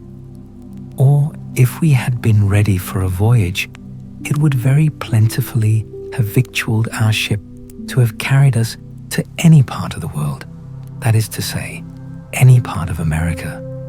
When we had thus housed and secured our magazine of corn, we fell to work to make more wickerware, viz., great baskets in which we kept it, and the Spaniard was very handy and dexterous at this part, and often blamed me that I did not make some things for defense of this kind of work. But I saw no need of it, and now, having a full supply of food for all the guests I expected, I gave the Spaniard leave to go over to the main, to see what he could do with those he had left behind him there. I gave him a strict charge not to bring any man who would not first swear in the presence of himself and the old savage that he would in no way injure, fight with, or attack the person he should find in the island, who was so kind as to send for them in order to their deliverance, but that they would stand by him and defend him against all such attempts, and wherever they went would be entirely under and subjected to his command, and that this should be put in writing and signed in their hands. How they were to have done this, when I knew they had neither pen nor ink, was a question which we never asked. Under these instructions, the Spaniard and the old savage, the father of Friday, went away in one of the canoes, which they might be said to have come in, or rather were brought in, when they came as prisoners to be devoured by the savages. I gave each of them a musket with a firelock on it, and about 8 charges of powder and ball, charging them to be very good husbands of both, and not to use either of them but upon urgent occasions. This was a cheerful work, being the first measures used by me in view of my deliverance for now 27 years and some days. I gave them provisions of bread and of dried grapes, sufficient for themselves for many days, and sufficient for all the Spaniards, for about 8 days' time, and wishing them a good voyage, I saw them go, agreeing with them about a signal they should hang out at their return, by which I should know them again when they came back at a distance before they came on shore.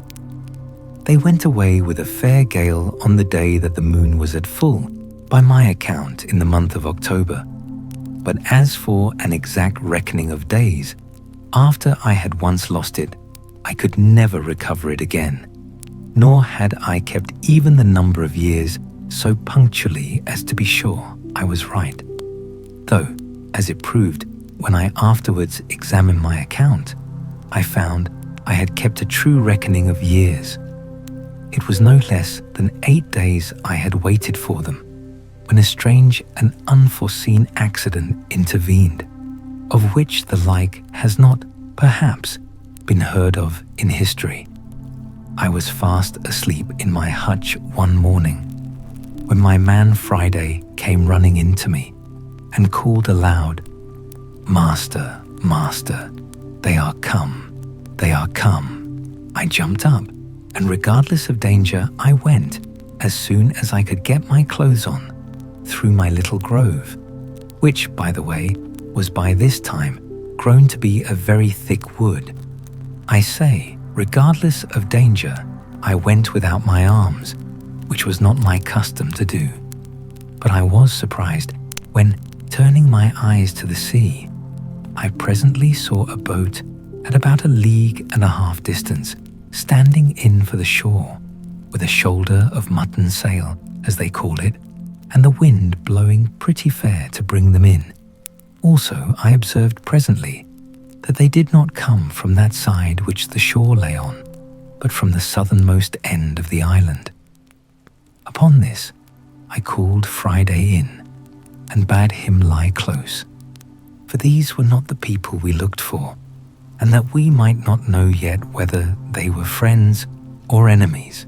In the next place, I went in to fetch my perspective glass to see what I could make of them, and having taken the ladder out, I climbed up to the top of the hill, as I used to do when I was apprehensive of anything, and to take my view the plainer without being discovered. I had scarce set my foot upon the hill when my eye plainly discovered a ship lying at anchor at about 2.5 leagues distance from me, SSE, but not above 1.5 leagues from the shore. By my observation, it appeared plainly to be an English ship, and the boat appeared to be an English longboat.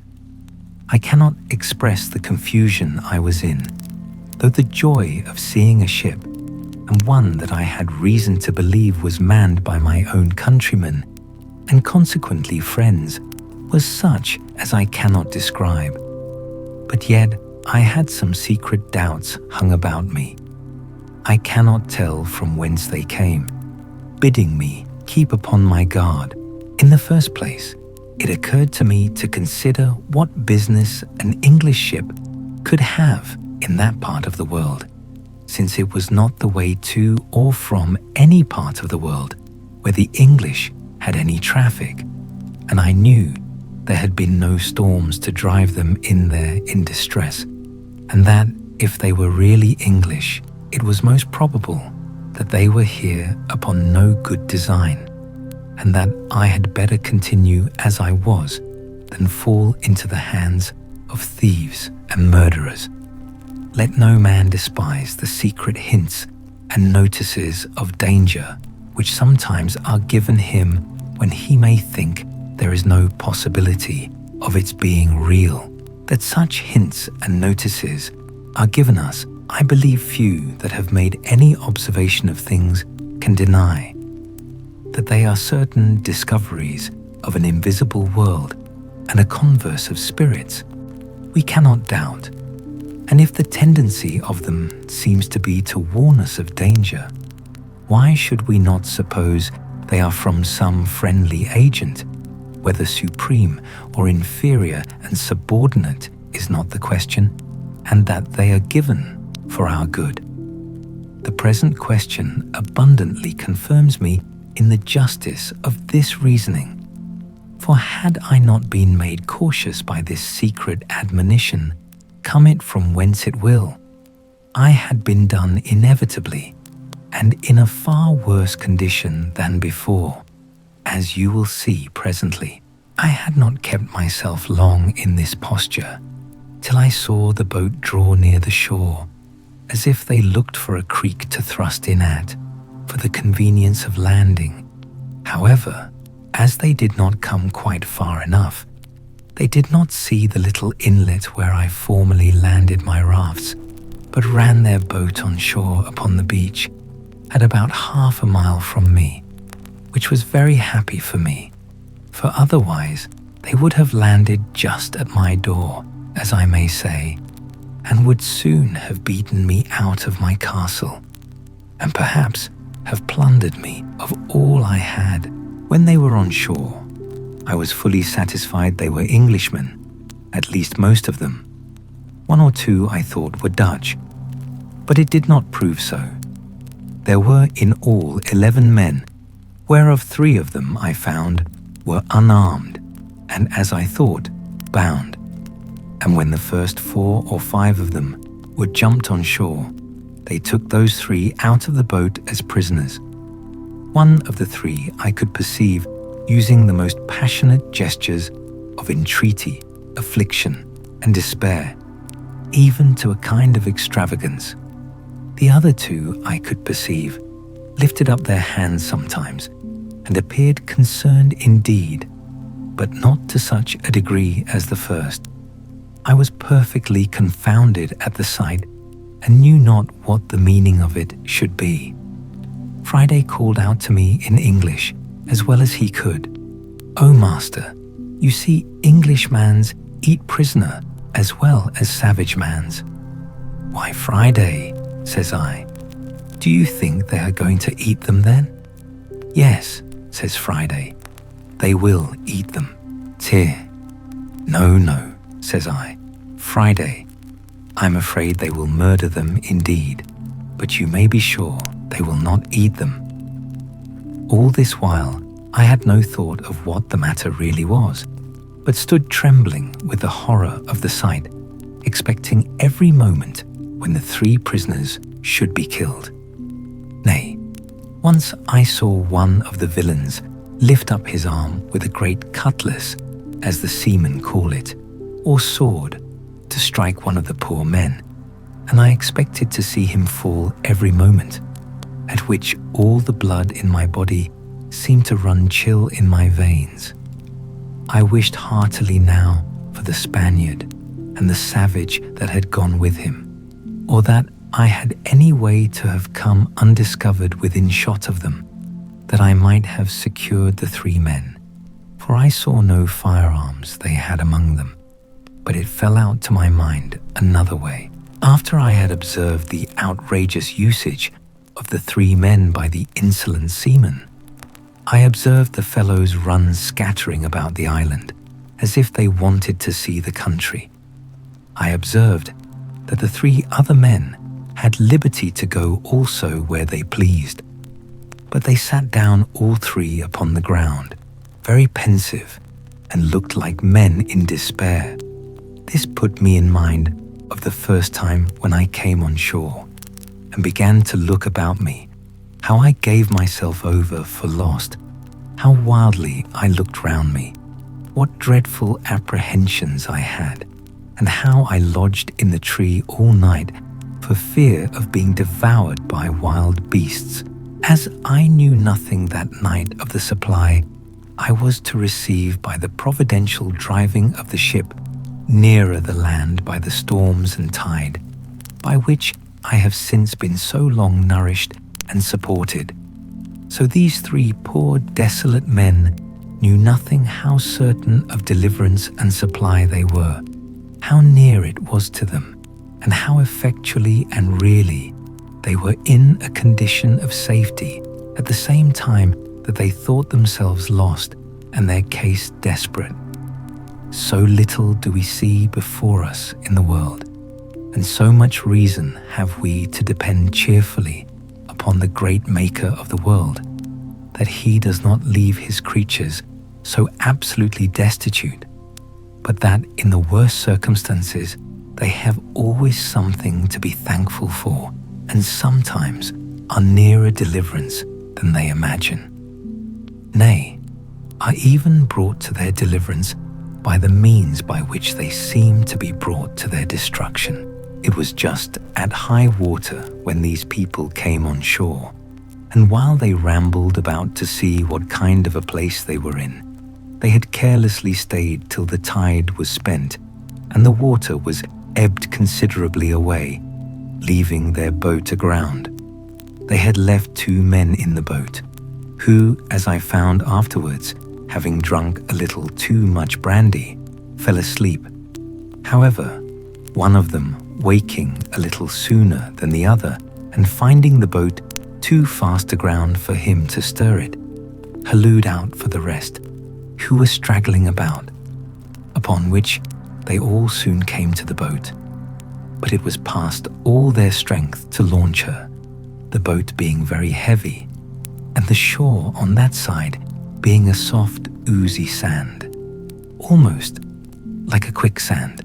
In this condition, like true seamen, who are, perhaps, the least of all mankind given to forethought, they gave it over, and away they strolled about the country again, and I heard one of them say aloud to another, calling them off from the boat, "Why, let her alone, Jack, can't you? She'll float next tide." By which I was fully confirmed in the main inquiry of what countrymen they were.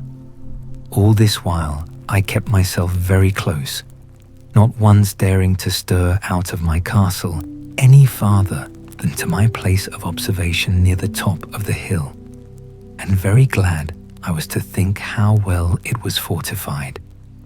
I knew it was no less than 10 hours before the boat could float again, and by that time it would be dark, and I might be at more liberty to see their motions and to hear their discourse if they had any. In the meantime, I fitted myself up for a battle as before, though with more caution, knowing I had to do with another kind of enemy than I had at first. I ordered Friday also, whom I had made an excellent marksman with his gun, to load himself with arms. I took myself 2 fowling pieces, and I gave him 3 muskets. My figure, indeed, was very fierce.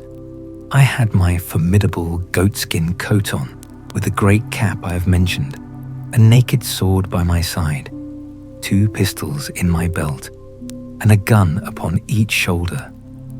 It was my design, as I said above, not to have made any attempt till it was dark, but about 2 o'clock, being the heat of the day, I found that they were all gone straggling into the woods, and, as I thought, laid down to sleep. The 3 poor distressed men, too anxious for their condition to get any sleep, had, however, sat down under the shelter of a great tree at about 1/4 mile from me, and, as I thought, out of sight of any of the rest. Upon this, I resolved to discover myself to them and learn something of their condition. Immediately I marched as above, my man Friday at a good distance behind me, as formidable for his arms as I, but not making quite so staring a spectre-like figure as I did. I came as near them undiscovered as I could, and then, before any of them saw me, I called aloud to them in Spanish, "What are ye, gentlemen?" They started up at the noise, but were 10 times more confounded when they saw me, and the uncouth figure that I made. They made no answer at all, but I thought I perceived them just going to fly from me when I spoke to them in English. "Gentlemen," said I, "do not be surprised at me. Perhaps you may have a friend near when you did not expect it." "He must be sent directly from heaven then," said one of them very gravely to me, and pulling off his hat at the same time to me. "For our condition is past the help of man. All help is from heaven, sir," said I. "But can you put a stranger in the way to help you? For you seem to be in some great distress. I saw you when you landed, and when you seemed to make application to the brutes that came with you, I saw one of them lift up his sword to kill you." The poor man, with tears running down his face and trembling, looking like one astonished, returned, "Am I talking to God or man? Is it a real man or an angel?" Be in no fear about that, sir, said I. If God had sent an angel to relieve you, he would have come better clothed and armed after another manner than you see me. Pray lay aside your fears. I am a man, an Englishman, and disposed to assist you. You see, I have one servant only. We have arms and ammunition. Tell us freely, can we serve you? What is your case? Our case, sir, said he, is too long to tell you while our murderers are so near us. But in short, sir, I was commander of that ship. My men have mutinied against me. They have been hardly prevailed on not to murder me, and at last have set me on shore in this desolate place, with these 2 men with me, one my mate, the other a passenger, where we expected to perish, believing the place to be uninhabited, and know not yet what to think of it. Where are these brutes, your enemies? Said I. Do you know where they are gone? There they lie, sir, said he, pointing to a thicket of trees. My heart trembles for fear they have seen us and heard you speak. If they have, they will certainly murder us all. Have they any firearms? Said I. He answered, they had only 2 pieces, one of which they left in the boat. Well then, said I, leave the rest to me. I see they are all asleep. It is an easy thing to kill them all, but shall we rather take them prisoners? He told me there were 2 desperate villains among them, that it was scarce safe to show any mercy to, but if they were secured, he believed all the rest would return to their duty. I asked him which they were. He told me he could not at that distance distinguish them, but he would obey my orders in anything I would direct. Well, says I, let us retreat out of their view or hearing, lest they awake, and we will resolve further, ere so they willingly went back with me, till the woods covered us from them.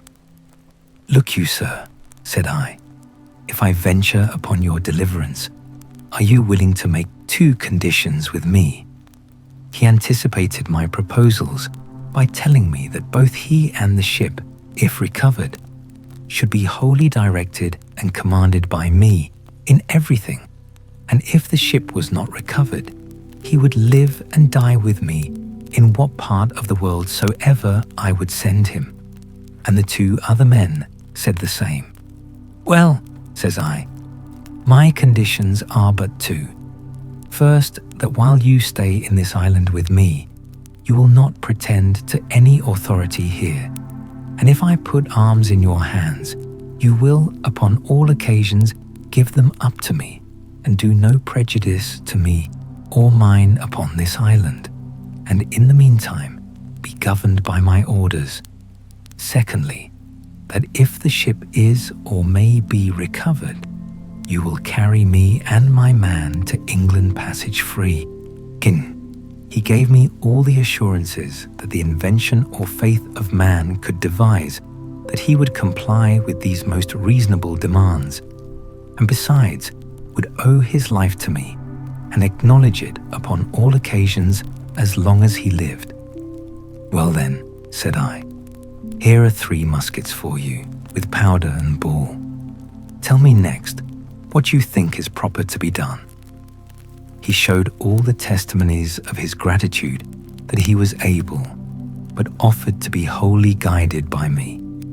I told him I thought it was very hard venturing anything, but the best method I could think of was to fire on them at once as they lay, and if any were not killed at the first volley and offered to submit, we might save them, and so put it wholly upon God's providence to direct the shot. He said, very modestly, that he was loath to kill them if he could help it, but that those 2 were incorrigible villains, and had been the authors of all the mutiny in the ship, and if they escaped, we should be undone still, for they would go on board and bring the whole ship's company and destroy us all.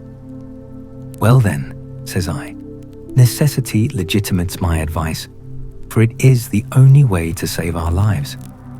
However, seeing him still cautious of shedding blood, I told him they should go themselves and manage as they found convenient. In the middle of this discourse, we heard some of them awake, and soon after we saw two of them on their feet. I asked him if either of them were the heads of the mutiny. He said, "No." "Well, then," said I, "you may let them escape, and Providence seems to have awakened them on purpose to save themselves. Now," says I, "if the rest escape you, it is your fault." Again, animated with this, he took the musket I had given him in his hand and a pistol in his belt, and his two comrades with him, with each a piece in his hand. The two men who were with him going first made some noise, at which one of the seamen who was awake turned about, and seeing them coming, cried out to the rest, but was too late then. For the moment he cried out, they fired. I mean the two men, the captain wisely reserving his own piece. They had so well aimed their shot at the men they knew that one of them was killed on the spot, and the other very much wounded. But not being dead, he started up on his feet and called eagerly for help to the other. But the captain, stepping to him, told him it was too late to cry for help. He should call upon God to forgive his villainy, and with that word knocked him down with the stock of his musket, so that he never spoke more. There were 3 more in the company, and one of them was slightly wounded. By this time I was come, and when they saw their danger and that it was in vain to resist, they begged for mercy.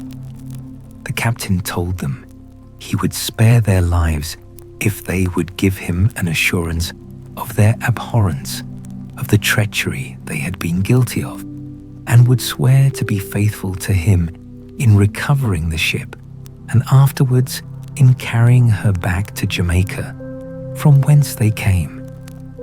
They gave him all the protestations of their sincerity that could be desired, and he was willing to believe them and spare their lives, which I was not against, only that I obliged him to keep them bound hand and foot while they were on the island. While this was doing, I sent Friday with the captain's mate to the boat with orders to secure her and bring away the oars and sails, which they did, and by, 3 straggling men that were, happily for them, parted from the rest, came back upon hearing the guns fired, and seeing the captain, who was before their prisoner, now their conqueror, they submitted to be bound also. And so our victory was complete. It now remained that the captain and I should inquire into one another's circumstances. I began first and told him my whole history, which he heard with an attention even to amazement, and particularly at the wonderful manner of my being furnished with provisions and ammunition. And indeed, as my story is a whole collection of wonders, it affected him deeply. But when he reflected from thence upon himself, and how I seemed to have been preserved there on purpose to save his life, the tears ran down his face, and he could not speak a word more. After this communication was at an end, I carried him and his 2 men into my apartment, leading them in just where I came out, viz. at the top of the house, where I refreshed them with such provisions as I had, and showed them all the contrivances I had made during my long inhabiting that place. All I showed them, all I said to them, was perfectly amazing. But above all, the captain admired my fortification, and how perfectly I had concealed my retreat with a grove of trees, which having been now planted nearly 20 years, and the trees growing much faster than in England, was become a little wood, so thick that it was impassable in any part of it, but at that one side where I had reserved my little winding passage into it. I told him this was my castle and my residence, but that I had a seat in the country, as most princes have, whither I could retreat upon occasion, and I would show him that too another time. But at present, our business was to consider how to recover the ship. He agreed with me as to that, but told me he was perfectly at a loss what measures to take, for that there were still 26 hands on board, who, having entered into a cursed conspiracy by which they had all forfeited their lives to the law, would be hardened in it now by desperation, and would carry it on, knowing that if they were subdued, they would be brought to the gallows as soon as they came to England or to any of the English colonies, and that therefore there would be no attacking them with so small a number as we were. I mused for some time on what he had said, and found it was a very rational conclusion, and that therefore something was to be resolved on speedily, as well to draw the men on board into some snare for their surprise, as to prevent their landing upon us and destroying us. Upon this, it presently occurred to me that in a little while the ship's crew, wondering what was become of their comrades and of the boat, would certainly come on shore in their other boat to look for them, and that then perhaps they might come armed and be too strong for us. This he allowed to be rational. Upon this, I told him the first thing we had to do was to stave the boat which lay upon the beach, so that they might not carry her off, and taking everything out of her, leave her so far useless as not to be fit to swim. Accordingly, we went on board, took the arms which were left on board out of her, and whatever else we found there, which was a bottle of brandy and another of rum, a few biscuit cakes, a horn of powder, and a great lump of sugar in a piece of canvas. The sugar was 5 or 6 pounds, all which was very welcome to me, especially the brandy and sugar, of which I had had none left for many years. When we had carried all these things on shore, the oars, mast, sail, and rudder of the boat were carried away before. We knocked a great hole in her bottom, that if they had come strong enough to master us, yet they could not carry off the boat. Indeed, it was not much in my thoughts that we could be able to recover the ship, but my view was that if they went away without the boat, I did not much question to make her again fit to carry as to the Leeward Islands, and call upon our friends the Spaniards in my way, for I had them still in my thoughts. Chapter 18. The ship recovered while we were thus preparing our designs, and had first, by main strength, heaved the boat upon the beach so high that the tide would not float her off at high water mark, and besides had broke a hole in her bottom too big to be quickly stopped, and were set down musing what we should do. We heard the ship fire a gun and make a waft with her ensign as a signal for the boat to come on board, but no boat stirred, and they fired several times, making other signals for the boat. At last, when all their signals and firing proved fruitless, and they found the boat did not stir, we saw them, by the help of my glasses, hoist another boat out and row towards the shore. And we found, as they approached, that there were no less than 10 men in her, and that they had firearms with them. As the ship lay almost 2 leagues from the shore, we had a full view of them as they came, and a plain sight even of their faces, because the tide having set them a little to the east of the other boat, they rowed up under shore to come to the same place where the other had landed and where the boat lay.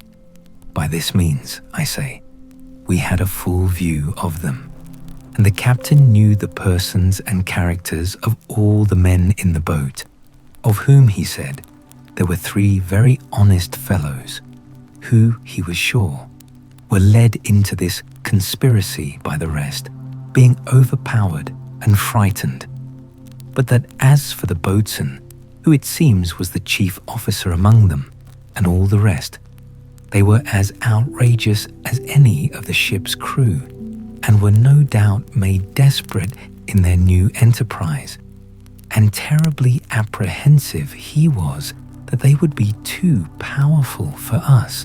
I smiled at him, and told him that men in our circumstances were past the operation of fear, that seeing almost every condition that could be was better than that which we were supposed to be in.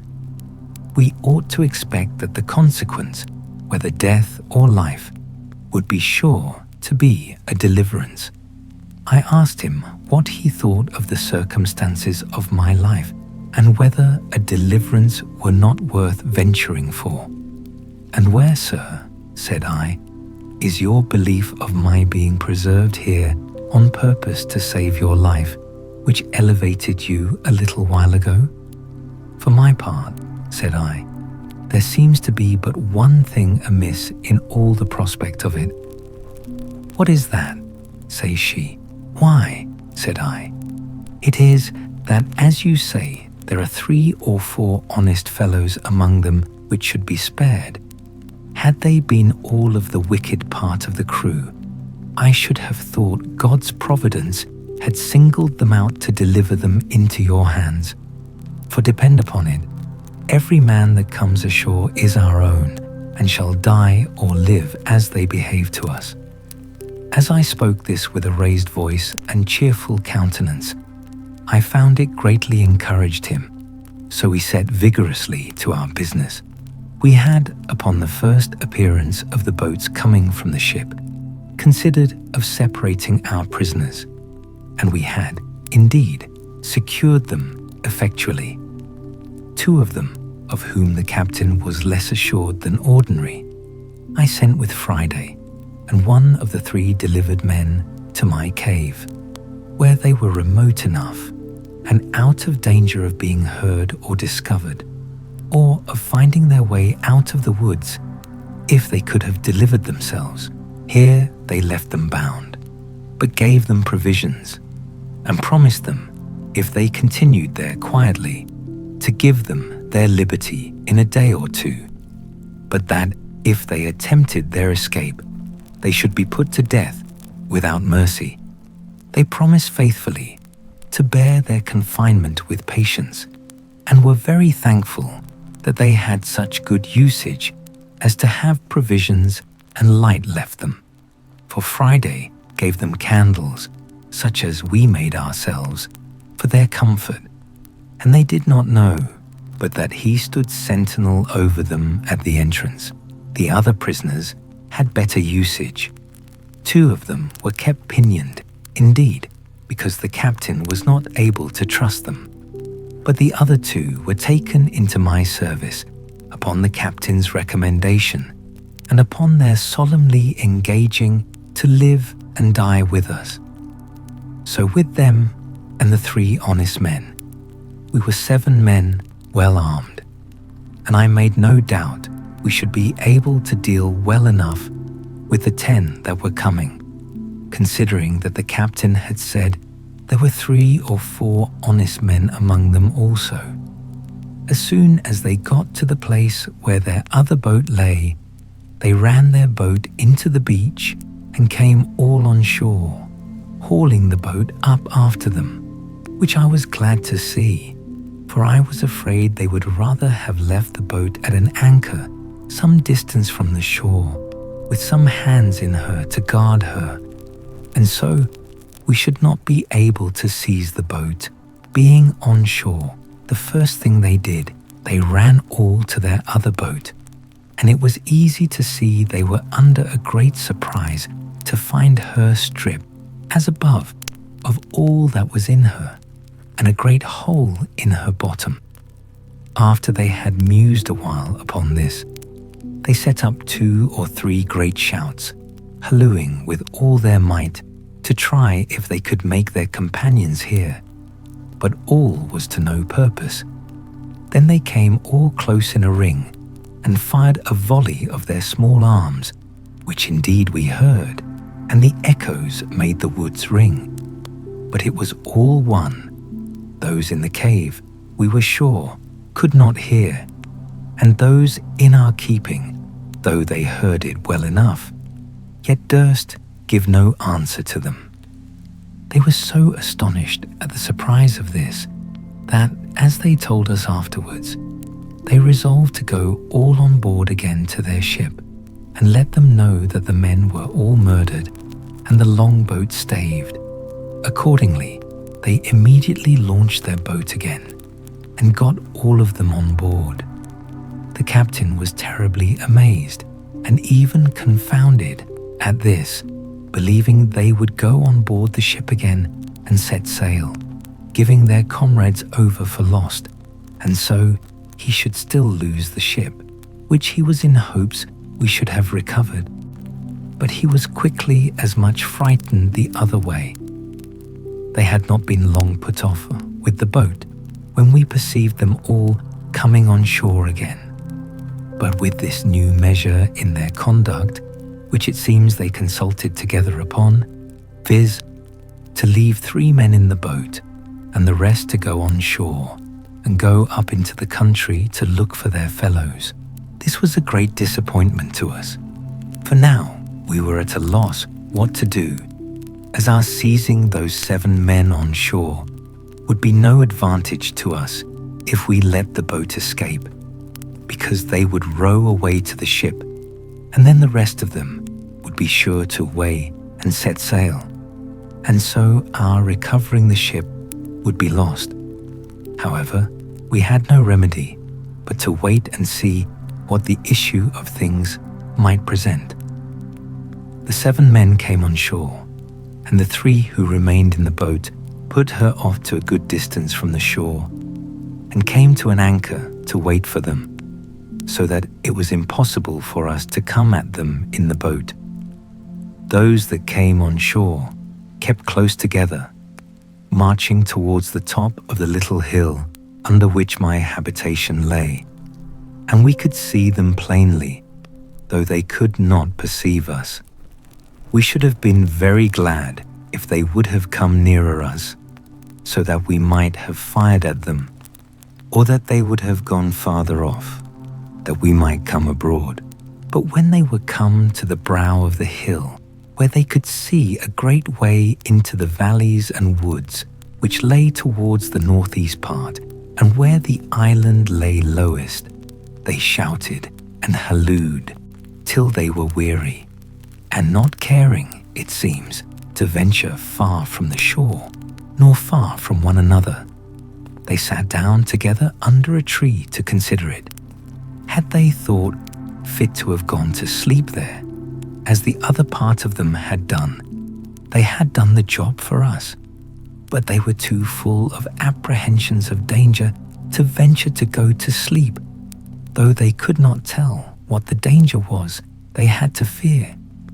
The captain made a very just proposal to me upon this consultation of theirs, viz., that perhaps they would all fire a volley again to endeavour to make their fellows hear, and that we should all sally upon them just at the juncture when their pieces were all discharged, and they would certainly yield, and we should have them without bloodshed.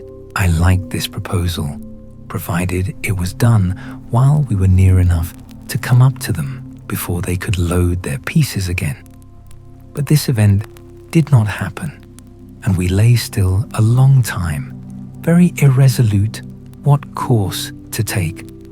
At length I told them there would be nothing done, in my opinion, till night, and then, if they did not return to the boat, perhaps we might find a way to get between them and the shore, and so might use some stratagem with them in the boat to get them on shore. We waited a great while, though very impatient for their removing, and were very uneasy when, after long consultation, we saw them all start up and march down towards the sea. It seems they had such dreadful apprehensions of the danger of the place that they resolved to go on board the ship again, give their companions over for lost, and so go on with their intended voyage with the ship. As soon as I perceived them go towards the shore, I imagined it to be as it really was, that they had given over their search and were going back again. And the captain, as soon as I told him my thoughts, was ready to sink at the apprehensions of it. But I presently thought of a stratagem to fetch them back again, and which answered my end to a tittle.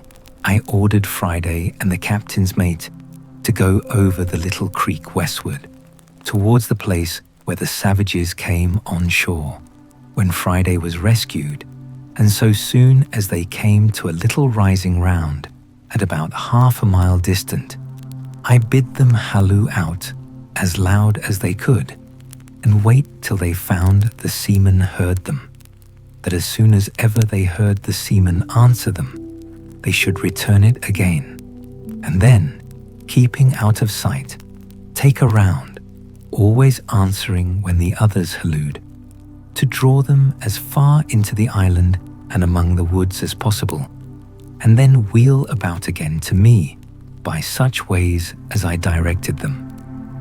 They were just going into the boat when Friday and the mate hallooed, and they presently heard them, and answering ran along the shore westward towards the voice they heard, when they were stopped by the creek, where the water being up, they could not get over, and called for the boat to come up and set them over, as, indeed, I expected. When they had set themselves over, I observed that the boat being gone a good way into the creek, and, as it were, in a harbour within the land, they took one of the 3 men out of her, to go along with them, and left only 2 in the boat, having fastened her to the stump of a little tree on the shore. This was what I wished for, and immediately leaving Friday and the captain's mate to their business, I took the rest with me, and crossing the creek out of their sight, we surprised the 2 men before they were aware, one of them lying on the shore, and the other being in the boat. The fellow on shore was between sleeping and waking, and going to start up. The captain, who was foremost, ran in upon him and knocked him down, and then called out to him in the boat to yield, or he was a dead man. They needed very few arguments to persuade a single man to yield, when he saw 5 men upon him and his comrade knocked down. Besides, this was, it seems, one of the 3 who were not so hearty in the mutiny as the rest of the crew, and therefore was easily persuaded not only to yield, but afterwards to join very sincerely with us. In the meantime, Friday and the captain's mate so well managed their business with the rest that they drew them by hallooing and answering from one hill to another, and from one wood to another, till they not only heartily tired them, but left them where they were, very sure they could not reach back to the boat before it was dark. And indeed, they were heartily tired themselves also by the time they came back to us. We had nothing now to do but to watch for them in the dark, and to fall upon them, so as to make sure work with them. It was several hours after Friday came back to me, before they came back to their boat, and we could hear the foremost of them, long before they came quite up, calling to those behind to come along, and could also hear them answer and complain how lame and tired they were, and not able to come any faster, which was very welcome news to us. At length they came up to the boat, but it is impossible to express their confusion when they found the boat fast aground in the creek, the tide ebbed out, and their 2 men gone. we could hear them call one to another in a most lamentable manner, telling one another they were got into an enchanted island, that either there were inhabitants in it, and they should all be murdered, or else there were devils and spirits in it, and they should be all carried away and devoured. They hallooed again, and called their 2 comrades by their names a great many times, but no answer.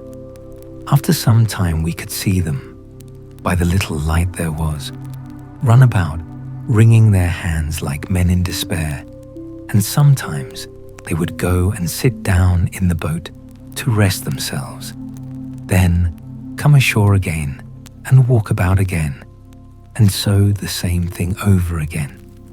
My men would fain have had me give them leave to fall upon them at once in the dark, but I was willing to take them at some advantage, so as to spare them and kill as few of them as I could, and especially I was unwilling to hazard the killing of any of our men, knowing the others were very well armed. I resolved to wait to see if they did not separate, and therefore, to make sure of them, I drew my ambuscade nearer and ordered Friday and the captain to creep upon their hands and feet as close to the ground as they could, that they might not be discovered, and get as near them as they could possibly before they offered to fire. They had not been long in that posture when the boatswain, who was the principal ringleader of the mutiny, and had now shown himself the most dejected and dispirited of all the rest, came walking towards them with 2 more of the crew. The captain was so eager at having this principal rogue so much in his power that he could hardly have patience to let him come so near as to be sure of him, for they only heard his tongue before. But when they came nearer, the captain and Friday, starting up on their feet, let fly at them. The boatswain was killed upon the spot.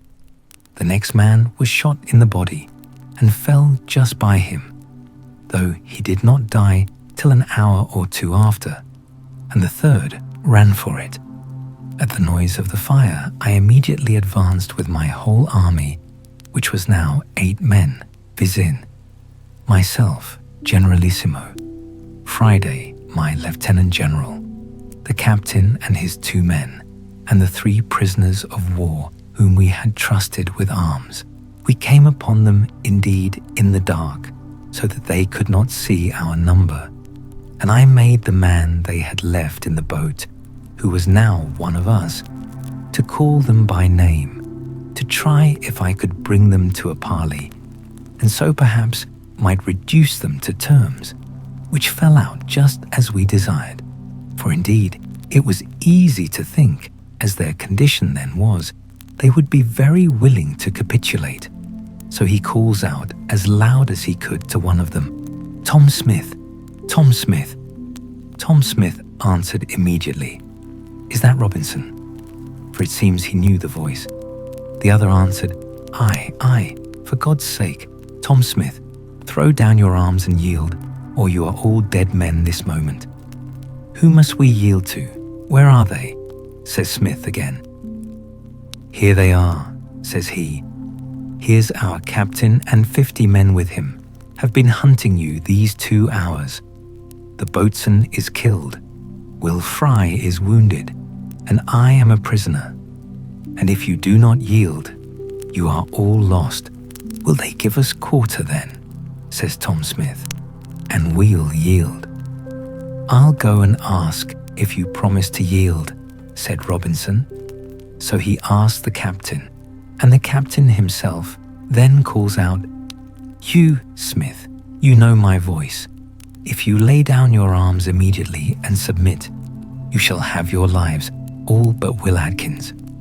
Upon this, Will Atkins cried out, "For God's sake, Captain, give me quarter. What have I done? They have all been as bad as I."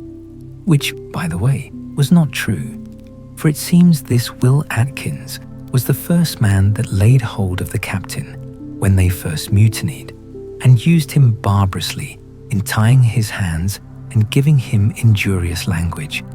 However, the captain told him he must lay down his arms at discretion and trust to the governor's mercy, by which he meant me, for they all called me governor.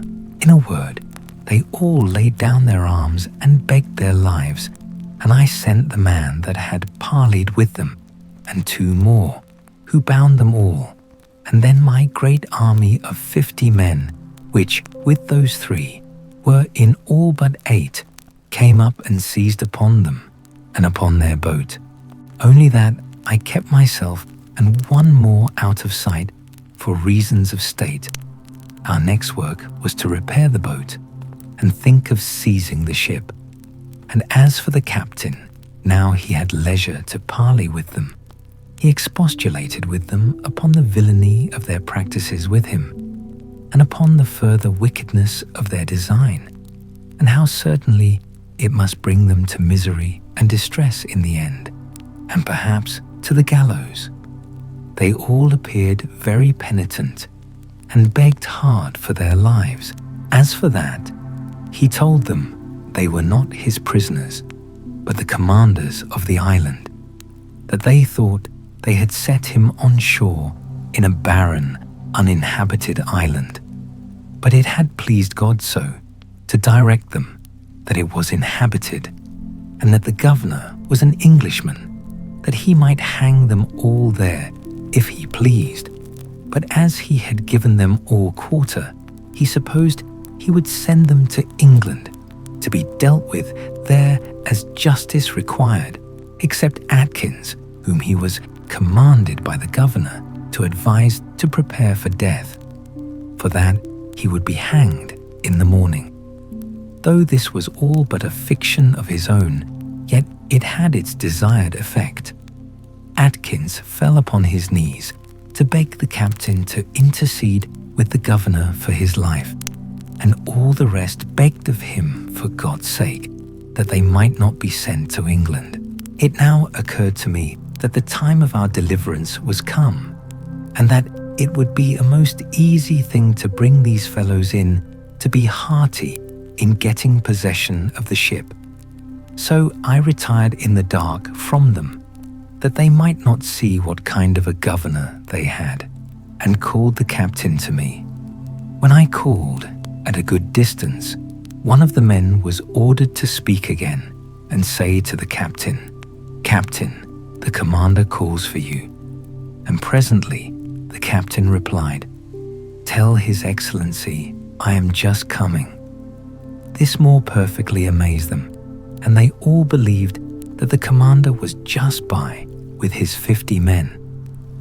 Upon the captain coming to me, I told him my project for seizing the ship, which he liked wonderfully well, and resolved to put it in execution the next morning.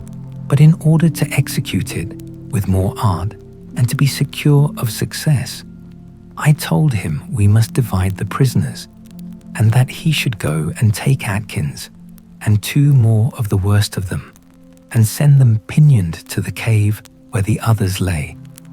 This was committed to Friday, and the 2 men who came on shore with the captain, they conveyed them to the cave as to a prison, and it was, indeed, a dismal place, especially to men in their condition. The others I ordered to my bower, as I called it, of which I have given a full description. And as it was fenced in, and they pinioned, the place was secure enough, considering they were upon their behavior. To these in the morning I sent the captain, who was to enter into a parley with them, in a word, to try them, and tell me whether he thought they might be trusted or not to go on board and surprise the ship. He talked to them of the injury done him, of the condition they were brought to, and that though the governor had given them quarter for their lives as to the present action, yet that if they were sent to England, they would all be hanged in chains, but that if they would join in so just an attempt as to recover the ship, he would have the governor's engagement for their pardon. Anyone may guess how readily such a proposal would be accepted by men in their condition. They fell down on their knees to the captain and promised, with the deepest imprecations, that they would be faithful to him to the last drop, and that they should owe their lives to him and would go with him all over the world, that they would own him as a father to them as long as they lived. "Well," says the captain, "I must go and tell the governor what you say, and see what I can do to bring him to consent to it." So he brought me an account of the temper he found them in, and that he verily believed they would be faithful. However, that we might be very secure, I told him he should go back again and choose out those 5, and tell them that they might see he did not want men, that he would take out those 5 to be his assistants, and that the governor would keep the other 2 and the 3 that were sent prisoners to the castle, my cave, as hostages for the fidelity of those 5, and that if they proved unfaithful in the execution, the 5 hostages should be hanged in chains alive on the shore. This looked severe, and convinced them that the governor was in earnest. However, they had no way left them but to accept it, and it was now the business of the prisoners, as much as of the captain, to persuade the other 5 to do their duty. Our strength was now thus ordered for the expedition. First, the captain, his mate, and passenger. Second, the 2 prisoners of the first gang, to whom, having their character from the captain, I had given their liberty and trusted them with arms. Third, the other 2 that I had kept till now in my bower, pinioned, but on the captain's motion had now released. Fourth, these 5 released at last, so that there were 12 in all. Besides 5, we kept prisoners in the cave for hostages. I asked the captain if he was willing to venture with these hands on board the ship. But as for me and my man Friday, I did not think it was proper for us to stir, having 7 men left behind, and it was employment enough for us to keep them asunder and supply them with victuals. As to the 5 in the cave, I resolved to keep them fast, but Friday went in twice a day to them, to supply them with necessaries, and I made the other 2 carry provisions to a certain distance, where Friday was to take them. When I showed myself to the 2 hostages, it was with the captain, who told them I was the person the governor had ordered to look after them, and that it was the governor's pleasure they should not stir anywhere but by my direction, that if they did, they would be fetched into the castle and be laid in irons, so that as we never suffered them to see me as governor, I now appeared as another person and spoke of the governor, the garrison, the castle, and the like, upon all occasions. The captain now had no difficulty before him, but to furnish his 2 boats, stop the breach of one, and man them. He made his passenger captain of one, with 4 of the men, and himself, his mate, and 5 more, went in the other, and they contrived their business very well, for they came up to the ship about midnight. As soon as they came within call of the ship, he made Robinson hail them, and tell them they had brought off the men and the boat, but that it was a long time before they had found them, and the like, holding them in a chat till they came to the ship's side. When the captain and the mate, entering first with their arms, immediately knocked down the second mate and carpenter with the butt end of their muskets, being very faithfully seconded by their men. They secured all the rest that were upon the main and quarter decks, and began to fasten the hatches to keep them down that were below, when the other boat and their men, entering at the forechains, secured the forecastle of the ship, and the scuttle which went down into the cook room, making 3 men they found there prisoners.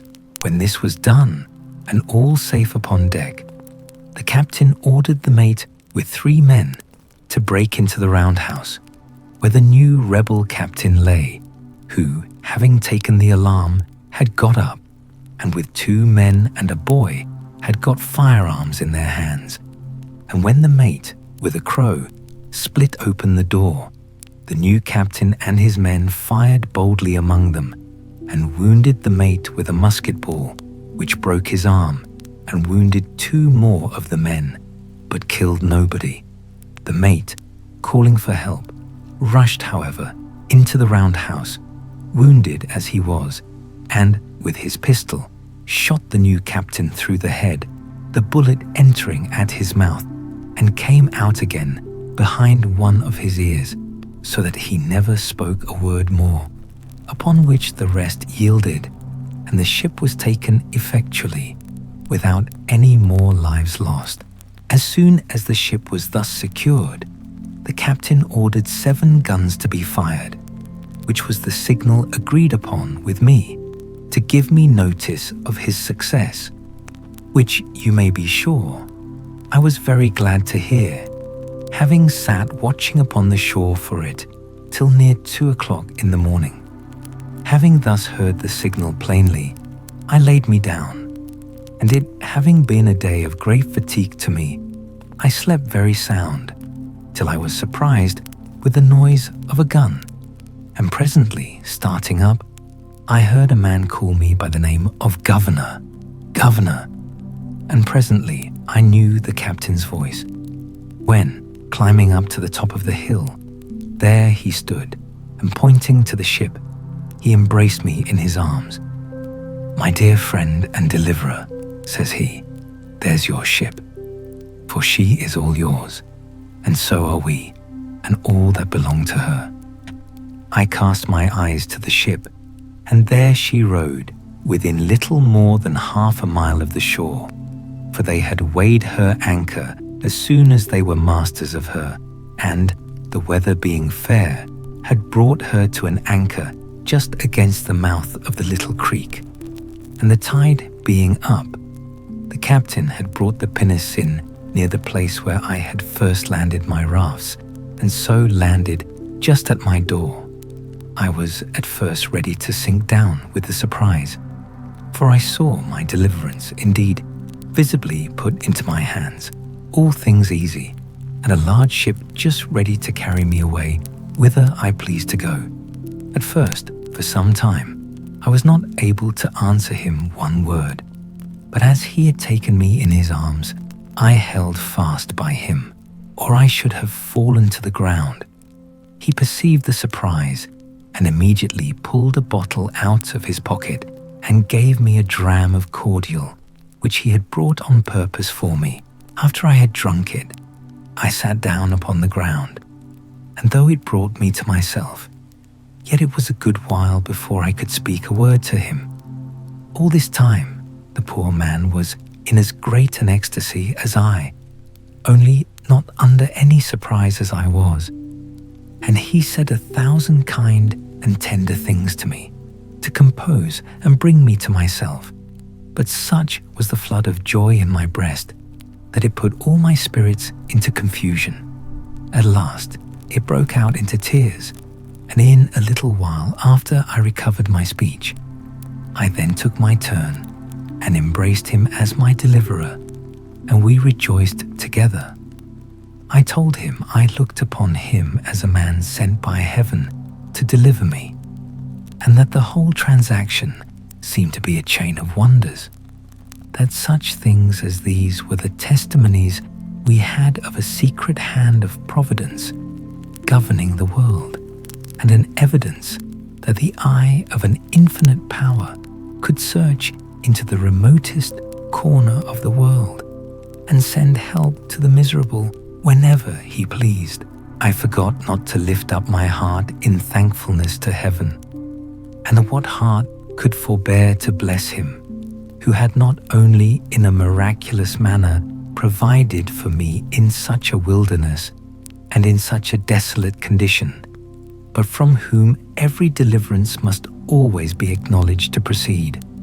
When we had talked a while, the captain told me he had brought me some little refreshment, such as the ship afforded, and such as the wretches that had been so long his masters had not plundered him of. Upon this, he called aloud to the boat and bade his men bring the things ashore that were for the governor.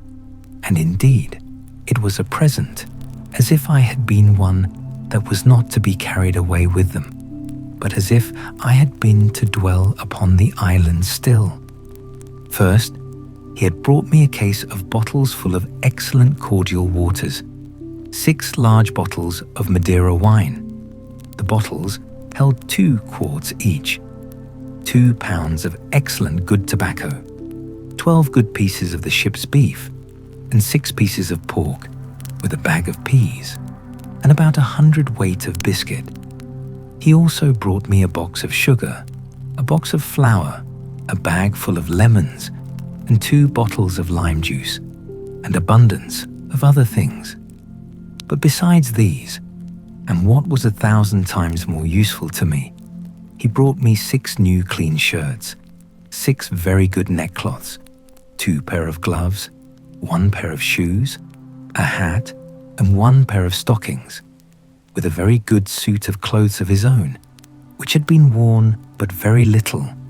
In a word, he clothed me from head to foot.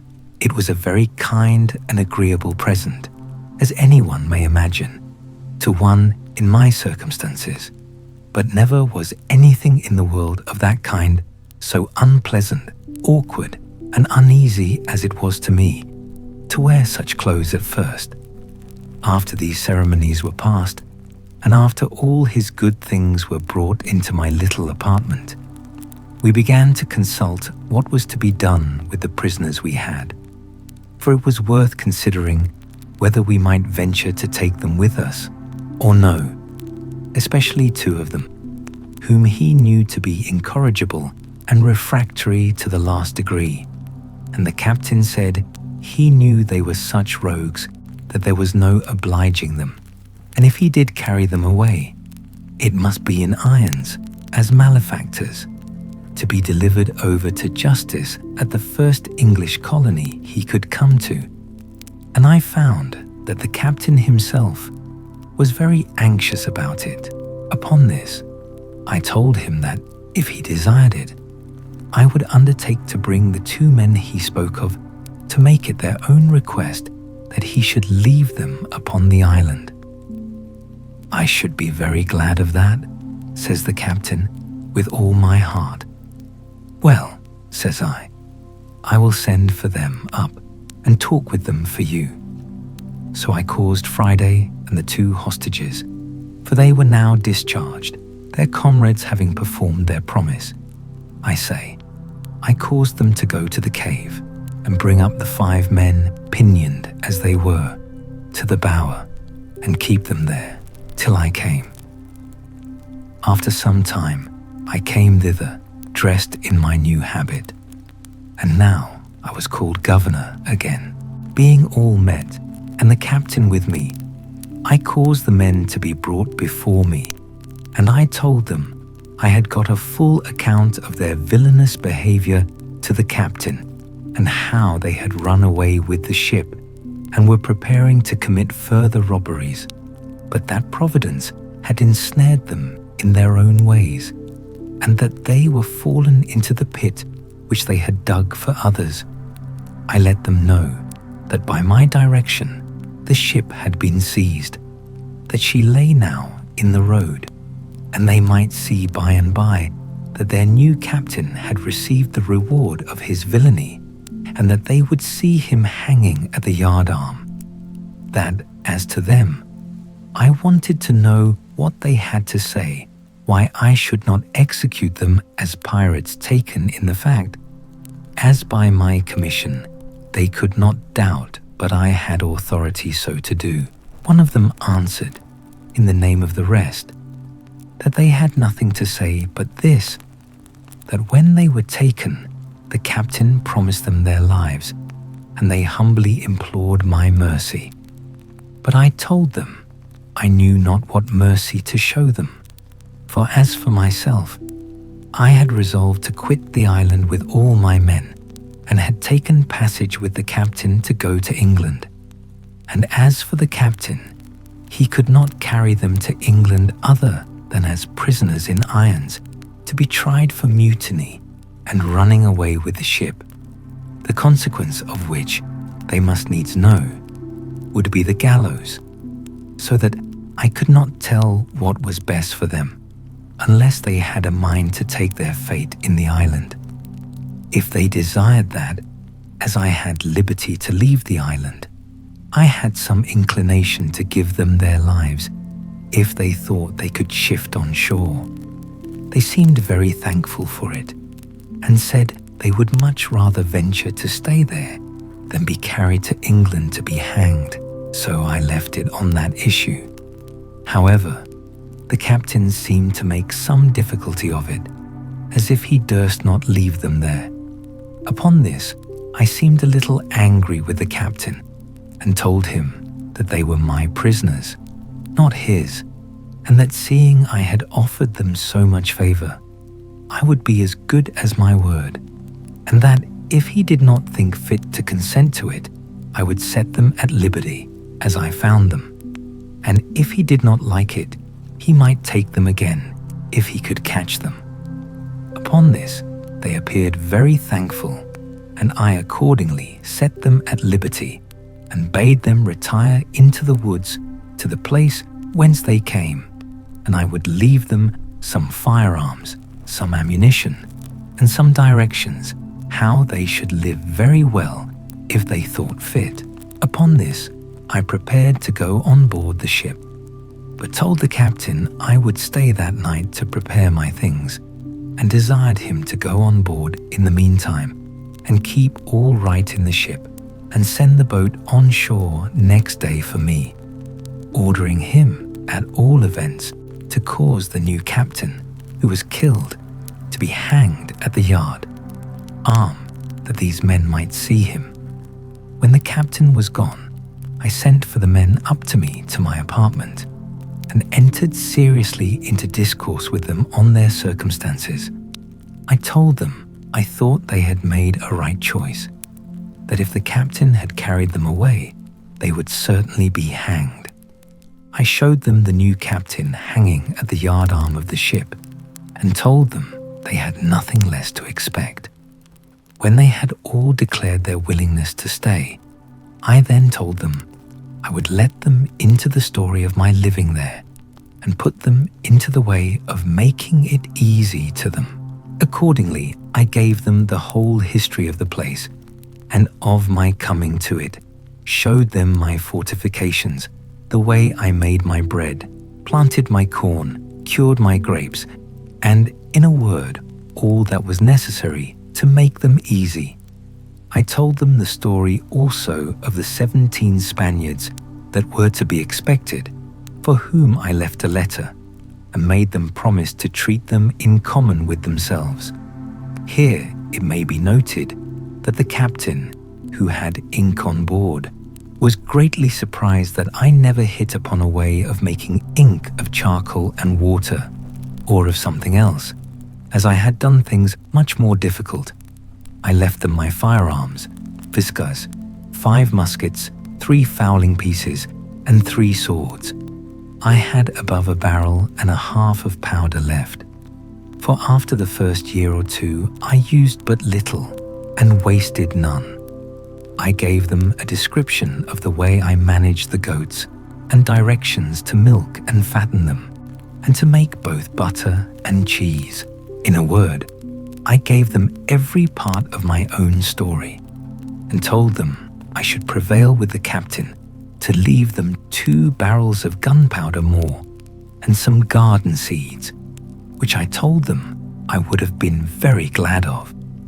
Also, I gave them the bag of peas which the captain had brought me to eat, and bade them be sure to sow and increase them. Chapter 19. Return to England. Having done all this, I left them the next day, and went on board the ship. We prepared immediately to sail, but did not weigh that night. The next morning early, 2 of the 5 men came swimming to the ship's side, and making the most lamentable complaint of the other 3, begged to be taken into the ship for God's sake, for they should be murdered, and begged the captain to take them on board, though he hanged them immediately. Upon this, the captain pretended to have no power without me, but after some difficulty, and after their solemn promises of amendment, they were taken on board, and were some time after soundly whipped and pickled, after which they proved very honest and quiet fellows. Some time after this, the boat was ordered on shore, the tide being up, with the things promised to the men, to which the captain, at my intercession, caused their chests and clothes to be added, which they took and were very thankful for. I also encouraged them by telling them that if it lay in my power to send any vessel to take them in, I would not forget them. When I took leave of this island, I carried on board, for relics, the great goatskin cap I had made, my umbrella, and one of my parrots. Also, I forgot not to take the money I formerly mentioned, which had lain by me so long useless that it was grown rusty or tarnished, and could hardly pass for silver till it had been a little rubbed and handled, as also the money I found in the wreck of the Spanish ship. And thus I left the island, the 19th of December, as I found by the ship's account, in the year 1686, after I had been upon it 28 years, 2 months, and 19 days, being delivered from this second captivity the same day of the month that I first made my escape in the longboat from among the Moors of Sally.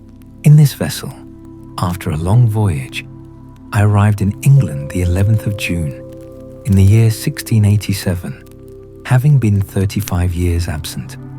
When I came to England, I was as perfect a stranger to all the world as if I had never been known there. My benefactor and faithful steward, whom I had left my money in trust with, was alive, but had had great misfortunes in the world, was become a widow the second time, and very low in the world. I made her very easy as to what she owed me, assuring her I would give her no trouble, but on the contrary, in gratitude for her former care and faithfulness to me, I relieved her as my little stock would afford, which at that time would, indeed, allow me to do but little for her. But I assured her I would never forget her former kindness to me, nor did I forget her when I had sufficient to help her, as shall be observed in its proper place. I went down afterwards into Yorkshire, but my father was dead, and my mother and all the family extinct, except that I found 2 sisters, and 2 of the children of one of my brothers.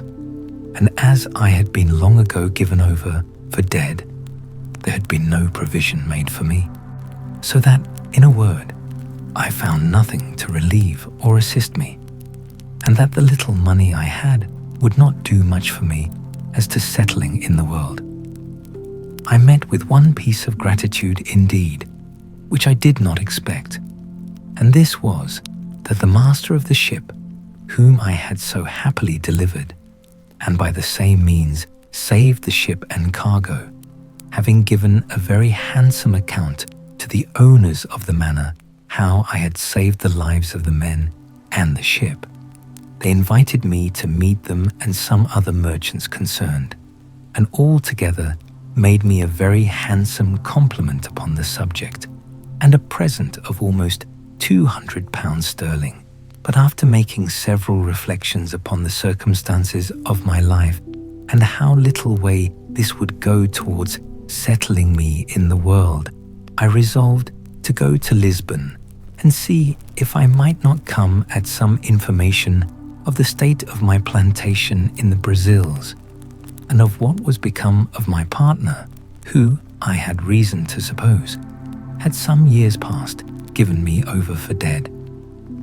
With this view, I took shipping for Lisbon, where I arrived in April following, my man Friday accompanying me very honestly in all these ramblings and proving a most faithful servant upon all occasions. When I came to Lisbon, I found out, by inquiry, and to my particular satisfaction, my old friend, the captain of the ship who first took me up at sea off the shore of Africa. He was now grown old and had left off going to sea, having put his son, who was far from a young man, into his ship, and who still used the Brazil trade. The old man did not know me, and indeed I hardly knew him, but I soon brought him to my remembrance, and as soon brought myself to his remembrance, when I told him who I was. After some passionate expressions of the old acquaintance between us, I inquired, "You may he sure, after my plantation and my partner?" The old man told me he had not been in the Brazils for about 9 years, but that he could assure me that when he came away, my partner was living, but the trustees whom I had joined with him to take cognizance of my part were both dead. That, however, he believed I would have a very good account of the improvement of the plantation, for that, upon the general belief of my being cast away and drowned, my trustees had given in the account of the produce of my part of the plantation to the procurator fiscal, who had appropriated it, in case I never came to claim it, 1/3 to the king, and 2/3 to the monastery of Saint Augustine, to be expended for the benefit of the poor and for the conversion of the Indians to the Catholic faith, but that if I appeared, or anyone for me, to claim the inheritance, it would be restored, only that the improvement or annual production, being distributed to charitable uses, could not be restored. But he assured me that the steward of the king's revenue from lands and the providore or steward of the monastery had taken great care all along that the incumbent, that is to say, my partner, gave every year a faithful account of the produce, of which they had duly received my moiety.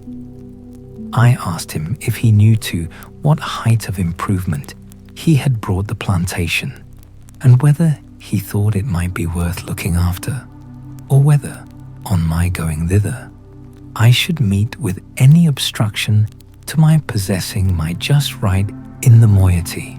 He told me he could not tell exactly to what degree the plantation was improved, but this he knew, that my partner was grown exceeding rich upon the enjoying his part of it, and that, to the best of his remembrance, he had heard that the king's third of my part, which was, it seems, granted away to some other monastery or religious house, amounted to above 200 moidores a year, that as to my being restored to a quiet possession of it, there was no question to be made of that, my partner being alive to witness my title, and my name being also enrolled in the register of the country.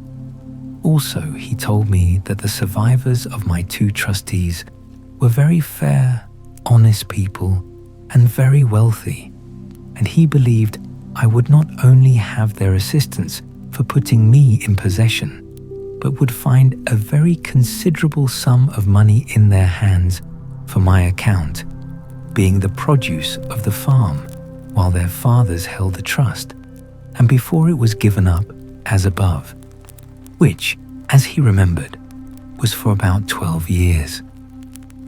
I showed myself a little concerned and uneasy at this account, and inquired of the old captain how it came to pass that the trustees should thus dispose of my effects, when he knew that I had made my will, and had made him, the Portuguese captain, my universal heir, etc.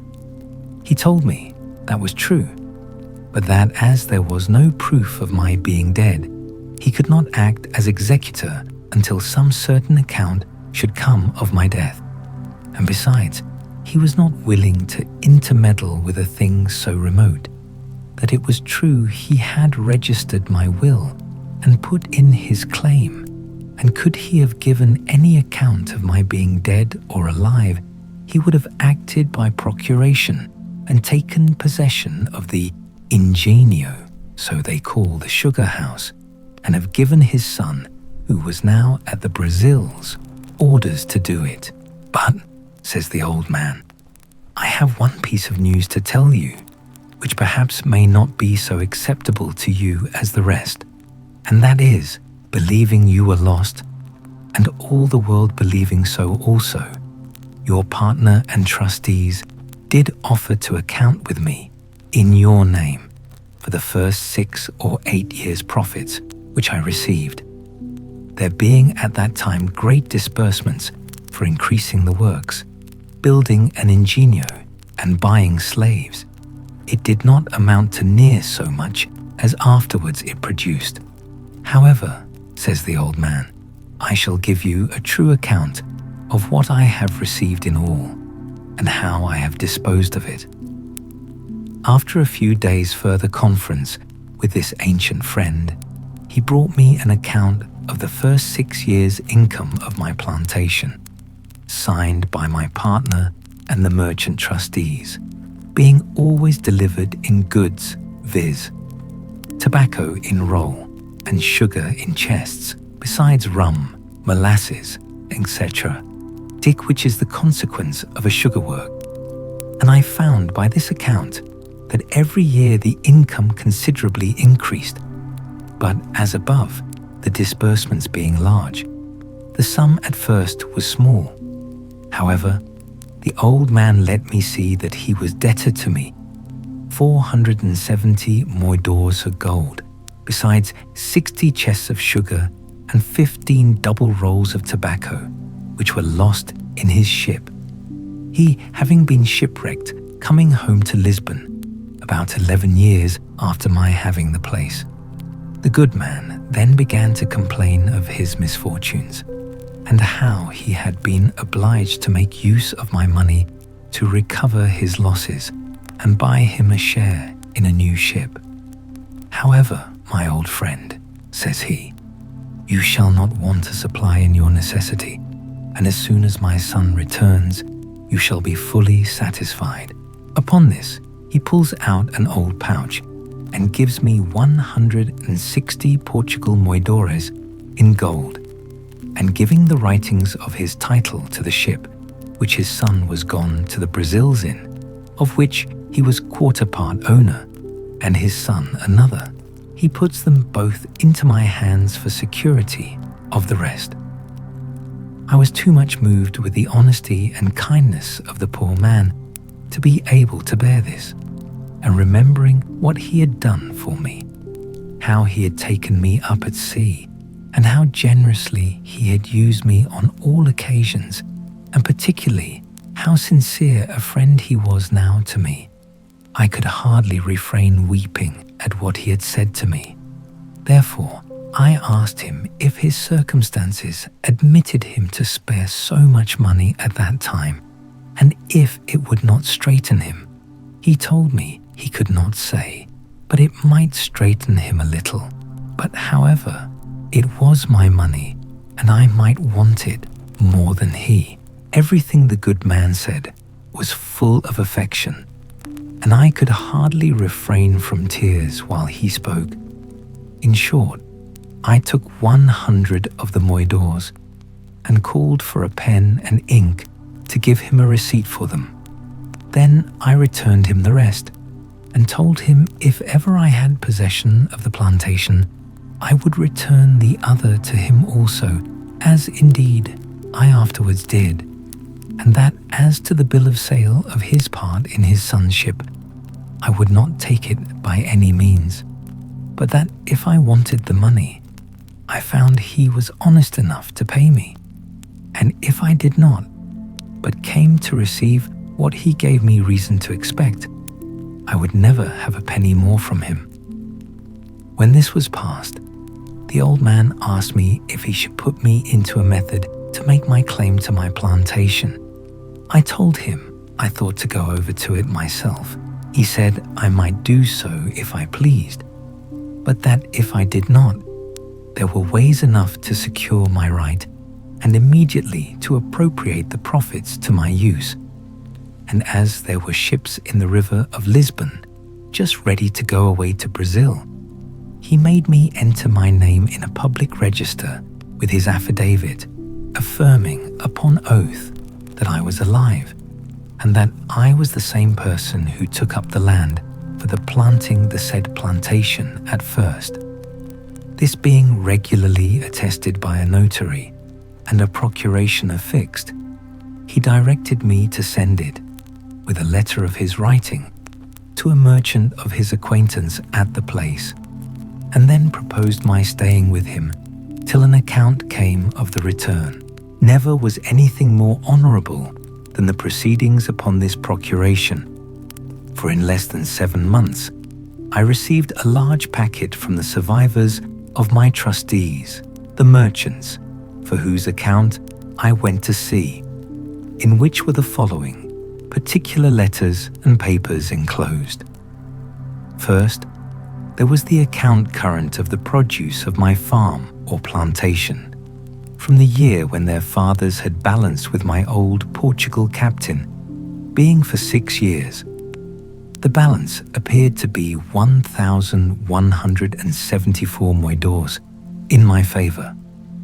Secondly, there was the account of 4 years more, while they kept the effects in their hands before the government claimed the administration as being the effects of a person not to be found, which they called civil death, and the balance of this, the value of the plantation increasing, amounted to 19,446 cruzados, being about 3,240 moidores.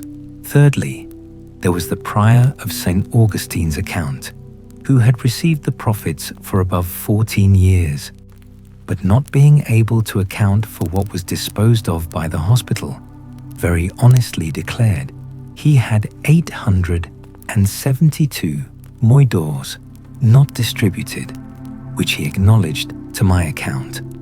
As to the king's part, that refunded nothing. There was a letter of my partner's, congratulating me very affectionately upon my being alive, giving me an account how the estate was improved and what it produced a year, with the particulars of the number of squares or acres that it contained, how planted, how many slaves there were upon it, and making 22 crosses for blessings, told me he had said so many Ave Marias to thank the Blessed Virgin that I was alive, inviting me very passionately to come over and take possession of my own, and in the meantime to give him orders to whom he should deliver my effects if I did not come myself, concluding with a hearty tender of his friendship and that of his family, and sent me as a present 7 fine leopards' skins, which he had, it seems, received from Africa by some other ship that he had sent thither, and which, it seems, had made a better voyage than I. He sent me also 5 chests of excellent sweetmeats and 100 pieces of gold uncoined, not quite so large as moidores. By the same fleet, my 2 merchant trustees shipped me 1,200 chests of sugar, 800 rolls of tobacco, and the rest of the whole account in gold. I might well say now, indeed, that the latter end of Job was better than the beginning. It is impossible to express the flutterings of my very heart when I found all my wealth about me. For as the Brazil ships come all in fleets, the same ships which brought my letters brought my goods, and the effects were safe in the river before the letters came to my hand. In a word, I turned pale and grew sick, and had not the old man run and fetched me a cordial, I believe the sudden surprise of joy had overset nature, and I had died upon the spot. Nay, after that I continued very ill, and was so some hours, till a physician being sent for, and something of the real cause of my illness being known, he ordered me to be let blood, after which I had relief and grew well. But I believe, if I had not been eased by a vent given in that manner to the spirits, I should have died. I was now master, all on a sudden, of above £5,000 sterling in money, and had an estate, as I might well call it, in the Brazils, of above £1,000 a year, as sure as an estate of lands in England. And, in a word, I was in a condition which I scarce knew how to understand, or how to compose myself for the enjoyment of it. The first thing I did was to recompense my original benefactor, my good old captain, who had been first charitable to me in my distress, kind to me in my beginning, and honest to me at the end. I showed him all that was sent to me. I told him that, next to the providence of heaven, which disposed all things, it was owing to him, and that it now lay on me to reward him, which I would do 100-fold. So I first returned to him the 100 moidores I had received of him. Then I sent for a notary, and caused him to draw up a general release or discharge from the 470 moidores, which he had acknowledged he owed me, in the fullest and firmest manner possible. After which I caused a procuration to be drawn, empowering him to be the receiver of the annual profits of my plantation, and appointing my partner to account with him, and make the returns by the usual fleets to him in my name, and by a clause in the end made a grant of 100 moidores a year to him during his life, out of the effects, and 50 moidores a year to his son after him for his life, and thus I requited my old man. I had now to consider which way to steer my course next, and what to do with the estate that Providence had thus put into my hands. And indeed, I had more care upon my head now than I had in my state of life in the island, where I wanted nothing but what I had, and had nothing but what I wanted, whereas I had now a great charge upon me, and my business was how to secure it. I had not a cave now to hide my money in, or a place where it might lie without lock or key, till it grew mouldy and tarnished, before anybody would meddle with it. On the contrary, I knew not where to put it, or whom to trust with it. My old patron, the captain, indeed, was honest, and that was the only refuge I had. In the next place, my interest in the Brazils seemed to summon me thither, but now I could not tell how to think of going thither till I had settled my affairs, and left my effects in some safe hands behind me. At first I thought of my old friend the widow, who I knew was honest and would be just to me, but then she was in years, and but poor, and for aught I knew might be in debt, so that, in a word, I had no way but to go back to England myself and take my effects with me. It was some months, however, before I resolved upon this, and therefore, as I had rewarded the old captain fully, and to his satisfaction, who had been my former benefactor, so I began to think of the poor widow, whose husband had been my first benefactor, and she, while it was in her power, my faithful steward and instructor.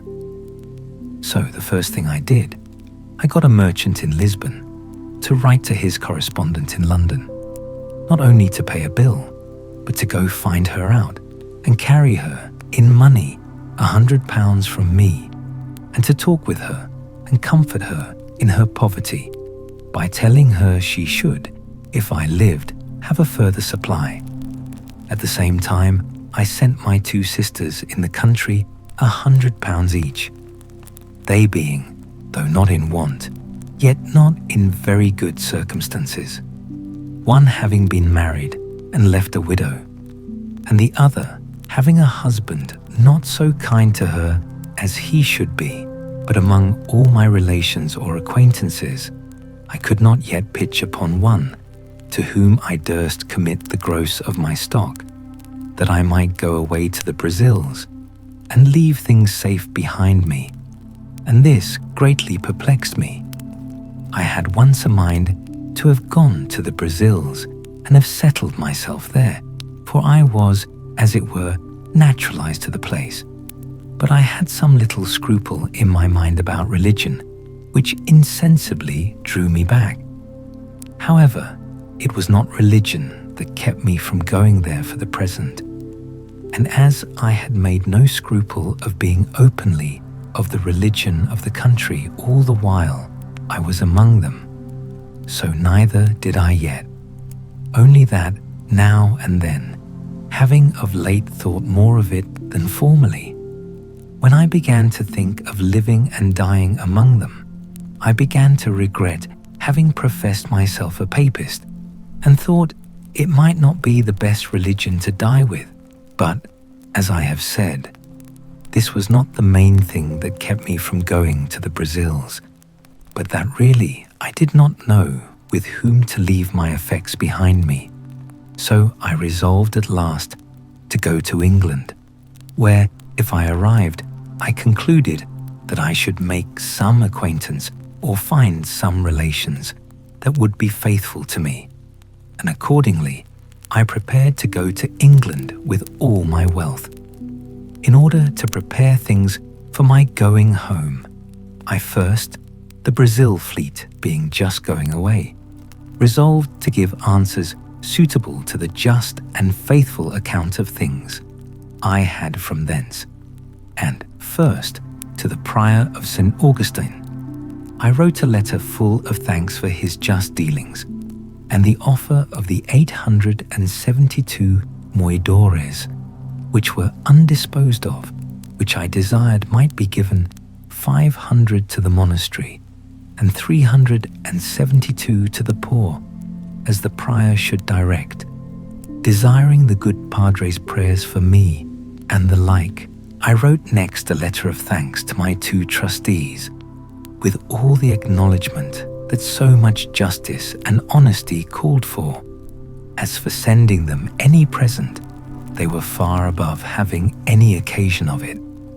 Lastly, I wrote to my partner, acknowledging his industry in the improving the plantation, and his integrity in increasing the stock of the works, giving him instructions for his future government of my part, according to the powers I had left with my old patron, to whom I desired him to send whatever became due to me, till he should hear from me more particularly, assuring him that it was my intention not only to come to him, but to settle myself there for the remainder of my life. To this I added a very handsome present of some Italian silks for his wife and 2 daughters. For such the captain's son informed me he had, with 2 pieces of fine English broadcloth, the best I could get in Lisbon, 5 pieces of black baize, and some Flanders lace of a good value. Having thus settled my affairs, sold my cargo, and turned all my effects into good bills of exchange, my next difficulty was which way to go to England. I had been accustomed enough to the sea, and yet I had a strange aversion to go to England by the sea at that time, and yet I could give no reason for it. Yet the difficulty increased upon me so much that though I had once shipped my baggage in order to go, yet I altered my mind, and that not once, but 2 or 3 times. It is true I had been very unfortunate by sea, and this might be one of the reasons, but let no man slight the strong impulses of his own thoughts in cases of such moment. 2 of the ships which I had singled out to go in, I mean more particularly singled out than any other, having put my things on board one of them, and in the other, having agreed with the captain. I say 2 of these ships miscarried. One was taken by the Algerines, and the other was lost on the start near Torbay, and all the people drowned except 3, so that in either of those vessels I had been made miserable. Having been thus harassed in my thoughts, my old pilot, to whom I communicated everything, pressed me earnestly not to go by sea, but either to go by land to the Groine and cross over the Bay of Biscay to Rochelle, from whence it was but an easy and safe journey by land to Paris, and so to Calais and Dover, or to go up to Madrid, and so all the way by land through France. In a word, I was so prepossessed against my going by sea at all, except from Calais to Dover, that I resolved to travel all the way by land, which, as I was not in haste and did not value the charge, was by much the pleasanter way. And to make it more so, my old captain brought an English gentleman, the son of a merchant in Lisbon, who was willing to travel with me. After which we picked up 2 more English merchants also, and 2 young Portuguese gentlemen, the last going to Paris only, so that in all there were 6 of us and 5 servants, the 2 merchants and the 2 Portuguese, contenting themselves with 1 servant between 2 to save the charge. And as for me, I got an English sailor to travel with me as a servant, besides my man Friday, who was too much a stranger to be capable of supplying the place of a servant on the road. In this manner, I set out from Lisbon, and our company being very well mounted and armed, we made a little troop, whereof they did me the honour to call me captain, as well because I was the oldest man, as because I had 2 servants, and indeed was the origin of the whole journey. As I have troubled you with none of my sea journals, so I shall trouble you now with none of my land journals, but some adventures that happened to us in this tedious and difficult journey I must not omit. When we came to Madrid, we, being all of us strangers to Spain, were willing to stay some time to see the court of Spain and what was worth observing. But it being the latter part of the summer, we hastened away and set out from Madrid about the middle of October. But when we came to the edge of Navarre, we were alarmed at several towns on the way, with an account that so much snow was falling on the French side of the mountains that several travellers were obliged to come back to Pampeluna after having attempted at an extreme hazard to pass on. When we came to Pampeluna itself, we found it so indeed, and to me that had been always used to a hot climate and to countries where I could scarce bear any clothes on, the cold was insufferable, nor indeed was it more painful than surprising to come but 10 days before out of old Castile, where the weather was not only warm but very hot, and immediately to feel a wind from the Pyrenean mountains, so very keen, so severely cold as to be intolerable and to endanger benumbing and perishing of our fingers and toes. Poor Friday was really frightened when he saw the mountains all covered with snow and felt cold weather, which he had never seen or felt before in his life. To mend the matter, when we came to Pampeluna, it continued snowing with so much violence and so long that the people said winter was come before its time, and the roads, which were difficult before, were now quite impassable. For, in a word, the snow lay in some places too thick for us to travel, and being not hard frozen, as is the case in the northern countries, there was no going without being in danger of being buried alive every step. We stayed no less than 20 days at Pampeluna, when, seeing the winter coming on, and no likelihood of its being better, for it was the severest winter all over Europe that had been known in the memory of man. I proposed that we should go away to Fontarabia and there take shipping for Bordeaux, which was a very little voyage. But while I was considering this, there came in 4 French gentlemen who, having been stopped on the French side of the passes, as we were on the Spanish, had found out a guide who, traversing the country near the head of Languedoc, had brought them over the mountains by such ways that they were not much incommoded with the snow. For where they met with snow in any quantity, they said it was frozen hard enough to bear them and their horses. We sent for this guide, who told us he would undertake to carry us the same way, with no hazard from the snow, provided we were armed sufficiently to protect ourselves from wild beasts. For, he said, in these great snows it was frequent for some wolves to show themselves at the foot of the mountains, being made ravenous for want of food, the ground being covered with snow. We told him we were well enough prepared for such creatures as they were, if he would insure us from a kind of 2-legged wolves, which we were told we were in most danger from, especially on the French side of the mountains. He satisfied us that there was no danger of that kind in the way that we were to go, so we readily agreed to follow him, as did also 12 other gentlemen with their servants, some French, some Spanish, who, as I said, Robinson Crusoe, 465 of 487, had attempted to go and were obliged to come back again. Accordingly, we set out from Pampeluna with our guide on the 15th of November. And indeed, I was surprised when, instead of going forward, he came directly back with us on the same road that we came from Madrid, about 20 miles, when, having passed 2 rivers and come into the plain country, we found ourselves in a warm climate again, where the country was pleasant and no snow to be seen.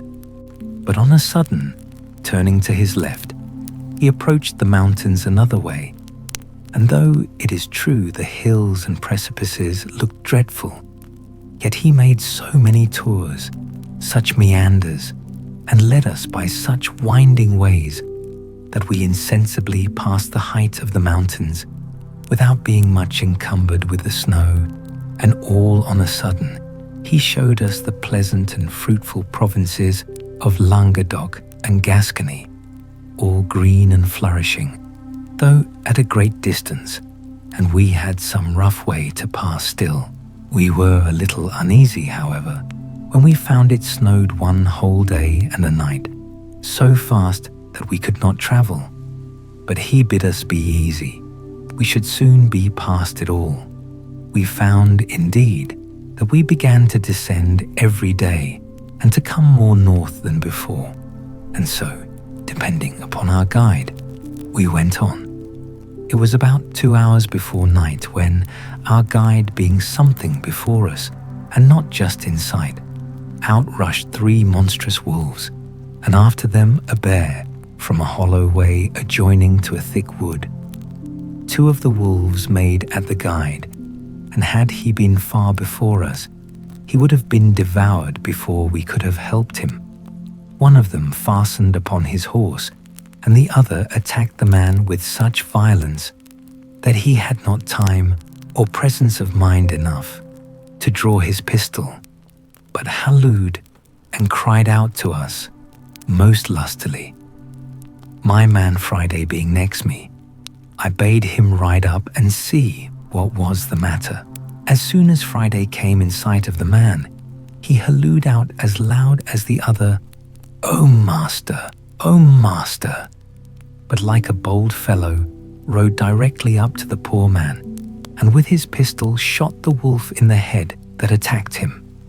It was happy for the poor man that it was my man Friday, for, having been used to such creatures in his country, he had no fear upon him, but went close up to him and shot him, whereas any other of us would have fired at a farther distance and have perhaps either missed the wolf or endangered shooting the man, but it was enough to have terrified a bolder man than I, and indeed, it alarmed all our company when, with the noise of Friday's pistol, we heard on both sides the most dismal howling of wolves, and the noise, redoubled by the echo of the mountains, appeared to us as if there had been a prodigious number of them, and perhaps there was not such a few as that we had no cause of apprehension. However, as Friday had killed this wolf, the other that had fastened upon the horse left him immediately and fled without doing him any damage, having happily fastened upon his head where the bosses of the bridle had stuck in his teeth. But the man was most hurt, for the raging creature had bit him twice, once in the arm, and the other time a little above his knee. And though he had made some defense, he was just tumbling down by the disorder of his horse when Friday came up and shot the wolf. It is easy to suppose that at the noise of Friday's pistol, we all mended our pace and rode up as fast as the way, which was very difficult, would give us leave to see what was the matter. As soon as we came clear of the trees, which blinded us before, we saw clearly what had been the case, and how Friday had disengaged the poor guide, though we did not presently discern what kind of creature it was he had killed. Chapter 20. Fight between Friday and a bear. But never was a fight managed so hardily, and in such a surprising manner as that which followed between Friday and the bear, which gave us all, though at first we were surprised and afraid for him, the greatest diversion imaginable. As the bear is a heavy, clumsy creature, and does not gallop as the wolf does, who is swift and light, so he has two particular qualities, which generally are the rule of his actions. First, as to men, who are not his proper prey, he does not usually attempt them, except they first attack him unless he be excessively hungry, which it is probable might now be the case, the ground being covered with snow. If you do not meddle with him, he will not meddle with you. But then you must take care to be very civil to him and give him the road, for he is a very nice gentleman. He will not go a step out of his way for a prince. Nay, if you are really afraid, your best way is to look another way and keep going on. For sometimes, if you stop and stand still and look steadfastly at him, he takes it for an affront. But if you throw or toss anything at him, though it were but a bit of stick as big as your finger, he thinks himself abused and sets all other business aside to pursue his revenge, and will have satisfaction in point of honor. That is his first quality. The next is, if he be once affronted, he will never leave you, night or day, till he has his revenge, but follows at a good round rate till he overtakes you. My man Friday had delivered our guide, and when we came up to him, he was helping him off his horse, for the man was both hurt and frightened, when on a sudden we espied the bear come out of the wood, and a monstrous one it was, the biggest by far that ever I saw. We were all a little surprised when we saw him, but when Friday saw him, it was easy to see joy and courage in the fellow's countenance. "Oh, oh, oh," says Friday 3 times, pointing to him. "Oh, master, you give me the leave, me shaky to hand with him, me make you good laugh." I was surprised to see the fellow so well pleased. "You fool," says I, "he will eat you up." "Eaty me up, eaty me up, Sol," says Friday twice over again. "Me eaty him up, me make you good laugh. You all stay here, me show you good laugh." So down he sits and gets off his boots in a moment, and puts on a pair of pumps, as we call the flat shoes they wear, and which he had in his pocket, gives my other servant his horse, and with his gun away he flew, swift like the wind.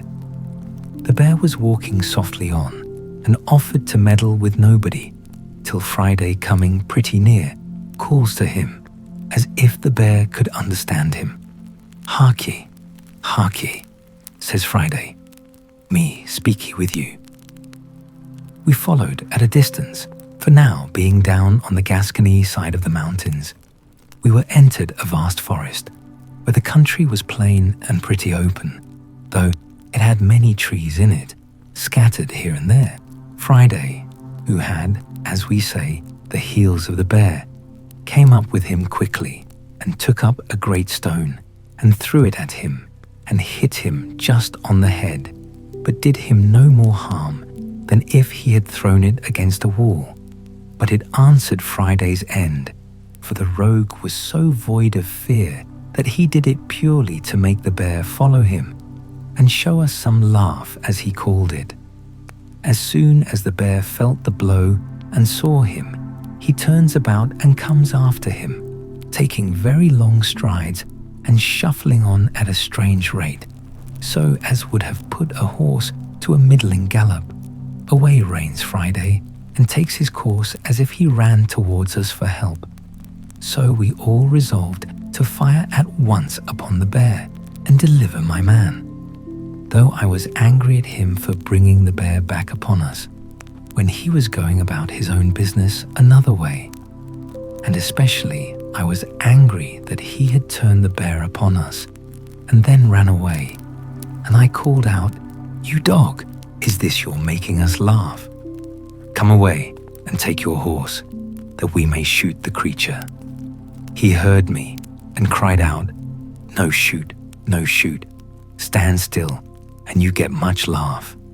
And as the nimble creature ran 2 feet for the bear's one, he turned on a sudden on one side of us, and seeing a great oak tree fit for his purpose, he beckoned to us to follow, and doubling his pace, he got nimbly up the tree, laying his gun down upon the ground at about 5 or 6 yards from the bottom of the tree. The bear soon came to the tree, and we followed at a distance. The first thing he did, he stopped at the gun, smelt at it, but let it lie, and up he scrambles into the tree, climbing like a cat, though so monstrous heavy. I was amazed at the folly, as I thought it, of my man, and could not for my life see anything to laugh at, till seeing the bear get up the tree, we all rode near to him. When we came to the tree, there was Friday got out to the small end of a large branch, and the bear got about halfway to him. As soon as the bear got out to that part where the limb of the tree was weaker, "Ha," says he to us, "now you see me teach ye the bear dance." So he began jumping and shaking the bough, at which the bear began to totter, but stood still and began to look behind him to see how he should get back. Then, indeed, we did laugh heartily. But Friday had not done with him by a great deal. When seeing him stand still, he called out to him again, as if he had supposed the bear could speak English. "What, you come no farther? Pray you come farther." So he left jumping and shaking the tree, and the bear, just as if he understood what he said, did come a little farther.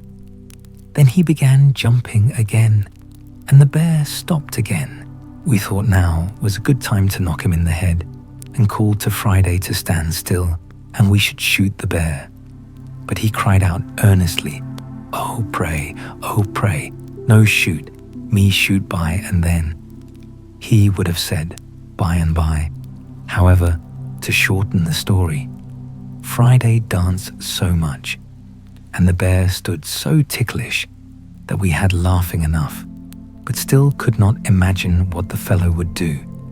For first, we thought he depended upon shaking the bear off, and we found the bear was too cunning for that too, for he would not go out far enough to be thrown down, but clung fast with his great broad claws and feet, so that we could not imagine what would be the end of it, and what the jest would be at last. But Friday put us out of doubt quickly, for seeing the bear cling fast to the bough, and that he would not be persuaded to come any farther. "Well, well," says Friday, "you no come farther, me go. You no come to me come to you." And upon this he went out to the smaller end, where it would bend with his weight, and gently let himself down by it, sliding down the bough till he came near enough to jump down on his feet, and away he ran to his gun, took it up, and stood still. "Well," said I to him, "Friday, what will you do now? Why don't you shoot him?" "No shoot," says Friday. "No yet. Me shoot now. Me no kill. Me stay. Give you one more laugh." And indeed, so he did. For when the bear saw his enemy gone, he came back from the bough, where he stood, but did it very cautiously, looking behind him every step, and coming backward till he got into the body of the tree.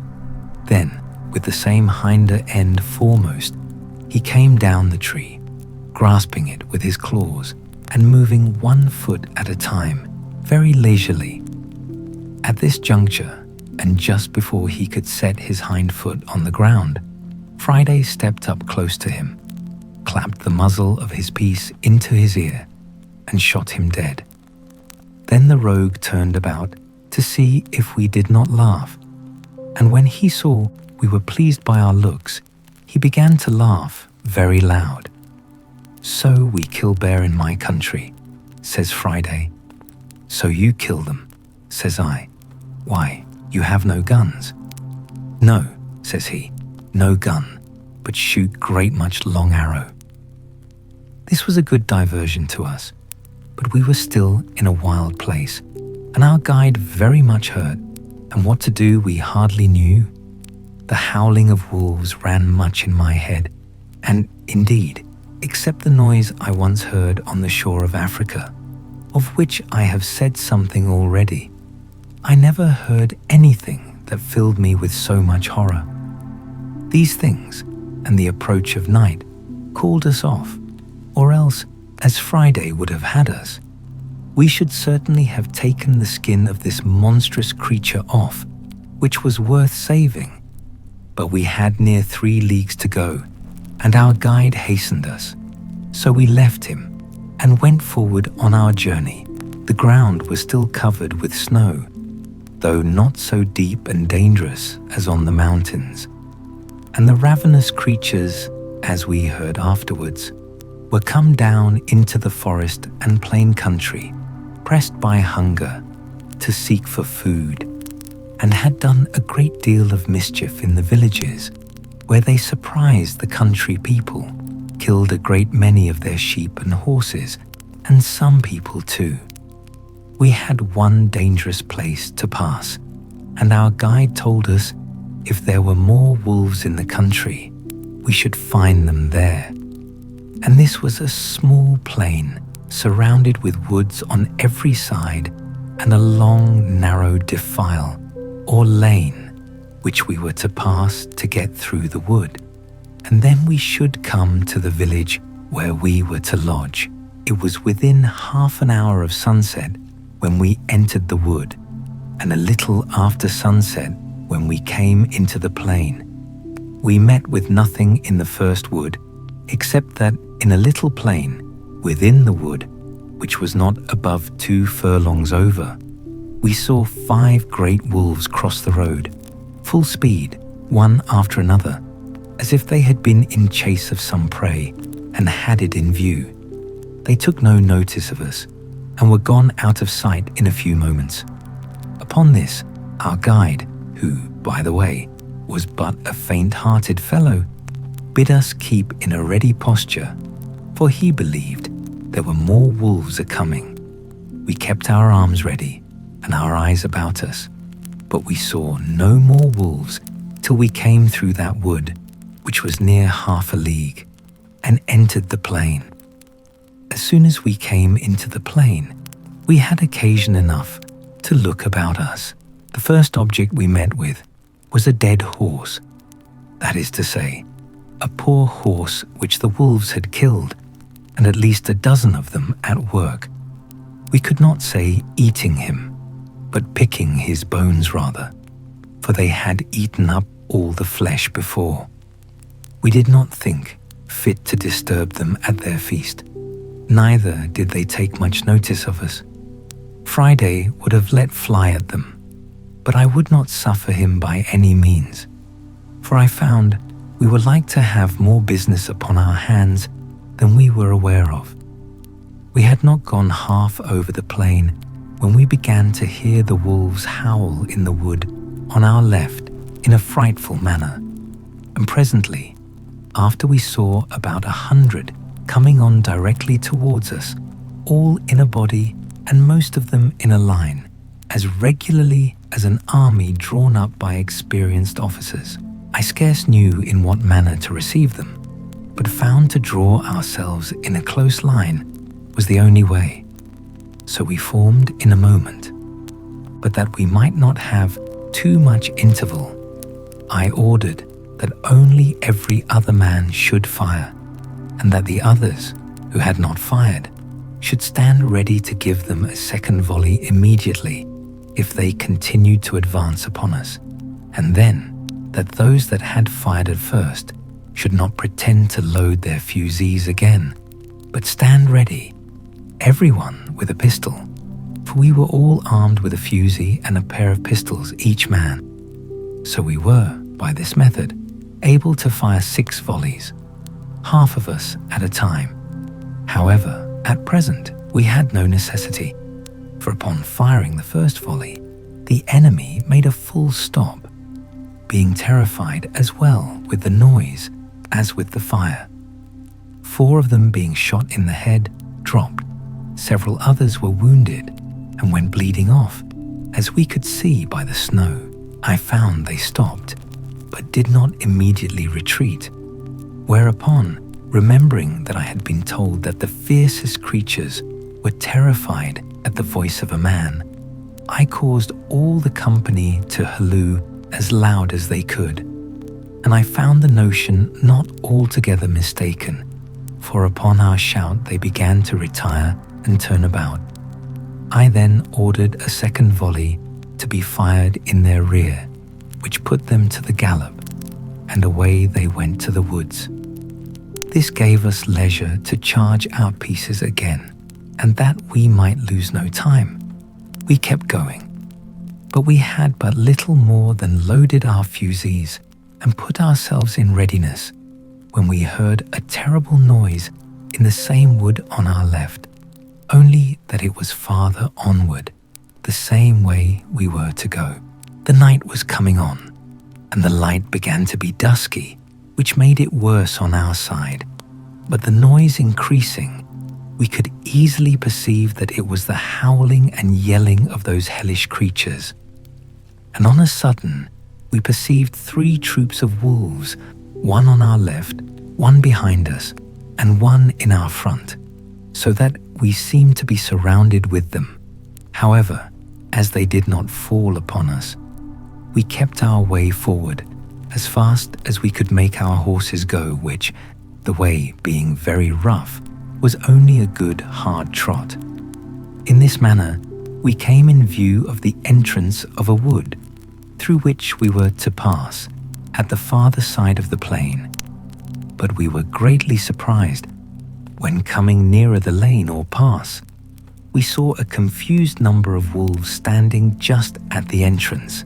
On a sudden, at another opening of the wood, we heard the noise of a gun, and looking that way, out rushed a horse with a saddle and a bridle on him, flying like the wind, and 16 or 17 wolves after him, full speed. The horse had the advantage of them. But as we supposed that he could not hold it at that rate, we doubted not but they would get up with him at last. No question, but they did. But here we had a most horrible sight.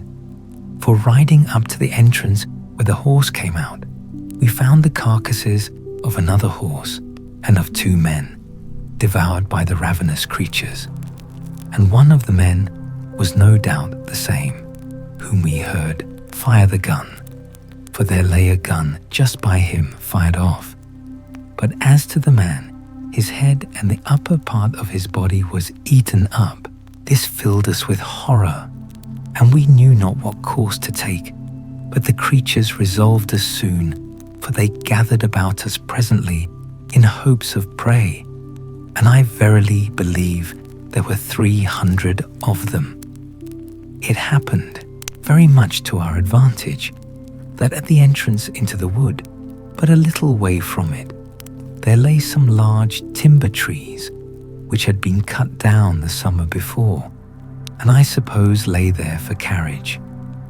I drew my little troop in among those trees, and placing ourselves in a line behind one long tree, I advised them all to alight, and keeping that tree before us for a breastwork, to stand in a triangle or 3 fronts, enclosing our horses in the centre.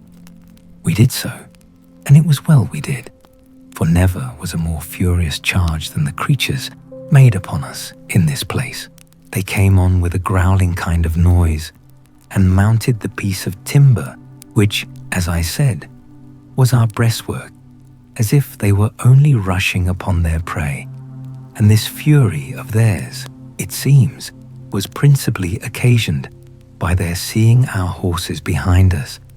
I ordered our men to fire as before, every other man, and they took their aim so sure that they killed several of the wolves at the first volley. But there was a necessity to keep a continual firing, for they came on like devils, those behind pushing on those before. When we had fired a second volley of our fusees, we thought they stopped a little, and I hoped they would have gone off, but it was but a moment, for others came forward again. So we fired 2 volleys of our pistols, and I believe in these 4 firings we had killed 17 or 18 of them, and lamed twice as many. Yet they came on again. I was loth to spend our shot too hastily, so I called my servant, not my man Friday, for he was better employed, for with the greatest dexterity imaginable, he had charged my fusee and his own while we were engaged. But as I said, I called my other man, and giving him a horn of powder, I had him lay a train all along the piece of timber, and let it be a large train. He did so, and had but just time to get away, when the wolves came up to it, and some got upon it, when I, snapping an unchanged pistol close to the powder, set it on fire. Those that were upon the timber were scorched with it, and 6 or 7 of them fell, or rather jumped in among us with the force and fright of the fire. We dispatched these in an instant, and the rest were so frightened with the light, which the night, for it was now very near dark, made more terrible, that they drew back a little, upon which I ordered our last pistols to be fired off in 1 volley, and after that we gave a shout. Upon this the wolves turned tail, and we sallied immediately upon near 20 lame ones that we found struggling on the ground, and fell to cutting them with our swords, which answered our expectation. For the crying and howling they made was better understood by their fellows, so that they all fled and left us. We had, first and last, killed about 70 of them, and had it been daylight, we had killed many more. The field of battle being thus cleared, we made forward again, for we had still near a league to go. We heard the ravenous creatures howl and yell in the woods as we went several times, and sometimes we fancied we saw some of them. But the snow dazzling our eyes, we were not certain. In about an hour more, we came to the town where we were to lodge, which we found in a terrible fright and all in arms. For, it seems, the night before the wolves and some bears had broken into the village and put them in such terror that they were obliged to keep guard night and day, but especially in the night, to preserve their cattle and indeed their people. The next morning, our guide was so ill and his limbs swelled so much with the rankling of his 2 wounds that he could go no farther. So we were obliged to take a new guide here and go to Toulouse, where we found a warm climate, a fruitful, pleasant country, and no snow, no wolves, nor anything like them. But when we told our story at Toulouse, they told us it was nothing but what was ordinary in the great forest at the foot of the mountains, especially when the snow lay on the ground. But they inquired much what kind of guide we had got, who would venture to bring us that way in such a severe season, and told us it was surprising we were not all devoured when we told them how we placed ourselves and the horses in the middle. They blamed us exceedingly and told us it was 50 to 1, but we had been all destroyed. For it was the sight of the horses which made the wolves so furious, seeing their prey, and that at other times they are really afraid of a gun.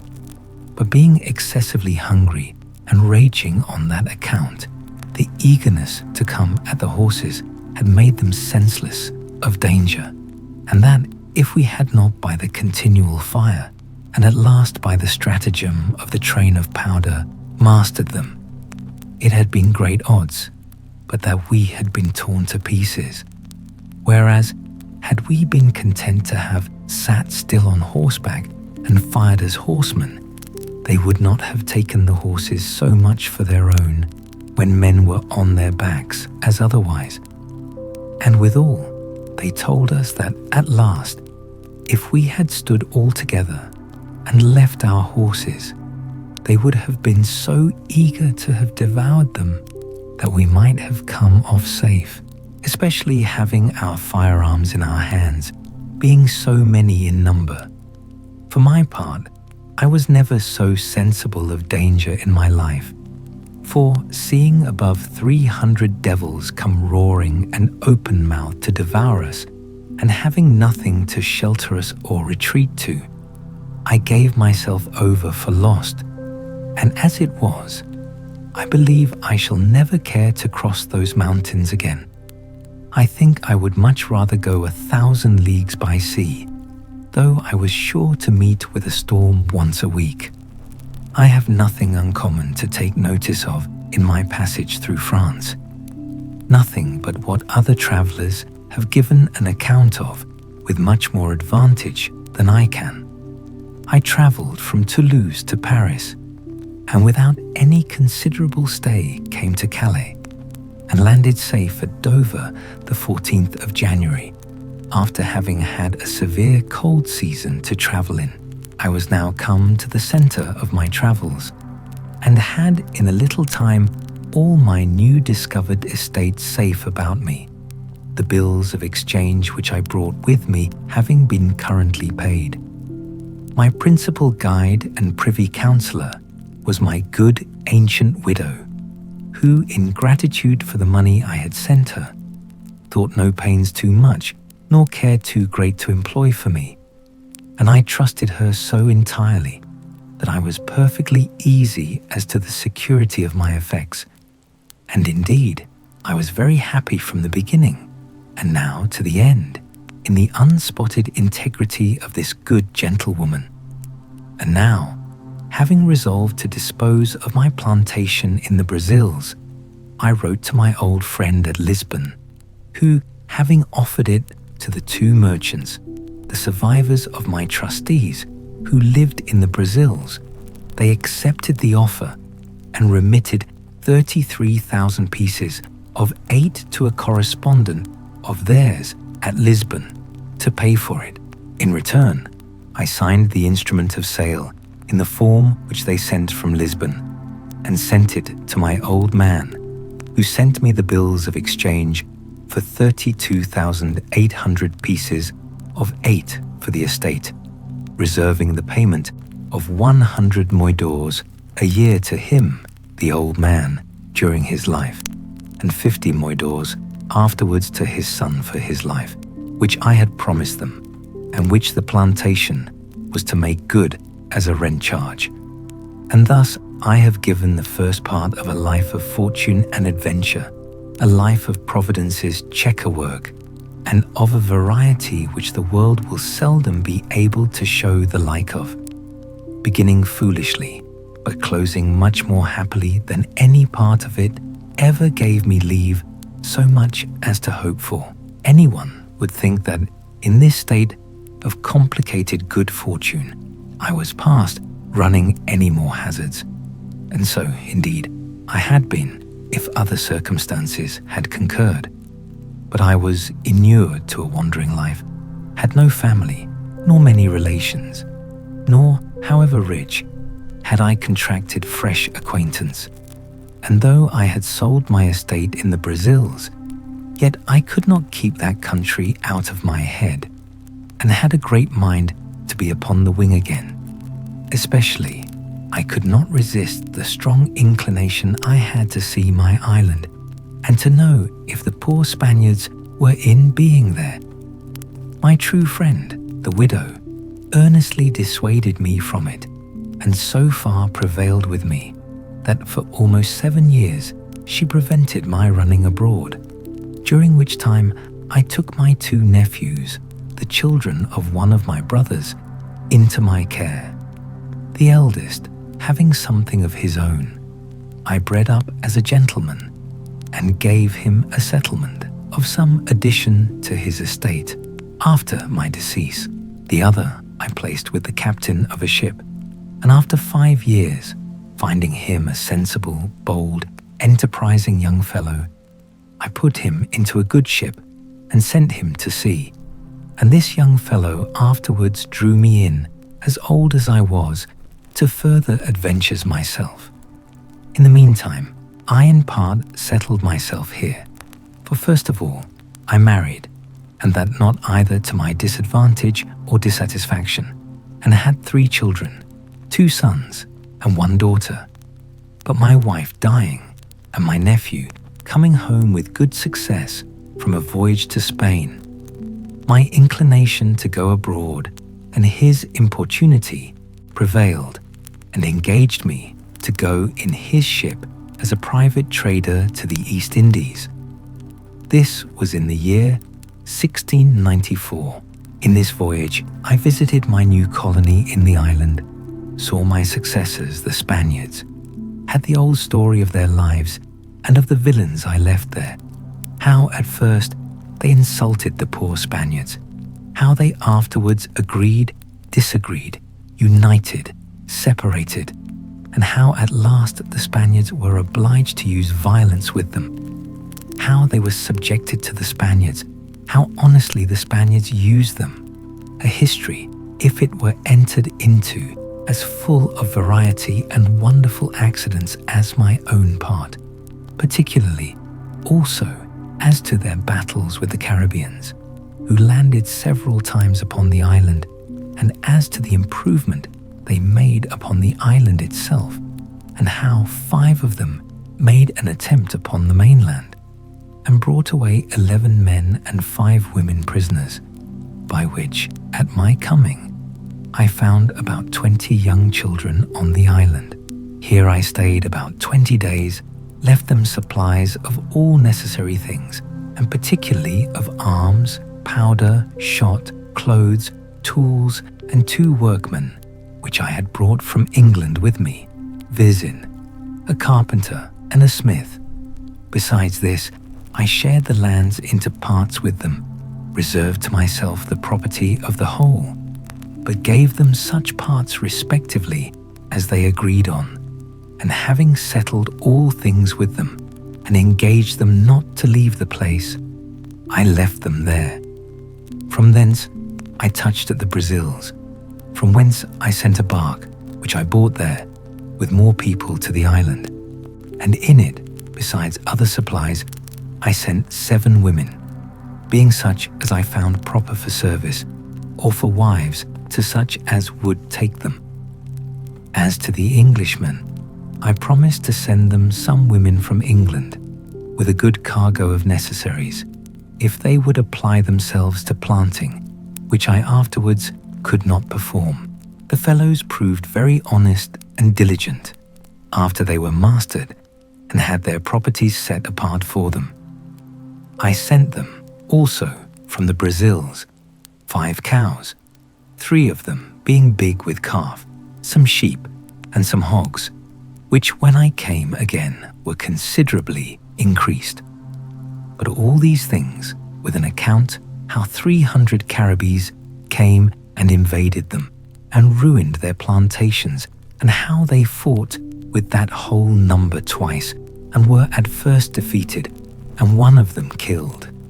But at last, a storm destroying their enemies' canoes, they famished or destroyed almost all the rest, and renewed and recovered the possession of their plantation, and still lived upon the island.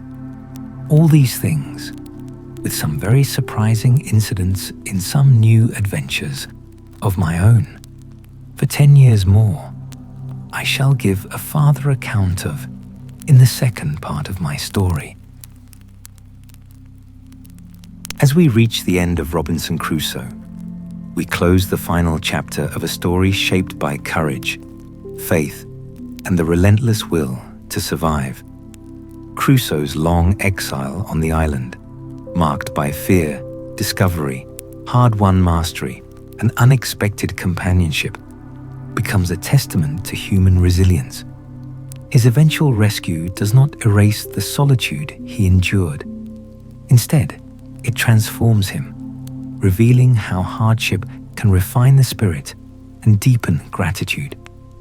Robinson returns to the world forever changed, carrying with him wisdom carved from years of struggle and reflection. Thank you for joining this remarkable journey through danger, endurance, and redemption. Until next time, may every story you encounter lead you towards strength and hope.